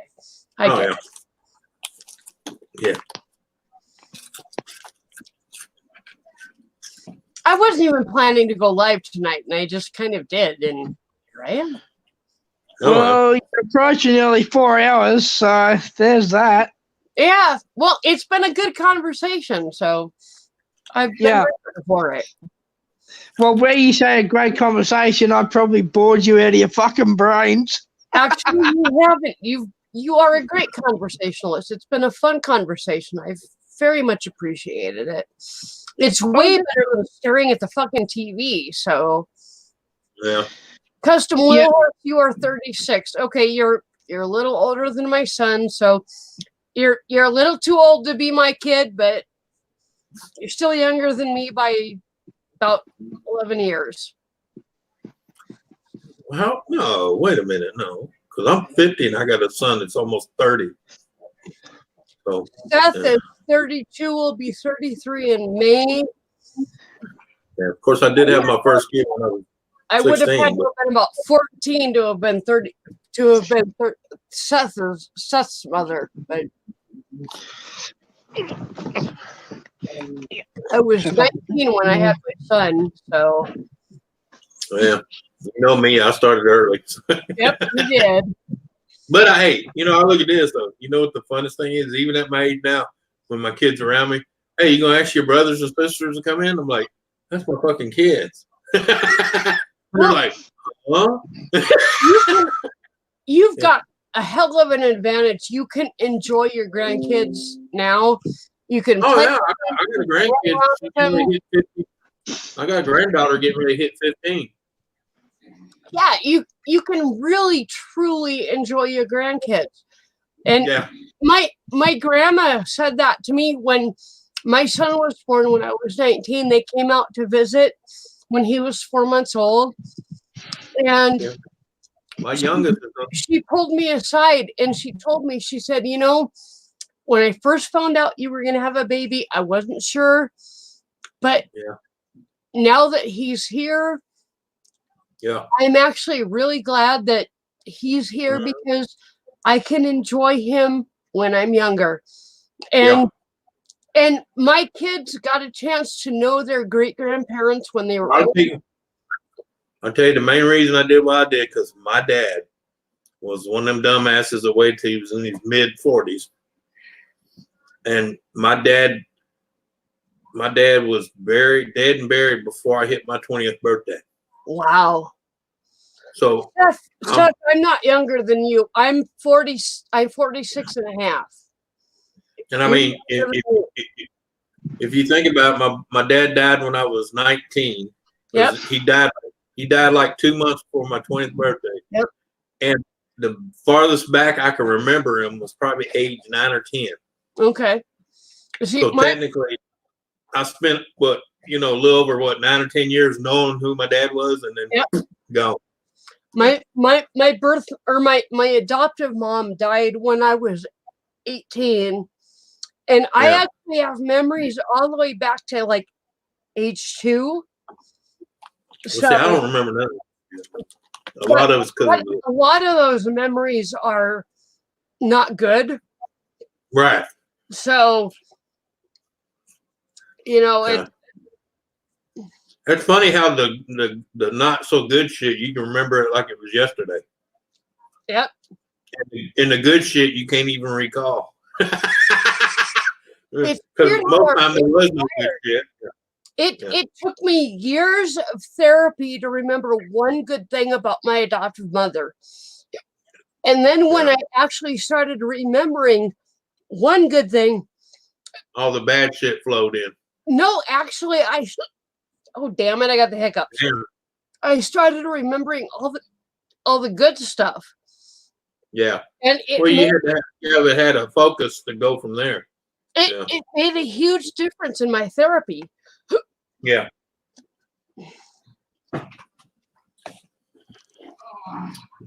Well, a lot of my memories shot to shit, but especially my younger years. But that's due to the 2 strokes, the aneurysm, the bullet head. That didn't help. Yeah, you got a little bit of brain damage, Anthony. They said I might have a slight memory loss. I was like, about a couple months after I got out of ICU and shit, and I was like, you bastard said slightly. I can't even remember what I did when I was fucking 12 and 13. Hey, Anthony, I don't know if Susan's locked up for you, but Susan's camera's locked up for me again. Oh. I'm not locked up. I think it's you. Yeah, it's on your end, bro. Going back out and coming back in. Yeah. Will do. I'll let you back in, no problem. Yeah. Yeah. I don't know. But I mean, I can't bitch. I'm glad I did what I did when I was young because people's like, man, you didn't have a childhood or you didn't have a teenage lifehood. And I said, but I'm not complaining because I did what I wanted and I had fun. Yeah, I mean, what 15-year-old can say he was married to a decent 30-year-old woman that took care of him? Yeah. You had a teenagehood to remember, so Yeah. yep. Well, that, and I was a picture freak, so I got pictures. Even though I can't quite remember it, I can piece it together from the pictures. Nice. Yeah. And then my mom and her mom were video camera nuts. Oh, geez. You know, that's back when you had that big hunk of machine hanging on your shoulder. Let me see your face, most innocent one. But yeah. Well, it's not exactly your face, but yeah, that works. Okay. But yeah, I started having kids young because I didn't want to be like my dad. You know, one foot in the grave, another one halfway there, and not even know your kids. Yeah. I mean, Well, I was other than really glad that I had my kids young because, oh, damn it, my grandparents could appreciate their great grandkids, and my grandma could appreciate her great grandkids for a long time before she passed away, and I just appreciated that. I thought that was pretty special. Yeah.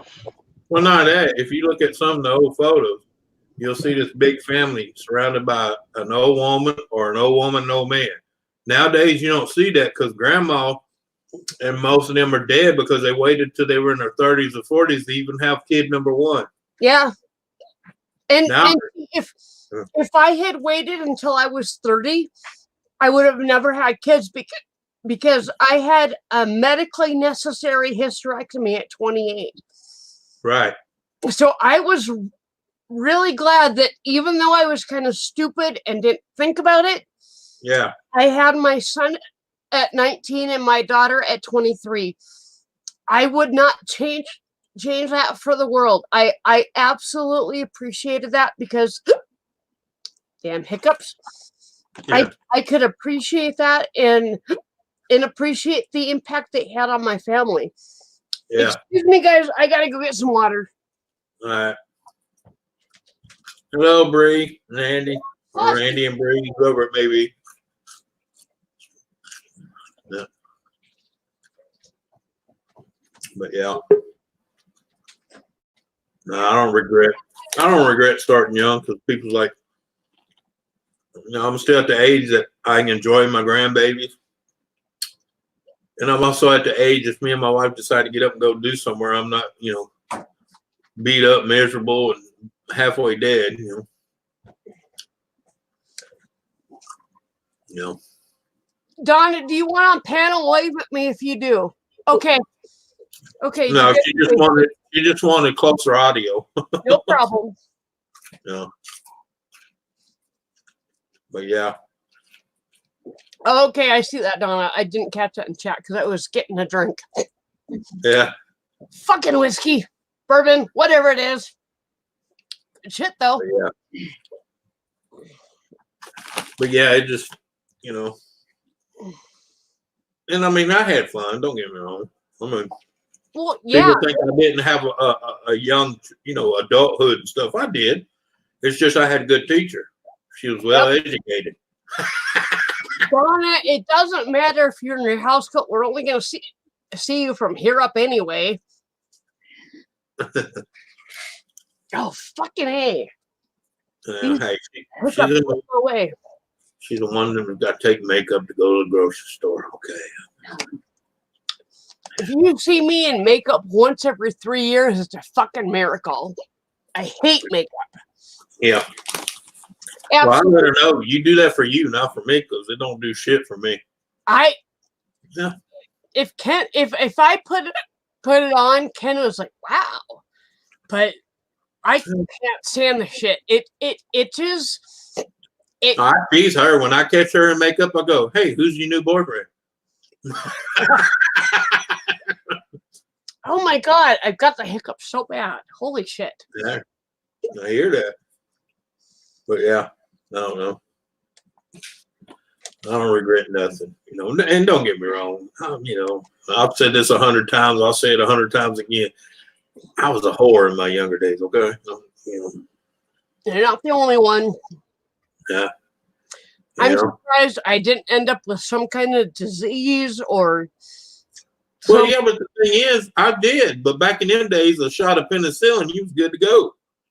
Well, I haven't said this on panel before, but I actually worked out of a motel where the desk clerk was essentially the pimp, and he told you which rooms were expecting.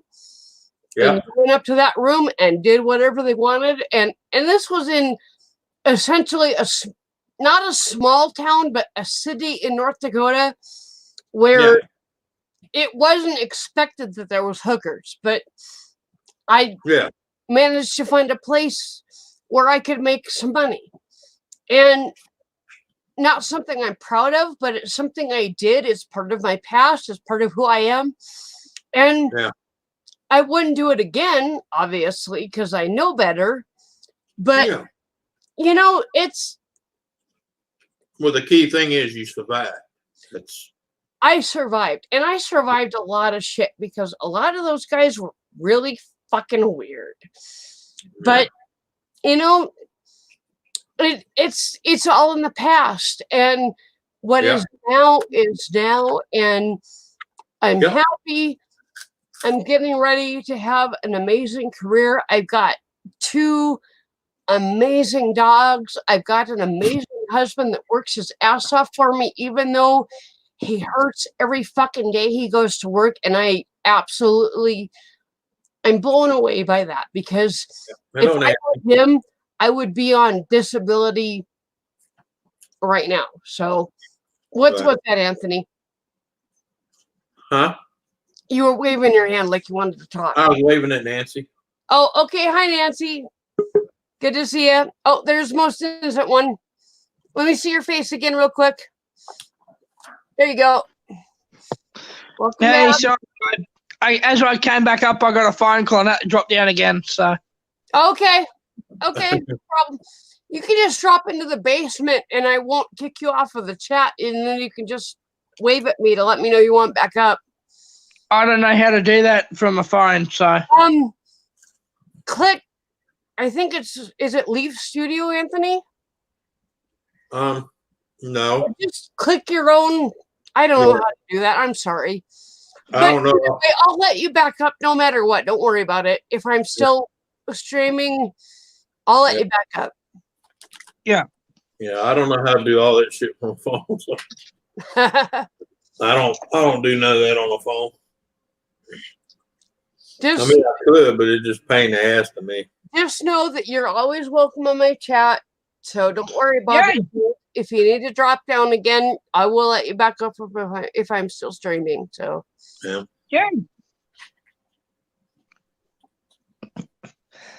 went to go and take some rubbish out to the bin because it's only 2:25 here, and anyway, I went and take some rubbish out. Went and opened the door, and it is proper pissing down rain. It's like, okay, that puts an end to that fucking weird.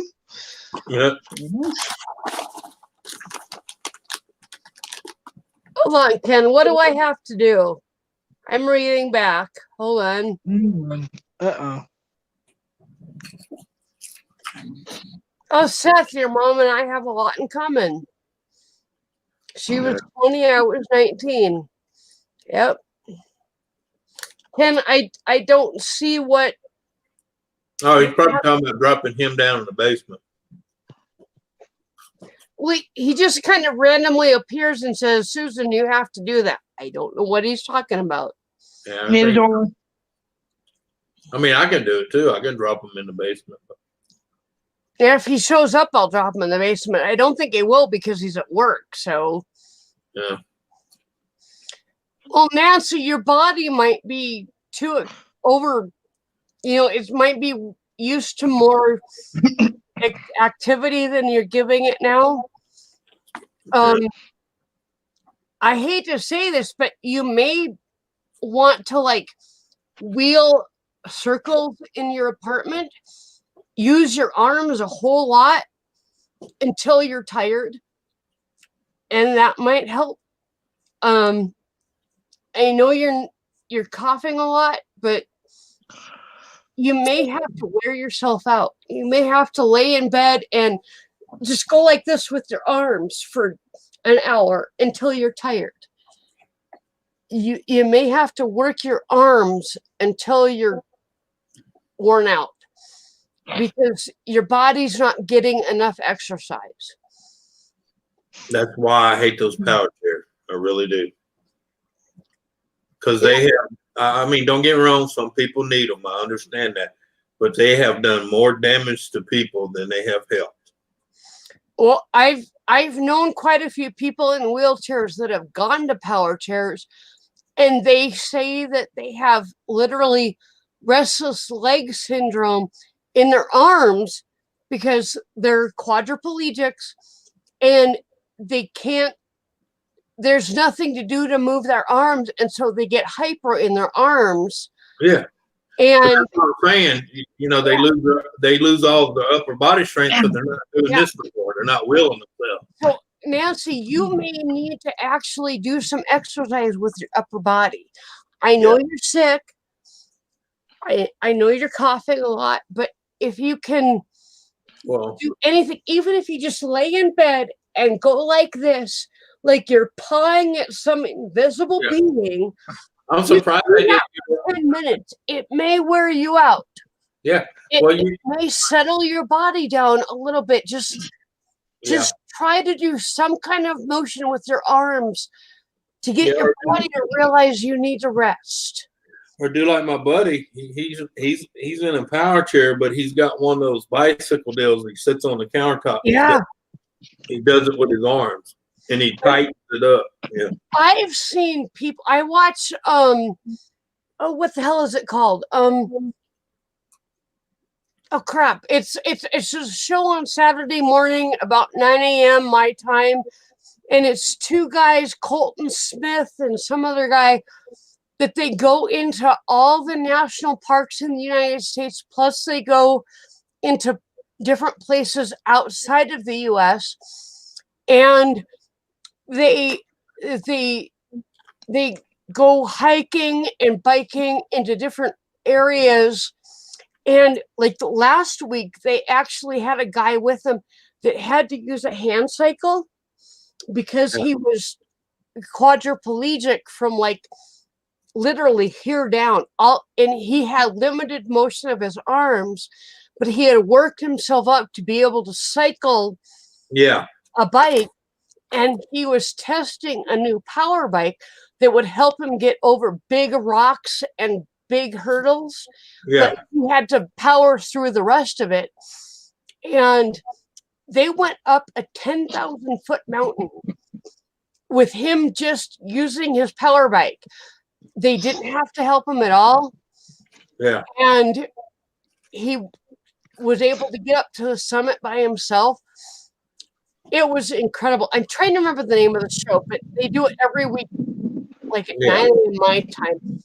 And it's all about traveling the nation's parks, but they go out of the states too. And in that particular week, last week, they focused on this guy that was a quadriplegic. And it was amazing what he could do. Donna, if you can't barely move your arms, move them what you can. That's all I can say.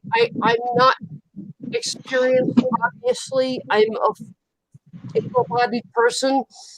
Yeah. Move what you can. Yep.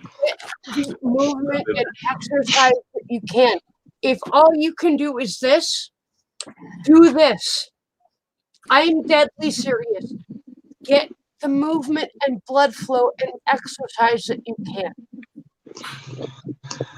I don't know what else to tell you, but that's from my experience and my friends that I've had that have been quadriplegics and paraplegics and multifunctional. You know, they all tell me the same thing. Get what movement you can in. If all you can do is just wave one arm, then wave one arm for as long as you can possibly stand, and then do it again 3 hours later. That's exercise. I've got a suggestion. Go ahead. Go see the people at Greyhound so you can use your arms. Oh, fuck. The people at Greyhound are fucking useless assholes. That's what I'm saying. Go see the people at Greyhound so you can use your arms. That's the whole point. Oh my god, that's fucking funny. Sorry, I know. I'll behave Oh my now. god, if I could give you a kiss right now, I would. Mwah! That's absolutely lovely. I love it. Nancy, just get whatever emotion you can in. Literally. Any emotion. I know you're stuck in your bed or your chair and you can't do a lot, but anything, literally, even going like this will move your blood.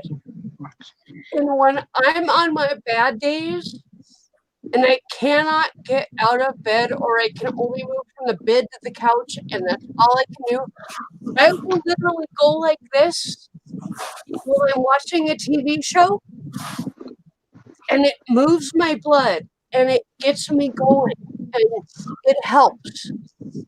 And I know Nancy? I'm not in the same situation as you, Nancy, but it might help. So, Nancy, I would also suggest when you go and see Greyhound, I would suggest starting with the upper management. Innocent One went management on your behalf in the UK, Nancy. Not in the UK, in Australia. In Australia. I'm sorry. Oh my God, I can't believe I said that. I'm so sorry. He cursed them out for you. Oh, I got myself banned from traveling with them. Right on. Oh, I abused the absolute living fuck out of them. Hey, I made their life a living fucking hell. I've traveled on Greyhound a couple times, and every single time that I've traveled on Greyhound, I have had to step up and become a bitch. Because they either not wanted to give me my luggage, or they've not wanted to give me the seat that I'm asking for, which is usually the front seat, because I get car sick in the back seats. Now, let me tell you something. I got so mad at Greyhound right there in the middle of the damn bus station in front of the manager. I told him I'd rather suck 3 gay dudes' dicks to get a ride back than ride that fucking bus again. I did. I said, if I got to suck dicks from Florida all the way back to California, other than being on this fucking god awful fucking stop at every shithole bus, I would do it. Oh my God. Hey, I got my money back. Well, I got my money back too, but that still doesn't solve the problem for when she wants to move to Louisiana or wherever she wants to move to, and how are we going to afford to move her? You gotta understand, I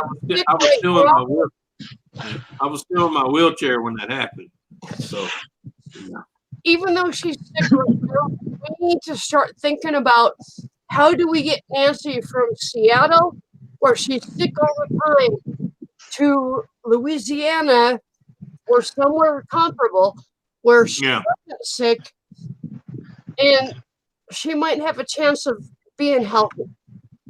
Yeah. Well, I was actually about to say something because I've been thinking about it. I think we're sort of running out of options here, and I think the next move we need to start thinking about, and I sort of want to put my foot down, but I sort of understand that I can't. But we're in a position that we sort of need to start to think about maybe moving Nancy, despite the fact that she's sick, because the only way we're going to help this fucking problem is to get her the fuck out of there. Because if she stays there, it's only going to get worse. As much as it kills me to say this, we need to fucking start to think about getting on it. I agree with you. The only problem is right now Nancy is so sick that she's in and out of the hospital literally every other day. Whoops. Yeah. The last innocent one. Well, it's that and this. Yeah, money is a problem because she does not live in a federally funded state or a federally funded city, I should say. She lives in a federally funded state, just not a federally funded city because they've decided to become a fuck you sanctuary city. So, Yeah. Innocent One, come back up. You're welcome anytime. Yeah. I don't know. It just.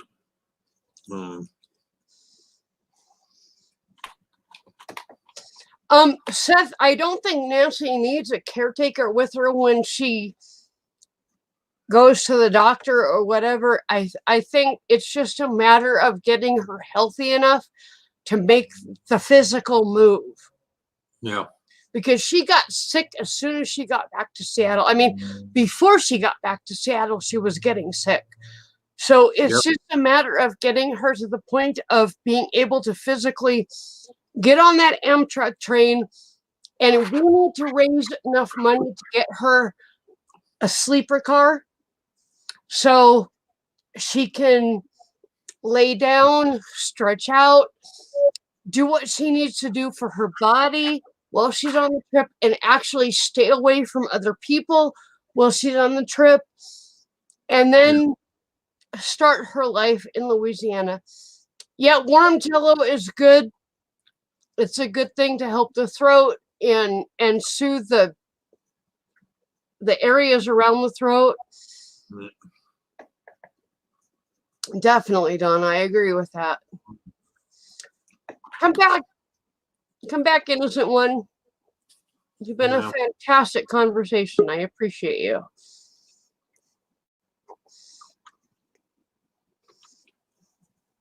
Oh, there he was. yeah. And whoops, my cigarette pack is not my mouse. Show me your face, Innocent One. All right, your hair works. Hey, sorry, as you started talking, I got a phone call, so I completely missed everything you just said. No problem. I was just saying that Nancy is so sick right now that she physically cannot move.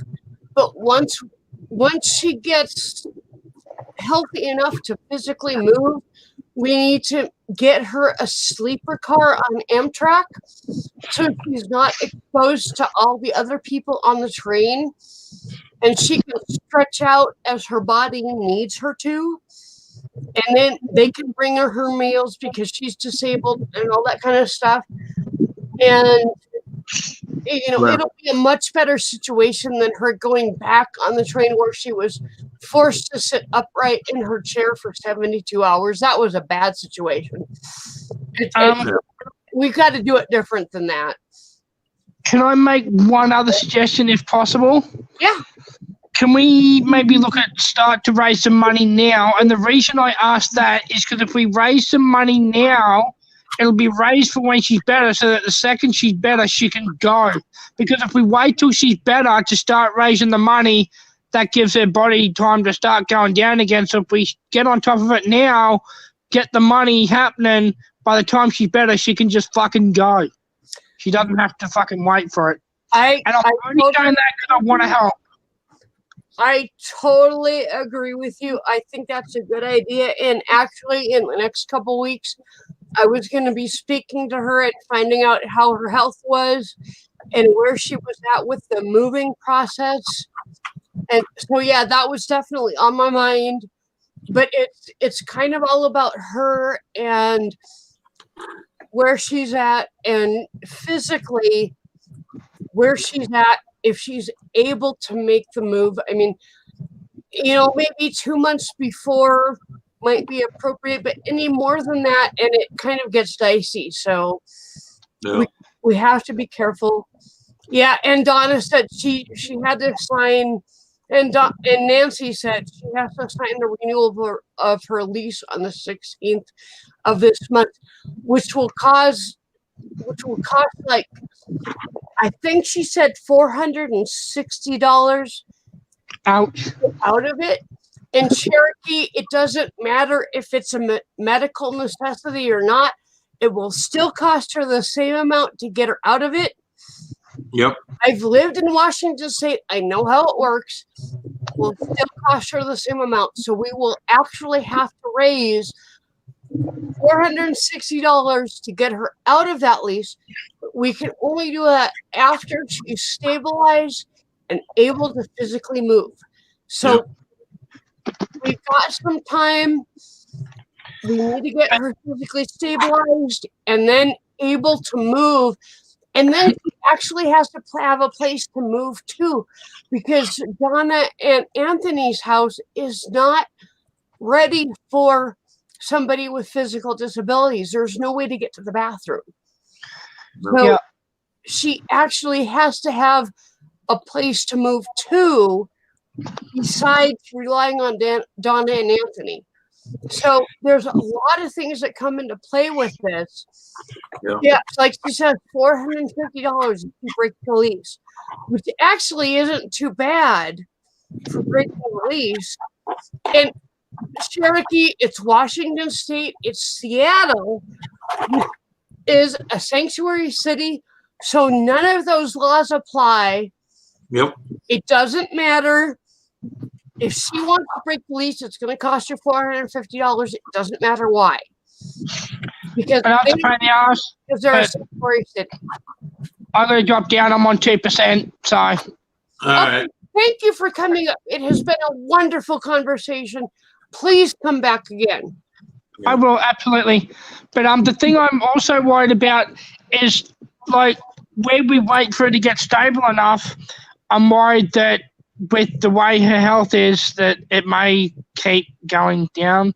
That's why I'm sort of saying the smartest idea may be just to fucking get the move and just get it done. Because I'm worried that if she stays, things are only going to get worse.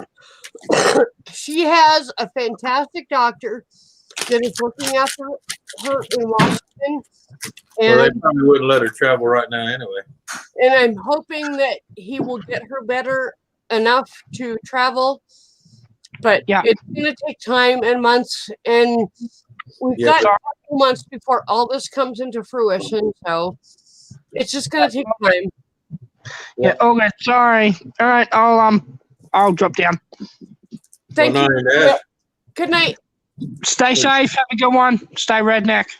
Yep. If you can't be good at it. If you can't be good at it, don't get caught. Yeah. No. Yeah, but the sad thing is right now with all the other shit going on, she may not be able to travel. Yeah. Because they know she has immune deficiency. And with all this shit going around right now, they're going to be restricting travel for a lot. Yep, exactly. Yeah. People don't think it's not going to happen, but you wait. Well, there's already coronavirus in Nebraska, which is we have already had 11 deaths here in the United States. So. Yeah, we've got 12 deaths in Washington alone. There's 14 deaths in the United States total, and there's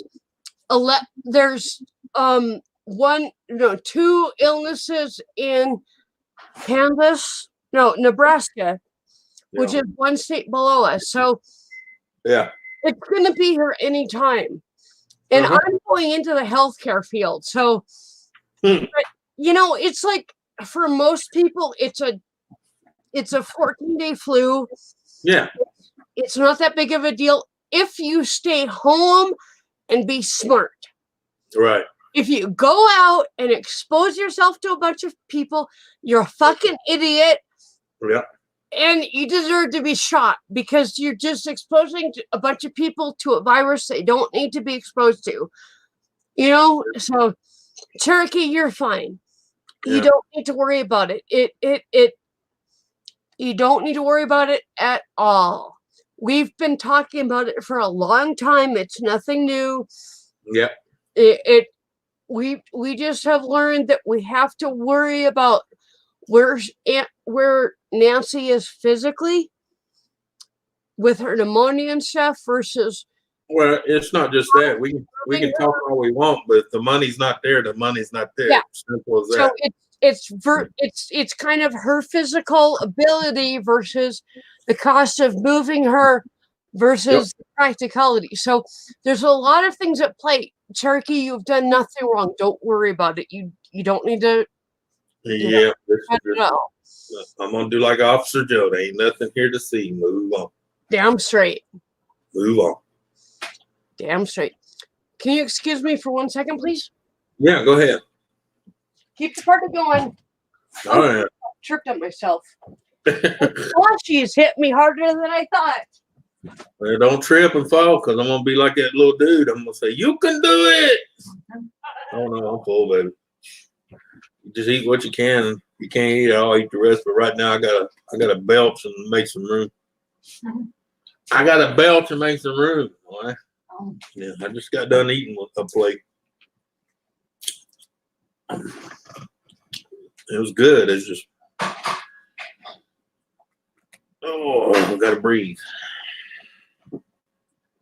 Don't you fall. Oh. But yeah.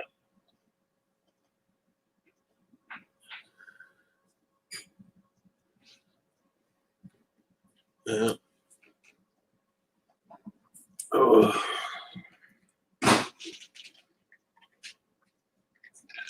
Yep. Since the courts ruled on that one thing, it's getting ready to get worse for people in them sanctuary cities. Do what? Yeah, I get what I did morning right for you. Okay. Yeah. Oh, Yeah. I didn't realize I was drunk until I got up to go pee. Yeah. And the sad thing is, since that new court ruling, it's even gonna get worse for people in them sanctuary cities. You know that, Yeah. right? Because now he has every right to stop all total funding of federal money. Exactly. They just started that 2 days ago, and it's fucking ridiculous. It's like any sanctuary city, no funding whatsoever. Yeah. Yeah, it's ridiculous. But and people are getting mad, and I'm saying, well, wait a minute. Why are you mad? Because that'd be like me owning a business and I give you money to do something, you don't do it. Guess what? I'm going to pull my money back and not give it to you no more. It's called, I'm going to fire your ass. Yep. It's the same way with when people got mad when he was trying to stop all this money going overseas. He needs to, because we don't even take care of our own. Yeah. Yeah. Cherokee, I would love to say we can get her physically ready, but she is the only one that can get her physically able to move out. Yeah, because not only she got to do it physically, she got to do it mentally too. Pneumonia. She is going to have to fight the bronchitis. She is going to have to get herself physically able to move. We cannot do anything to help that. We can be here to support her mentally, but we cannot. Cherokee, hold on, Cherokee. You're not going to get self-pity here. I'm going to tell you that right now. Cherokee, stop the bullshit. How old are you, man? Act your age. Yeah, it's not that your help is no longer needed. It's that Nancy needs to handle this on her own. It's a physical problem that she has to deal with. It's not about your help being no longer needed. Your support is always needed. Yeah. Nancy thrives on that support. We all thrive on that support. Yep. I thrive on that support. Why do you think I keep coming back to YouTube? Because I thrive on the support that I get. Yep. I wouldn't keep coming back if I didn't get any support. I've got 12 people in chat right now. Only a couple of you are talking, but several of you are watching. Yeah. I thrive on that. I can't tell you why, but it means something to me. And Nancy needs our support, but she can be the only one that can physically get her better. Yeah. She has to fight the pneumonia. She has to fight the bronchitis. She has to be determined to get better. We can't do anything physically to help her. All we can do is support her from our computers. Yep. It's frustrating. I know it's not that your help is no longer needed. It's that it's a different kind of help. It's just when she comes into chat, tell her you're behind her, tell her you're praying for her. Yeah. Just support her when you see her. That's all it is. Yeah, like Donna says, support her and pray for her. Those prayers mean everything. Even if she doesn't actually hear them, somebody hears them. I believe in a higher power. That higher power has gotten me through a lot of shit. And I don't care what you call that higher power. Whatever it is, it's out there and it's doing something. And it makes a difference for me in my life. Yeah. So, you know, it's gonna make a difference for Nancy. Yep. Cherokee, you don't need to go. There's no reason for you to go. You're not being put down or told to leave or anything like that. Yeah. You know, it's just that we can't physically do anything to help Nancy right now. It's totally up to her and her doctors. And the rest of it is prayers and good thoughts and good vibes. I mean, that's all we can offer. Mm-hmm. So, I know. Okay, Cherokee, that's up to you. I'm not even gonna argue with you anymore. Whatever. I don't pat backs and I don't pat forehead. Exactly. If you want your fucking back patted, go somewhere else, because I don't fucking powder diapers. Yeah. Yeah, that's why I make sure I tell people from day one, I don't believe in crutches. I won't pat you on the head. Yeah. I will pat you on the head to a certain degree, but I don't powder fucking diapers. Yeah. Nancy is asking for help. Cherokee, you have all the prayers and help you needed. You don't need to fucking ask for self-pity. Yeah. Almost when you didn't cause anything.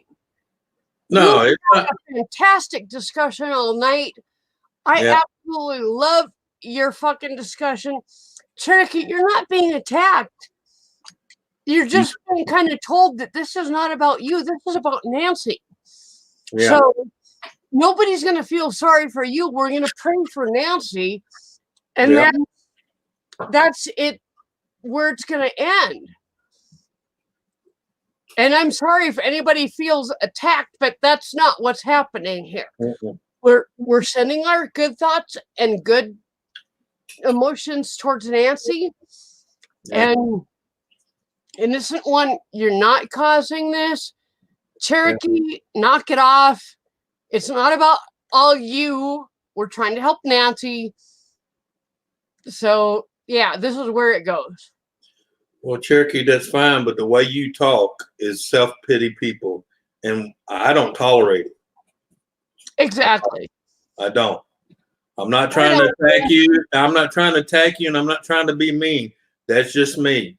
I don't believe in anybody using crutches. I don't give a shit what your situation is or what you've been through, because every one of us here has been through some rotten shit in our life, and I do not want pity from anybody.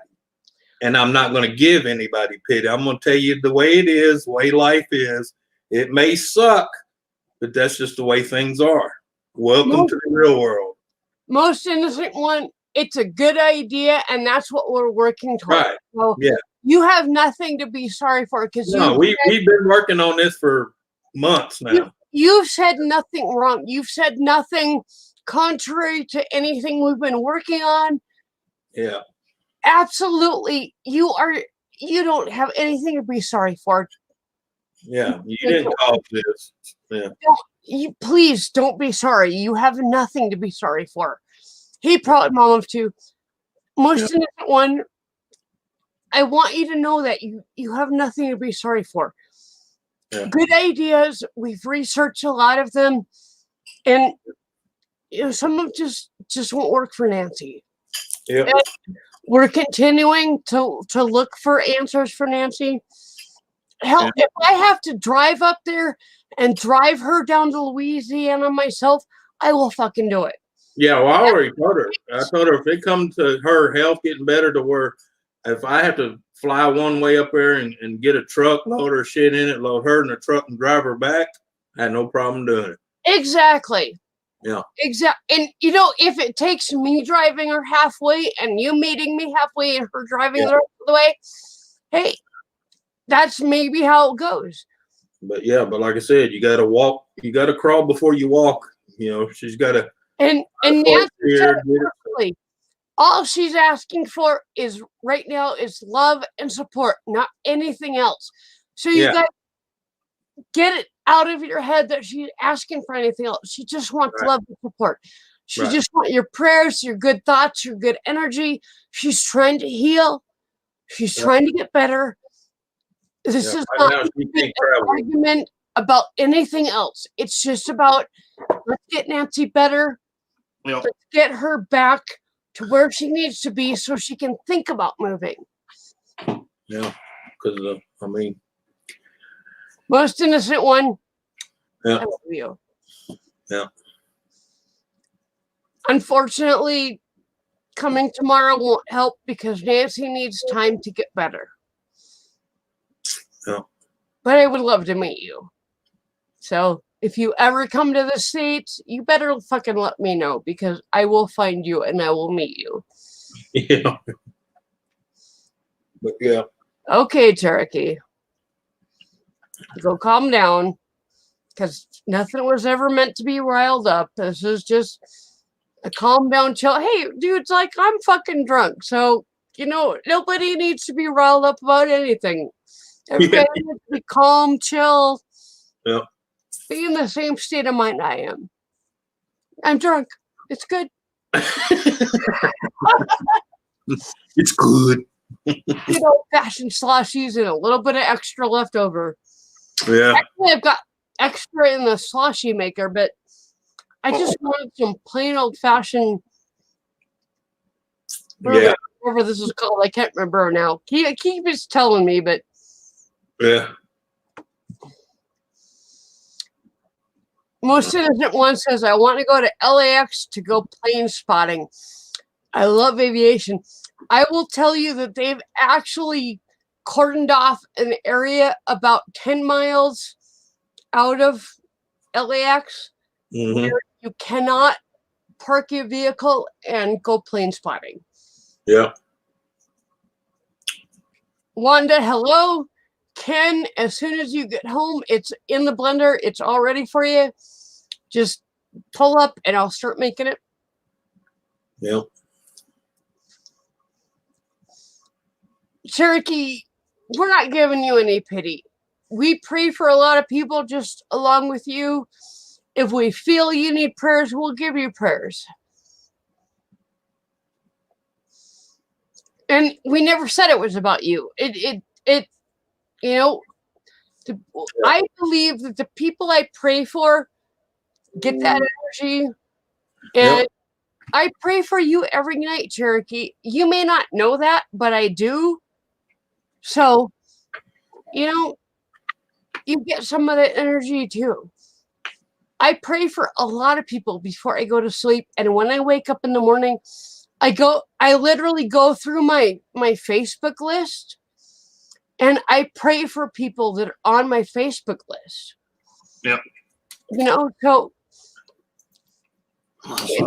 you may not believe in prayer. You may believe in something different, but I'm sending you energy. I'm sending you good vibes. Whatever you believe in, I'm sending you that kind of energy. And Cherokee, you are on the list. I know you're dealing with health problems.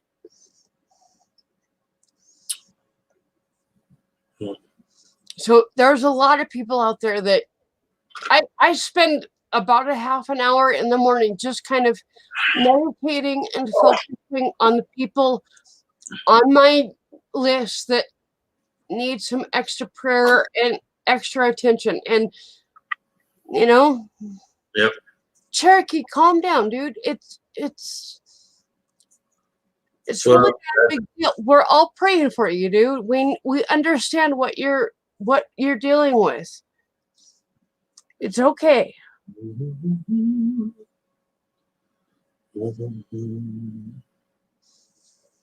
I would love to go to an In-N-Out Burger. I've always wanted to go there and just see what the hype is about. I've heard that they're good. I've heard that they're bad. I love buy one for myself just to kind of. Yeah. I'm the same way. I don't take people's judgment because I've had people down stuff and went there and ate and I enjoyed it. Yeah, exactly. Yeah. Hey, we have a golden fortune here in Rapid City. And I've heard a bunch of people say, "Oh, it's shit, don't go there." I love it. Yeah. They have all the things I like, perfectly cooked, Yeah. ready. It's fantastic. Oh, innocent one, you don't need to come deal with us, but you are always welcome back up on stream. Yeah. You could always come up here. No problem. Yeah. But yeah. Cherokee, we're not twisting anything on you. Don't take it that way. I pray for a lot of people in a lot of different ways, not just the Christian way. I have a lot of different beliefs that I have incorporated into my own. Yep. Native American beliefs, some Asian beliefs, some Christian beliefs, different things. And I kind of put them all together into a big conglomerate. And when I wake up in the morning, that's what I focus on. And it makes the most sense. And when I get online in the afternoon, it seems that those are the people that seem to come up most quickly and that I talk to the most quickly. Innocent one, there's a link. You're welcome to come up. Yeah. But the people that I focus on, no matter whether I'm, quote, praying for them or meditating on them or whatever I'm doing, those people come up and I talk to them pretty quickly in the morning or in the early afternoon, and I get a good read on what's going on. So, it doesn't matter what you believe. It's just a matter of where is your energy going? Where are you sending your positive energy during the day?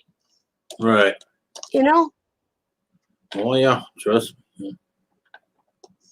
I gotta get my deal. You're always welcome to come up. You can speak your mind real quick and drop down. It's up to you. Whatever you want to do. I just need to see your face. That's all I need. I need to see it quicker than that. Come on. Give me the redneck salute. Go like this. Let me see it. There we go. There we go. Thank you. Wait, he dropped all the way down.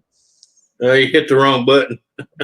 Wrong button, innocent one. I think he meant to turn his camera off and he just dropped. Try again, innocent one.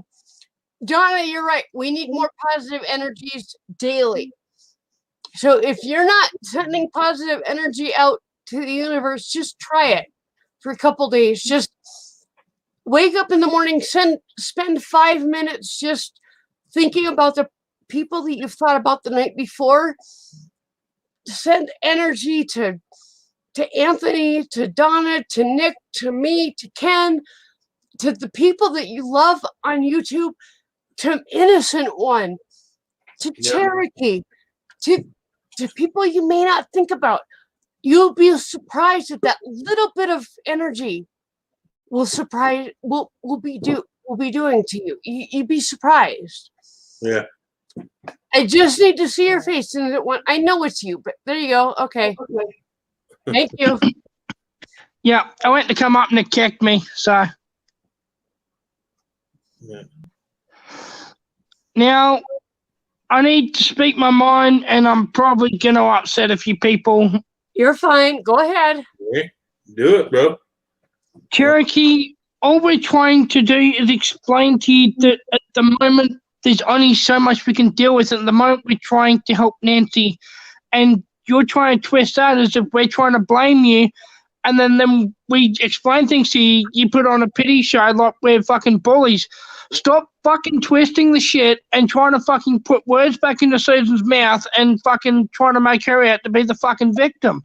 Thank you. She's explained something to you, and as soon as she explains something to you, you want to fucking arc up and fucking get nasty about it. Well, that's not how it fucking works around here, buddy. I'm sorry, but that just doesn't fucking work. I'm sorry if I upset you. Truth be told, I really don't give a fuck. Yeah. But that's how it is. Yeah. Yeah. Cherokee, I pray for everybody on my prayer list every day, and you are included. So is Nancy. So is a lot of people. Sorry, Not but all. that's just how I am. But I agree, most one, and I appreciate the support. I do appreciate it. all good. I'm more than happy to stick up for you and take your side on this because that was bullshit. Thank you. Yeah. Because I actually spend about 20 minutes in meditation before I do anything else in the morning, and that meditation is spent on the people in need that I have remembered from the night before, or anybody that might need it that I don't know about. And then I get online and I see the people in need and I add to that. Yeah. So I'm spending my morning a lot in meditation, just focusing on the people that need it. And, you know, and Cherokee, you're one of those people. So please don't discount that. You know, I pray for every single person that comes into my chat, whether it's Donna or Nancy or Innocent One or Running Bear that has just come in, or Nancy or anybody else. The next day, when I wake up, literally, I walk out into the living room and I stretch out on the couch and I start praying for people. So, Cherokee, if you think they're not being prayed for enough, you need to think again, because I spent a lot of time every morning praying for the people that come into my chat, and you are one of those people. So don't discount that. You are. I don't need prayers either, but yeah, I got to drop down. I'm on literally 1% of battery, so. Okay. Thanks for coming up, Innocent One. I love you. Right, I just wanted to take your side and support you. Thank And you. if I've offended anyone and I've said something that's going to get me banned, No, you're fine. You're fine. Don't worry about it. Yeah. all right. See you next time. Yeah, bye. Man. Yeah. People have to learn when you come here, we don't ban you for your opinions. We just not Exactly. gonna, yeah, we just not gonna play violins for you. Exactly. I can't say it any better than Anthony just said it. Yeah. I'm not going to ban you for your opinion, but I'm not going to play a fucking violin for you. Yeah. I will say I'm sorry if something has happened recently. I will listen to you for your problems, but I'm not going to apologize for shit that I didn't do. Yeah. Nobody on this panel had anything to do with, and that I can't fix. Yeah. And Cherokee, yes, there's many ways to pray. Yep. But please trust that the way I'm praying is going to help you. And other people pray for you too. So, you know, I'm not the only one. So there's no reason to have a problem with anybody on my panel just because they don't exactly agree with you. Right. Yeah. Running Bear, congratulations, 1K. Yeah. I hope you are able to get the 4,000 watch hours to match up with that so you can get monetized. Yeah. Congratulations. I'm good to see that. I'm glad to see that. That's awesome. Well, that and hopefully your 1K will actually support you. Exactly. Because sometimes it drops down and it goes back up. So you gotta don't subscribe to that in one night. You know, it may take a while for YouTube to catch up to your 1K. So just be ready for that. Yeah, my buddy Pete keeps wanting to give up because he made 100. He made he made like 1,500 like in not even a month and a half, and now it's been on 8 months, and he can't get anybody to come, can't get nobody to watch his videos. But I told him what he done wrong. He went to those let's go, let's grow shit. Oh yeah. See, that's bullshit. I've actually gone to a couple of those, and they're so stupid. And you get, sure, you get like 5 followers from there, but they drop out. You may get 500. You may get 500, but that's the last time you'll ever see them. I've seen it. I've joined a couple of those shows. I will admit, Yeah. I've seen exactly 3 of them, Hmm. and they've come and joined my panel for about 5 minutes and then left because they couldn't handle what was being talked about. Right. Yeah, because I tell everybody my channel. Bye. See you later. I tell everybody my channel is not going to be your cup of tea. If you're sensitive, if you're one of those butt hurt people that get triggered, you are not going to like my channel. Exactly. Right. Yeah. Most people don't come onto my panel and start cussing. Yeah. I don't care if you, unless you drop the F-bomb, then Yeah. my moderators will block you. Yeah. But I'm not that sensitive as people think. But, you know, there's some subjects that I kind of go, wait a minute. Yeah, let's not I get gotta there. lean this way on this subject. Yeah. You know, there's some subjects that I'm particularly sensitive to. So, Yeah. all right, Turkey, take it easy. Yeah. You know you're welcome back. You know you're not kicked out. Yeah. Yes, there's a lot of ways to pray, and we all are praying for our neighbors in need. So, Yeah. please don't be butthurt. Yeah. Yeah. But honestly, if I lose 1 follower, Yeah. whatever. Yeah. Hey, Hot Rod, I don't know if I said to you earlier, sorry, but okay, Marine, go help your neighbor. I'm not giving you any crap, so fuck you. Yeah. That's some crap. Fuck you. You're pissing me off now. Yeah. Get out of here. Go off my channel. Go somewhere else. You don't need to be here because you're just looking for a fucking pity party. Fuck you. I don't give those out. Is that clear enough for you? Don't come back. Yep. Oh, whoops. I'm sorry. Yeah. Hi, Beth. Welcome back. Yeah, I was getting ready to turn my camera off. I was getting ready to go, okay, I'm fine. Welcome to see ya. Yeah. I'm sorry. I am sick to death of pity parties. I don't put up with them on YouTube. I don't put up with them on Facebook. I don't put up with them anywhere. They're bullshit.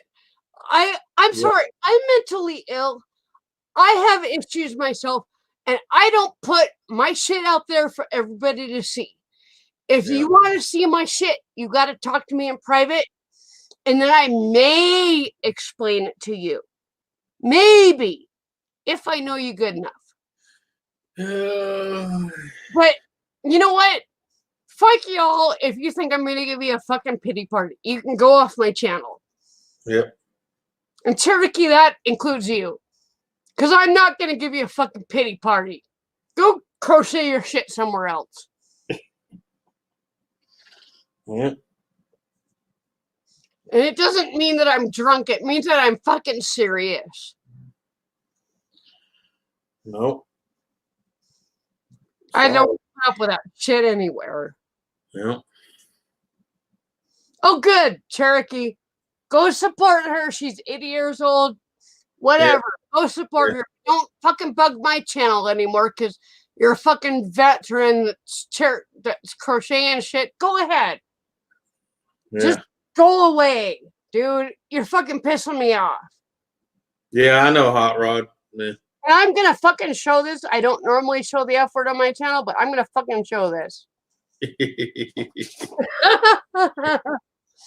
Cherokee, you just need to keep your drama somewhere else. I don't want drama here.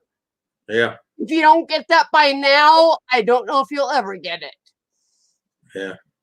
And maybe I'm just drunk enough to say it, but whatever. It doesn't matter. Yeah. I don't approve of drunk. You know what? As a matter of fact, I'll just show you something else. Yeah. You might get a kick out of this. Hold on. Where is it? Oh, I shit. hate being a judge of character, but I told you so. Here we go. Oh. Here we go. I got it. Okay. Welcome to the drama free. Yeah, Exactly. Yeah. Yep. Well, Cherokee, nobody told you to F off. Yeah. We just told you this is a drama-free zone, and you're bringing drama, so quit it. Yeah, we done told you how we feel and what Yeah. we don't do and do. It was drop, and you just keep Exactly. playing the violin. You know, you can keep bringing it, and we'll just keep blocking you and knocking you off, or you can stop and be a normal member of society And go away. and have a normal conversation. That is up to you. But if any more drama comes into my channel, it's going to be blocked. So there it is. Yeah. It's like the old organ grinder. Just keep cranking. Cranking. Exactly. I know that may work on some people, but it doesn't work on us. Yeah. And actually, Donna, I'm going to show that if I can. What it do? Block her I too? don't want to make the point. If it'll let me. Fuck, it's not letting me. Damn it.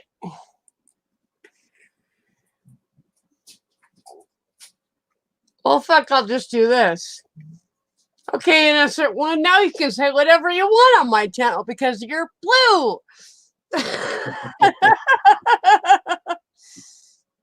But yeah, no. I had something to tell you, and I forgot all the damn drama. It'll come to me later. I won't put up with drama on my channel. I will make fun of it until it goes. No, I tell people, okay, you spoke your opinion, we gave you ours, let it go. Yeah, and Don't if sit it there and keep crying that violin, because I'm telling you, I don't listen to violins, can't stand them. Yeah, if it doesn't go away really quickly, I make fun of it. I laugh at it until it goes away. And Cherokee, I'm sorry, but your drama is making me want to fucking laugh. So go the fuck away. Oh, I'm sorry. Did I say that? Yeah, you did. Oh, it may be the bourbon, but it may just be my actual heart talking for real.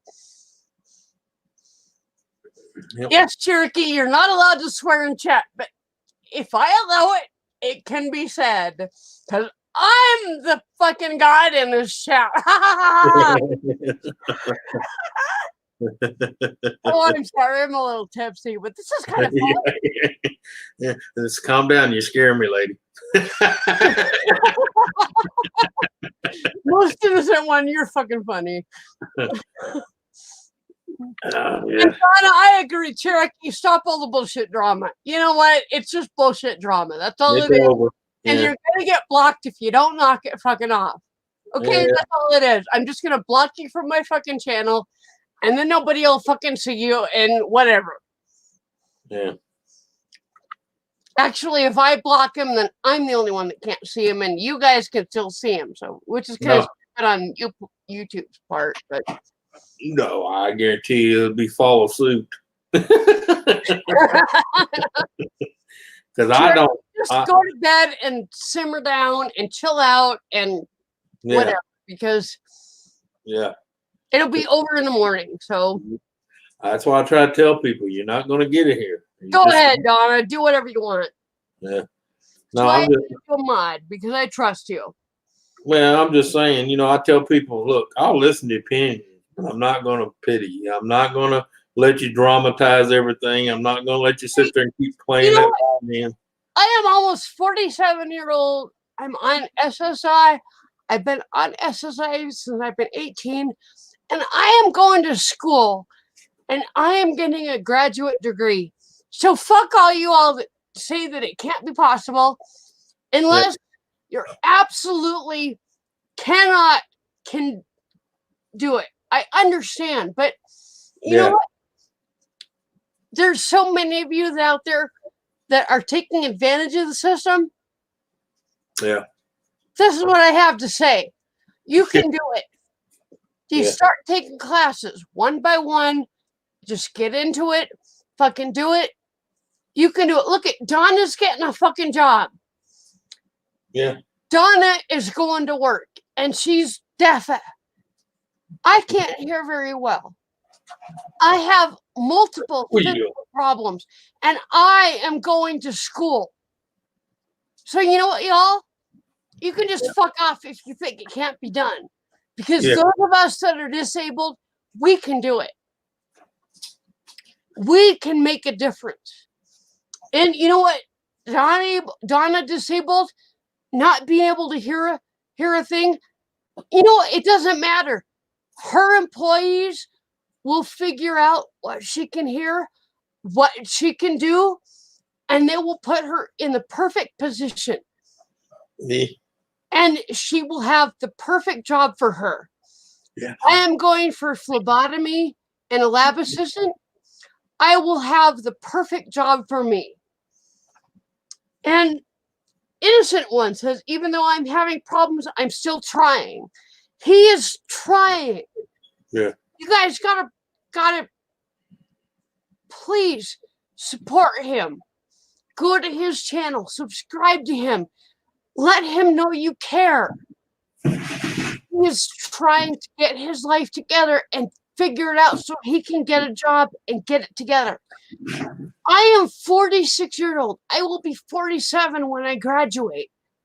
But it's not too late. I will be 47 when I am able to get a job. But it doesn't fucking matter. It doesn't matter.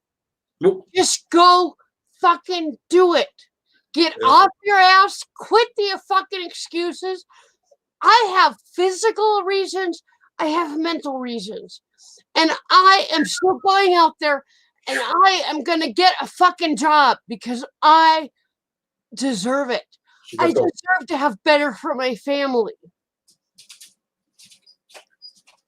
And if you don't understand that, I'm sorry, but if you don't think you're better than what you're living in, look around yourself. Think about your situation. Think about what you could possibly do to better that situation. Even if it's just going to school for a couple of semesters. That's all I have to do. 3 semesters. 2 half semesters and 1 full semester. And I'm done. And I'm drawing people's blood. I'm a vampire. Right on. That's all I've ever wanted to be. Yeah. Go do it. Go make yourself something. It doesn't matter how old you are. It doesn't matter how weak you are.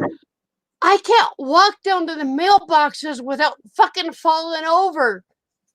Yeah. It doesn't fucking matter. Just go do it. I have always wanted to be in a place where I can go into the medical field. I can't fulfill my dream of being EMT. I am too weak. Yeah. But I can go take people's blood and I can work in the medical field. What, Ken? Let me in. Oh, shit, sorry. He's like, help. He got groceries. Come in. I didn't realize it was that late. Sorry. Yeah, it's 11:25 here, so it's 10:25 your time. Donna says, preach it, girl. I would just like to get my own fucking house and I Hey, paid for Ken, it, goddamn. I had the door linked to the shortest link on the dog chain so he couldn't get in. Yeah, he would have, but he would have broken the chain. Yeah. But guys, I just want you to know I have all sorts of problems. I've got hearing problems. I've got eye problems. I've got deaf. I can't hear very well, but I'm doing it. I am going to college. I am fulfilling my dreams. I'm going to be part of the medical profession. You can do it too. Yep. It is all up to you and your determination.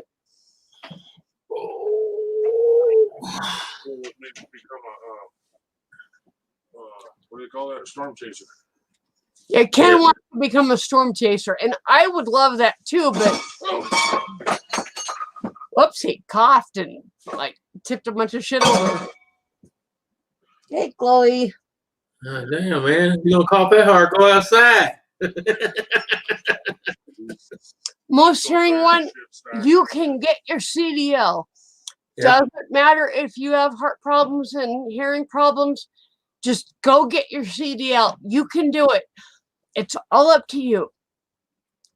Literally is.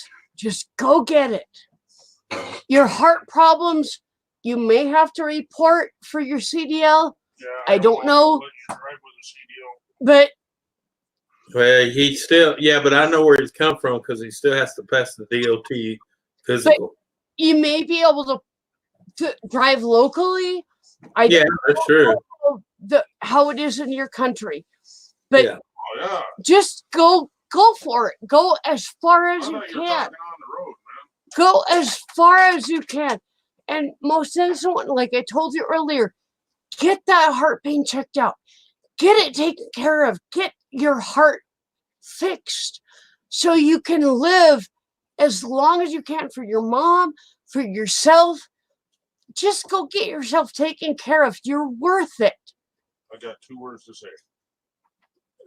Anthony, Yeah. I heard what went on earlier. Thank you for being you. Oh, yeah. Because I just picked up my phone. I was going to light into that motherfucker.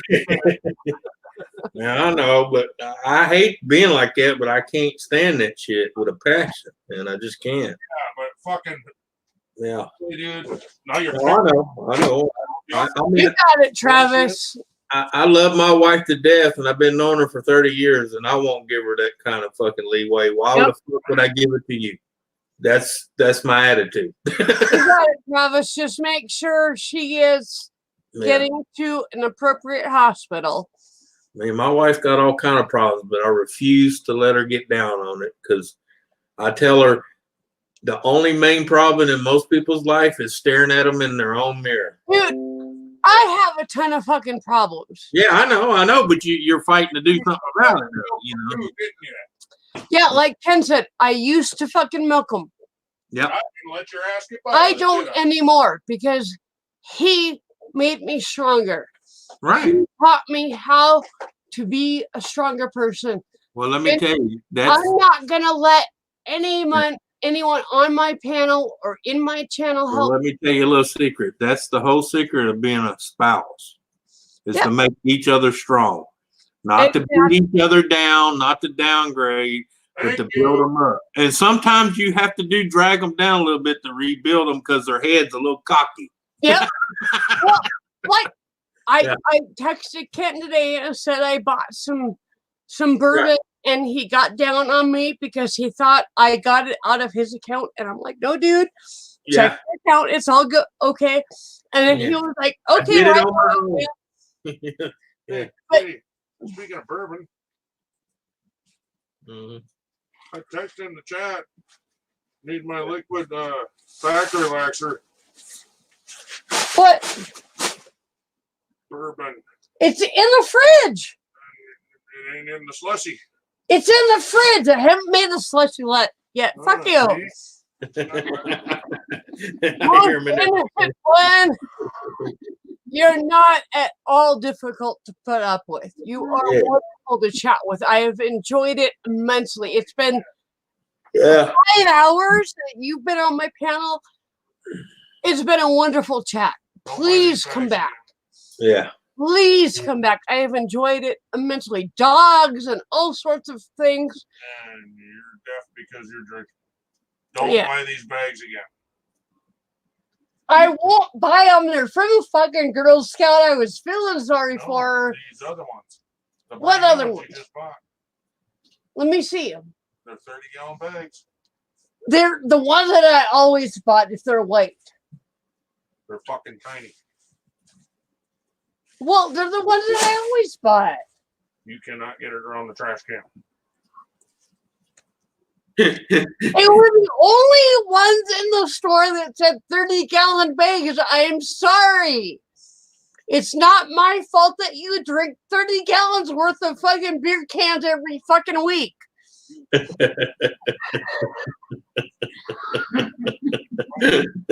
What is it when you are fantastic on panel? Please come back.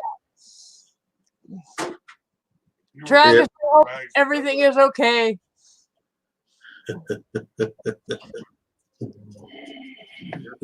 Travis, we're in the emergency room. No. Travis, I have lost twins. Don't listen to your husband. To miscarriage. I know where you're at. I know Yeah. how scary it is. We're praying for you. I hope everything is okay. Ken, what? I said you were at one time buying larger trash bags because of that problem. I bought what they had at the store. These are the same size as them Girl Scout ones. Hey, nag.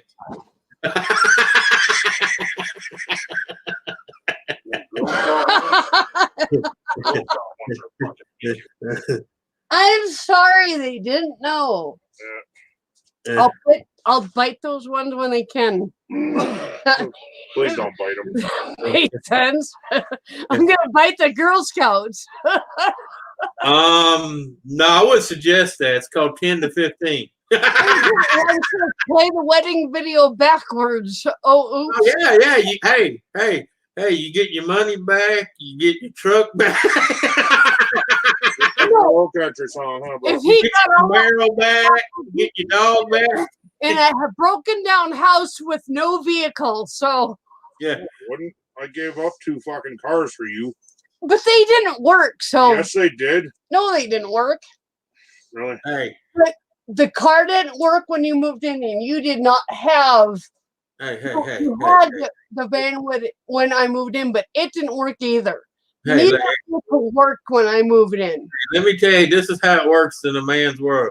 We might have 2 vehicles. They might not have run, but they were still vehicles, okay? I had a work van to fucking use, so what did I care? Yeah, but it was like 15 videos in, and then all of a sudden that thing broke down because your fucking boss was too cheap to fucking fix it. Well, Hey, but see, that was 20 more videos when it broke. Your boss. That's 20 more videos when it breaks. Travis, I know you said you've lost already. Praying test showed different. Yeah. They told me my daughter was going to be born dead. They told me she was already dead when they did the ultrasound. Oh, don't even get me on the ultrasound. And they were running me down to the delivery room to do my ultrasound because my blood pressure was too high. When they did the C-section and they pulled my first child out, well, my second child, because my first child was 4 years old. But when they pulled my daughter out, she was breathing and she let go of the cord to which she had been clamping because it had not been getting enough blood. She let go of it and she let out her first cry. And then they pulled my son out and he let out his cry. They're not twins. Stop. You're fucking drunk talking now. They're 4 years apart, guys. Don't What the fuck? Don't believe in the doctors when they tell you that your child is not going to make it. My daughter made it, even though they said that she was not going to make it. They said she was dead 10 minutes before the delivery room, and they did the C-section, and she was there.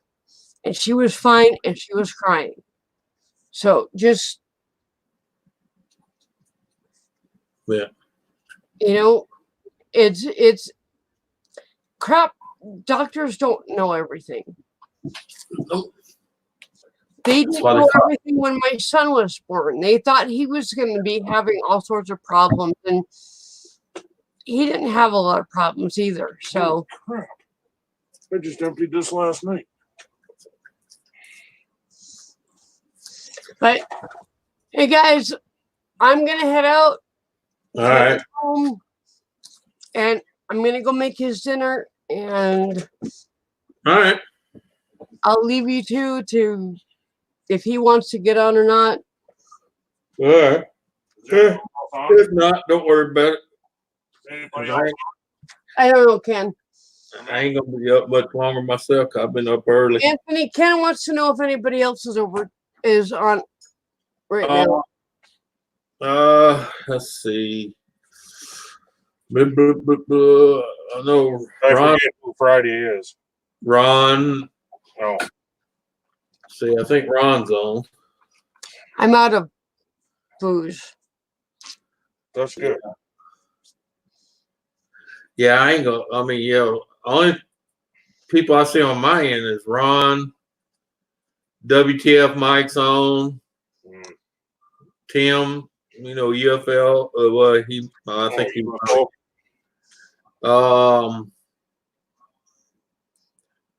I think that's about it.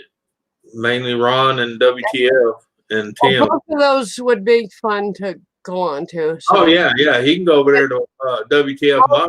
Yeah. I'll surrender YouTube to Ken, and I'll go make him some dinner, and you guys can have a good night. All right. Thanks Yeah, for Yeah, because I'm gonna be calling it soon because I've been up for a while. My eyeballs are getting heavy. Yep. All right. Good night. Good night. Later. One wherever you are. Later. Have a good night. See y'all later. Mwah.